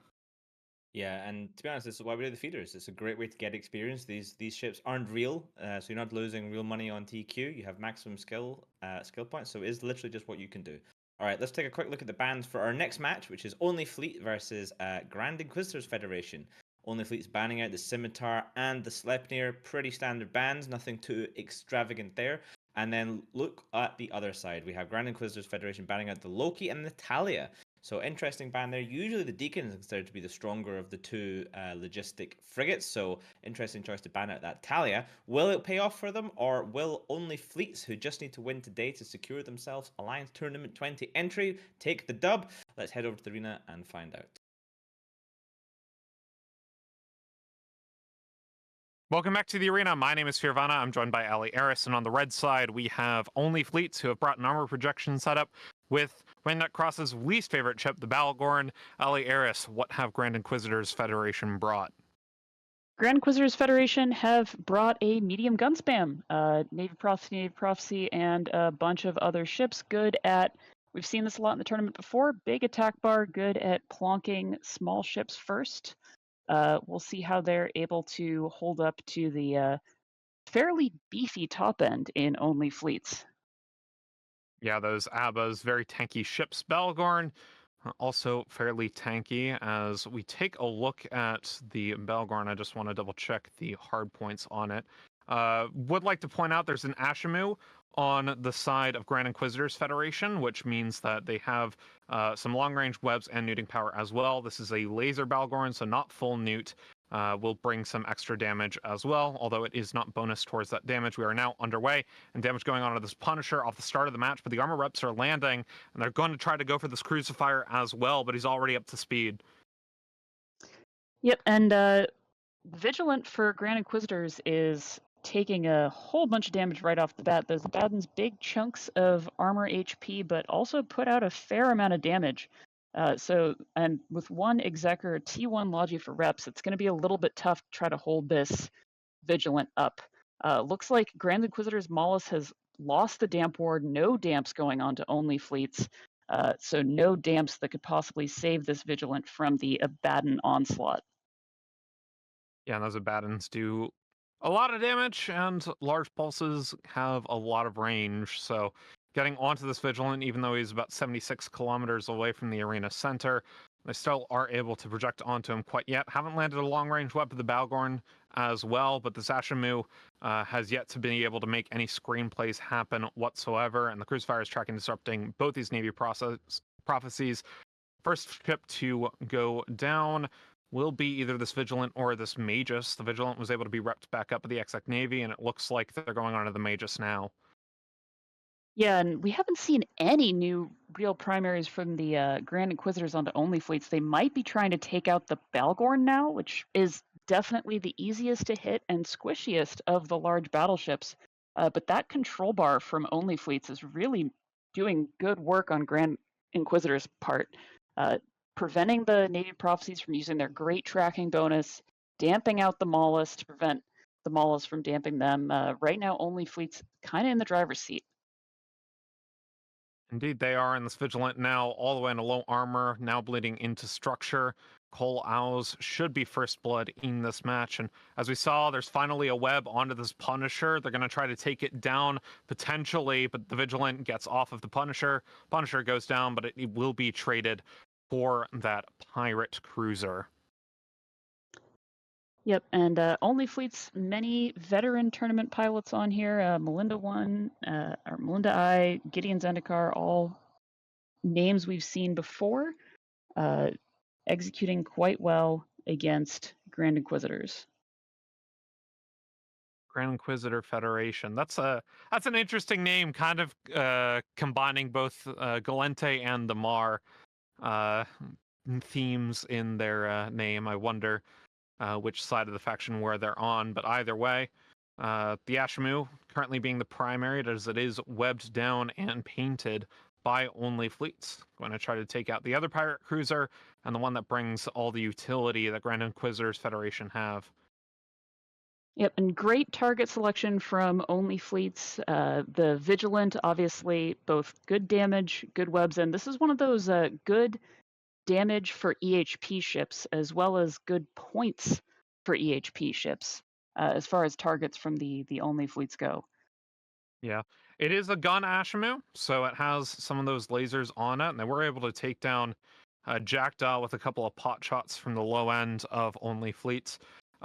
But either way, the Ashimu running away now has a cloud of rep drones on top of them, so the primary target will be switched by OnlyFleets, and we'll see where they go next. This Balgorn currently stable, about 50% armor on top of him, still has some repping from the double deacons to help him out, as well as most likely a reactive armor hardener versus a damage-locked team from Grand Inquisitors Federation. Yep, and those deacons are both nice and comfortable. Meanwhile, the Maulus, no need to damp him anymore. He's off the grid entirely.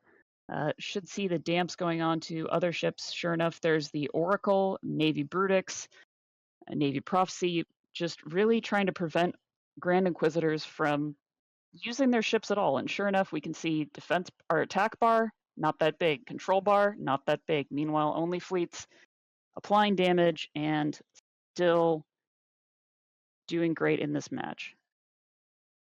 Yeah, it's a hybrid of an armor projection and an armor control setup. You see dual ABBA. You're thinking of the large pulses projection as the Ashimu goes down, but they have some control in their low end and, of course, in that Balgorn, although I haven't seen any new effects or really any of those long-range webs in the Balgorn land.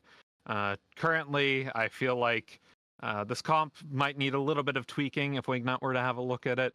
About this Balgorn, but for the time being, it is working out very well up against this Grand Inquisitors Federation medium gun spam. They're now onto this Navy Brutix. I mean, let's be honest. If Wingnut has the comps, he's just putting a Vindicator in every single one.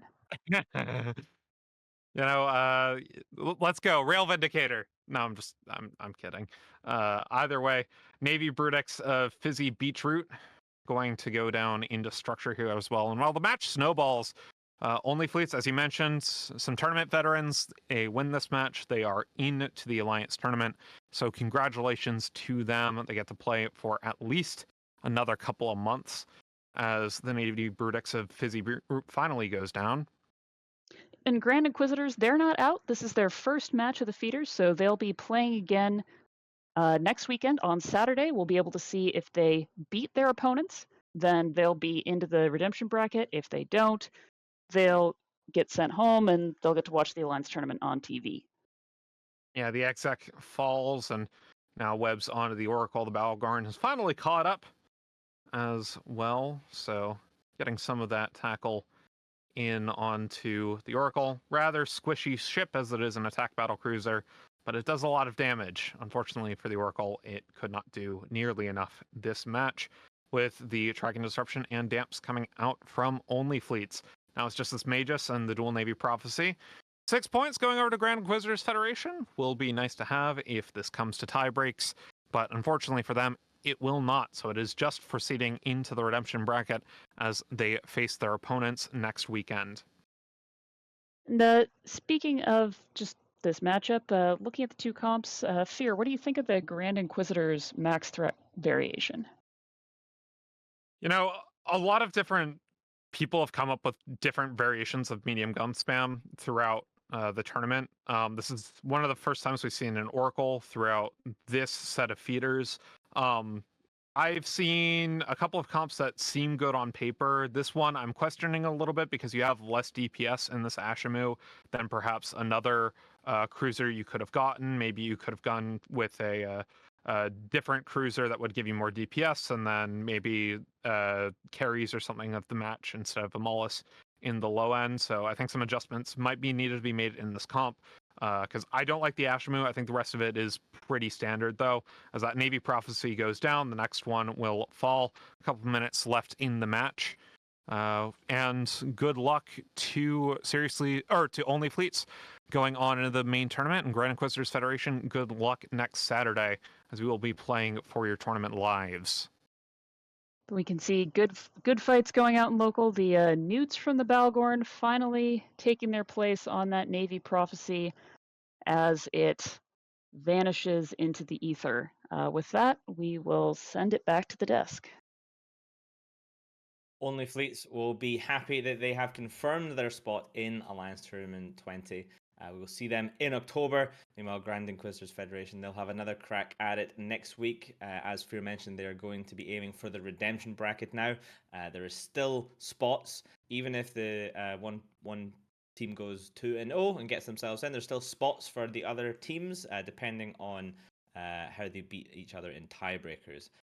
So we'll see them again next week. Now that one was, it looked like at the start, turned into a little bit of an execution match. Misty, when we talk about an execution match, what are we talking about? Yeah. So instead of, the matches where we see teams kind of burn in and grind their face against the cheese grater, in these execution matches, typically it will be some things that we'll look out for is, for example, how the E-War battle develops. So both sides had Morluses, for example.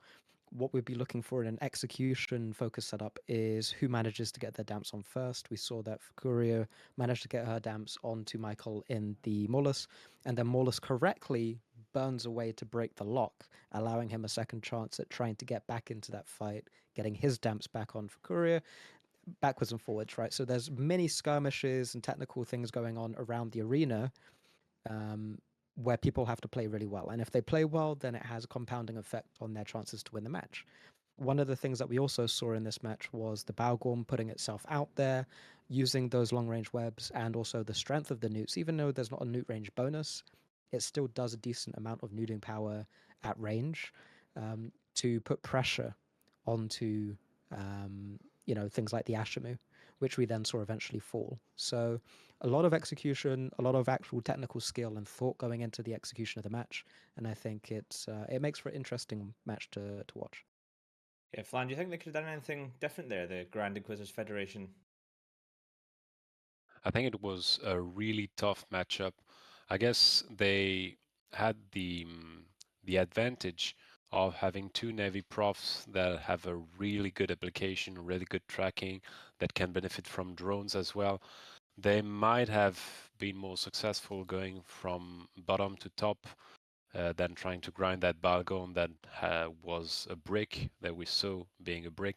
We already saw in the match of Ragequit cancel sub that had pretty much the same comp as OnlyFleets.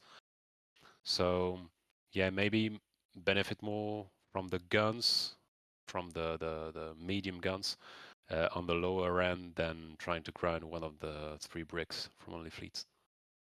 Awesome. Now, our next and last match of the day and of the weekend will be Ushra'Khan versus White Squall. Ushra'Khan yesterday dropped 200-0 against Ronin, and Ronin are a pretty experienced team. So they will be looking to see if they can pull back to 1-1 on the series. But before we go to the bans, let's take a look at what their spokesperson has to say about Ushra'Khan. Greetings, warriors. My name is Det Resprox, leader and founding member of the first and oldest alliance in New Eden, the Ushra'Khan. Founded in 2004, the Ushra'Khan began the first wars against the Yamar. As our precursor, the People's Republic of Minmatar, we had full backing of Shakor in our actions, and it was here that we were associated with the Bloody Hands. Today we fight for the Minmatar Republic in faction warfare, and base ourselves from the system of Orga. This will be the 9th time we step into the Arena at Alliance Tournament 20, and expect the unexpected. Hopefully we can pull off some surprises along the way. Must give huge props to Philpip for stepping in as captain at the last minute. Philpip is a veteran of EVE, and he's been with Ushra'Khan in one way or another for several years now. He was also part of our team, which I believe still holds the record for holding the longest defended system in faction warfare. That system is the system of Ezya. So, if you're with us in our fight for the Minmatar course, for an alliance with history going way back, put your fists up for the Ushra'Khan as we fight for our course in the 20th Alliance Tournament.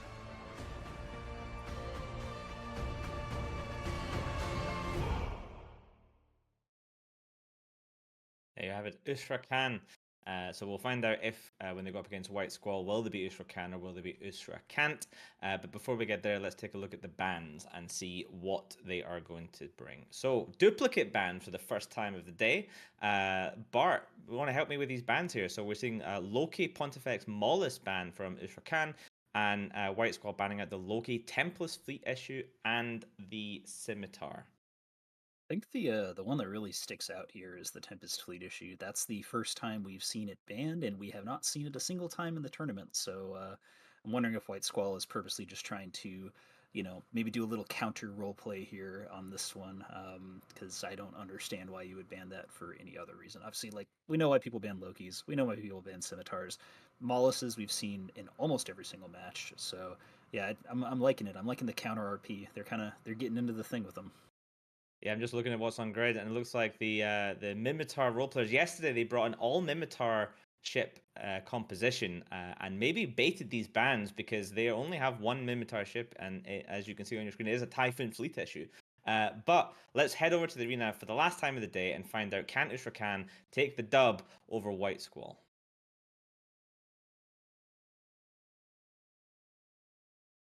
Hello, everyone, and welcome to the arena. I'm Aliarith here with Fearvina. We're here for Ushra'Khan versus White Squall. Ushra'Khan have brought a pair of rapid heavy battleships and some stuff to support them. Fear, what have White Squall brought?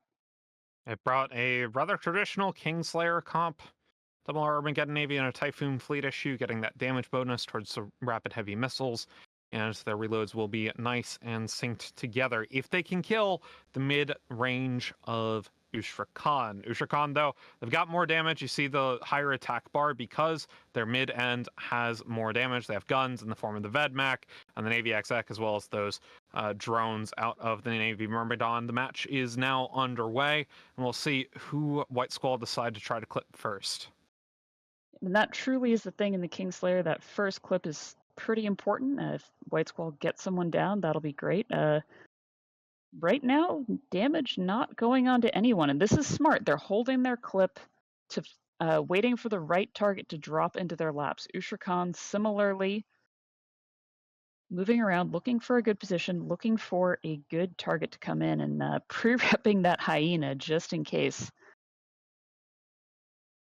Yeah, they want to make sure that hyena is okay. The Punisher getting webbed up by the hyena as Philpip runs in towards the White Squall squad, trying to make a play as the rest of the team, as we see them now rushing in with the rest of their medium gunships to follow up this Punisher. Yep, and Punisher is taking just some light drone damage. Hyena, likewise. Both teams just sort of skirmishing, looking for the right position, looking for the right spot to move. White Squall applying some control on the Vedmak and on the Ashimu. Yeah, and they've got damage now onto this Vedmak Paddington. This will be the first target for the Rapid Heavy comp. Typically, you want to be able to hit cruisers and battle cruisers with Rapid Heavy missiles, as that is where they have the best application. However, the Vedmak has an assault damage control, which means it will be able to tank a little bit longer than perhaps the Ashimu or Exec Navy issue would. That said, Paddington already into hull, and they should be able to at least get the Vedmak in with their first clip of Rapid Heavies, and we see some damage going on to the Exec Navy already as well. Yep, and that Vedmak falls. Ushra'Khan opting to bring just T1 Logi, Navitas, and Inquisitor. Not very much rep output from them, which is going to make it hard for them to survive. And that Navy Executor taking huge damage from the rapid heavy missiles. Yeah, if you can kill 2 cruisers with a clip and then reload with your rapid heavies, you will take that every day of the week. Yabi and the Armageddon Navy is looking very fine. They might try to put the rest of their clip into this Punisher, maybe the Magus, at the end. Instead, they're going to put some into the Ashimu, decide that the T1 frigate Logi isn't nearly enough, so they'll try to get a 3rd cruiser in with their first clip.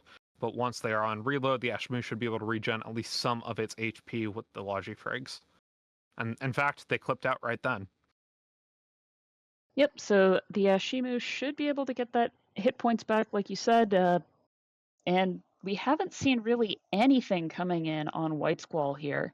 No, all their ships looking quite comfortable. That Hyena still sitting perfectly happy. Armageddon Navy no longer taking damage. So even though Ushra'Khan has this larger damage bar, or had, they haven't been able to apply it. No, they have not. Right now, it's just drone damage on the Ashimu, but you see the Navitas and the Inquisitor just haven't been able to get anything. And finally, the reload happens. They get their clip, finish off the Ashimu, and we see some damage now into this Typhoon fleet issue of Kale Moonshine. This is where Rapid Heavy comps tend to have issues, is killing battleships. They're really good at killing battle cruisers and cruisers, but anything else is either too small for the missiles or too large to be clipped out. But they still have all 3 of their battleships, and there is not a whole lot of rep. You see the purple portion of the Ushra'Khan defense bar not that big in relation to the blue part of the defense bar, and White Squalls is already off the charts. We see some damage still going in on the Kale Moonshine as the Inquisitor gets finished off by drones. And this Typhoon fleet issue goes into low armor. Doesn't look to have an active rep on it and should end up falling. Or if it did have an active rep, those energy neutralizers from the Armageddon Navy issues are punishing on the capacitor of any ship that they get to spend some time on. And they have been neuting Kale Moonshine for a while, and they're neuting the Det Resprox and the Navy Myrmidon as well. As we can see, the other Navitas dropping. We are just watching White Squall try to clean up. They have clipped Kale Moonshine, getting some of that hit point back, but it's not going to be enough to survive the next onslaught from the Rapid Heavies. Yeah, and that's the thing. Even with 3 Rapid Heavy ships, you have trouble killing other battleships, especially highly tanked ones like Typhoon Fleet issues or Armageddon Navy issues. So they will eventually kill this Typhoon Fleet issue, as he doesn't have any Logi on him, and he's only relying on what is an Ansel rep that is probably already out of Nanite. So they will take down this Typhoon Fleet issue. Meanwhile, Yabi and the Armageddon Navy has just been primaried this entire time by Ushra'Khan, but he has been totally okay. And we see the Typhoon Fleet issue, after the Rapid Heavy reload, goes down pretty quickly. Yeah, we haven't seen a ton of newts going on to that Deacon or Inquisitor for White Squall. So in addition to Yabi's own local rep, the Logi's also there to keep him nicely topped up. And, it's a bit unfortunate for Ushra'Khan, one of the oldest alliances in the game, to be out of the tournament after losing both their matches and feeders, but I salute them, as they have been participating with the AT for the last couple of feeder matches, or last couple of feeder years, at the very least. We saw them 2 years ago actually be okay, win a couple matches in their bracket during the Minmatar Alliance tournament, But this time around, they will be knocked out of the tournament and back to Minmatar Lowsec to fleet up with Fleet and go on their crusade in Providence. That's an interesting one to read about on Reddit if you ever get the chance. Yep, and we did get to hear from their spokesperson. Great video. Unfortunately, this is their last match of the tournament as we watch this last Navy Myrmidon tackled, webbed, disrupted, neuted, and I think unfortunately the battleships might have just clipped as they switched to primary the Navy Myrmidons, because not tanking, holding on for much longer than I would expect, and sure enough, those battleships are not shooting yet. So we will watch as the Navy Myrmidon survives as long as he can. The beautiful explosions, high-res graphics from the stream. As the Navy Myrmidon falls, we'll send it back to the desk for the last wrap-up of the day. And with that, we say goodbye to Ushra'Khan as they sadly leave us here in Alliance Tournament 20. They will not progress to the main tournament. White Squall, of course, will continue to be here next week where they face, I think, Ronin Reloaded. So that should be a pretty tough match for both of those teams, two very good teams. I very much look forward to seeing that. All right, that was our last match of the day. So I just want to say thank you to everyone who participated, especially if you have competed in a match today. If you're a pilot in a match, or if you're part of the practice partners, the theory crafters, or even just sitting on your Alliance comms, watching and cheering on your team, thank you for watching. Thank you for participating. Thank you all in Twitch chat for your hot takes. Most of them are wrong, but we'll fix that with given enough time. And of course, thank you to the crew, the casting crew, for making this whole thing happen. We had myself, CSP Overload, we had Ali Aras, we had Blackbird Pirate, we had Wingnut Cross, Moderator, Mystical Might, Fear Vina, Philandabite, Denthumkul, Starfleet Commander, Theronth Valarax, Nova Terra Ren. We also had some button presses in the background, Bayart J, Brett Thomas, Discreet Error.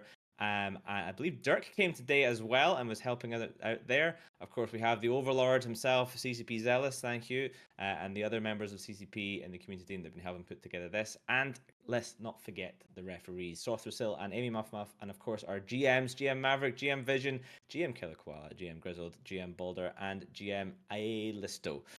Once again, I have been CSP Overload. We will be back next week for weekend 2 of the Alliance Urban 20 feeders. We'll see you then.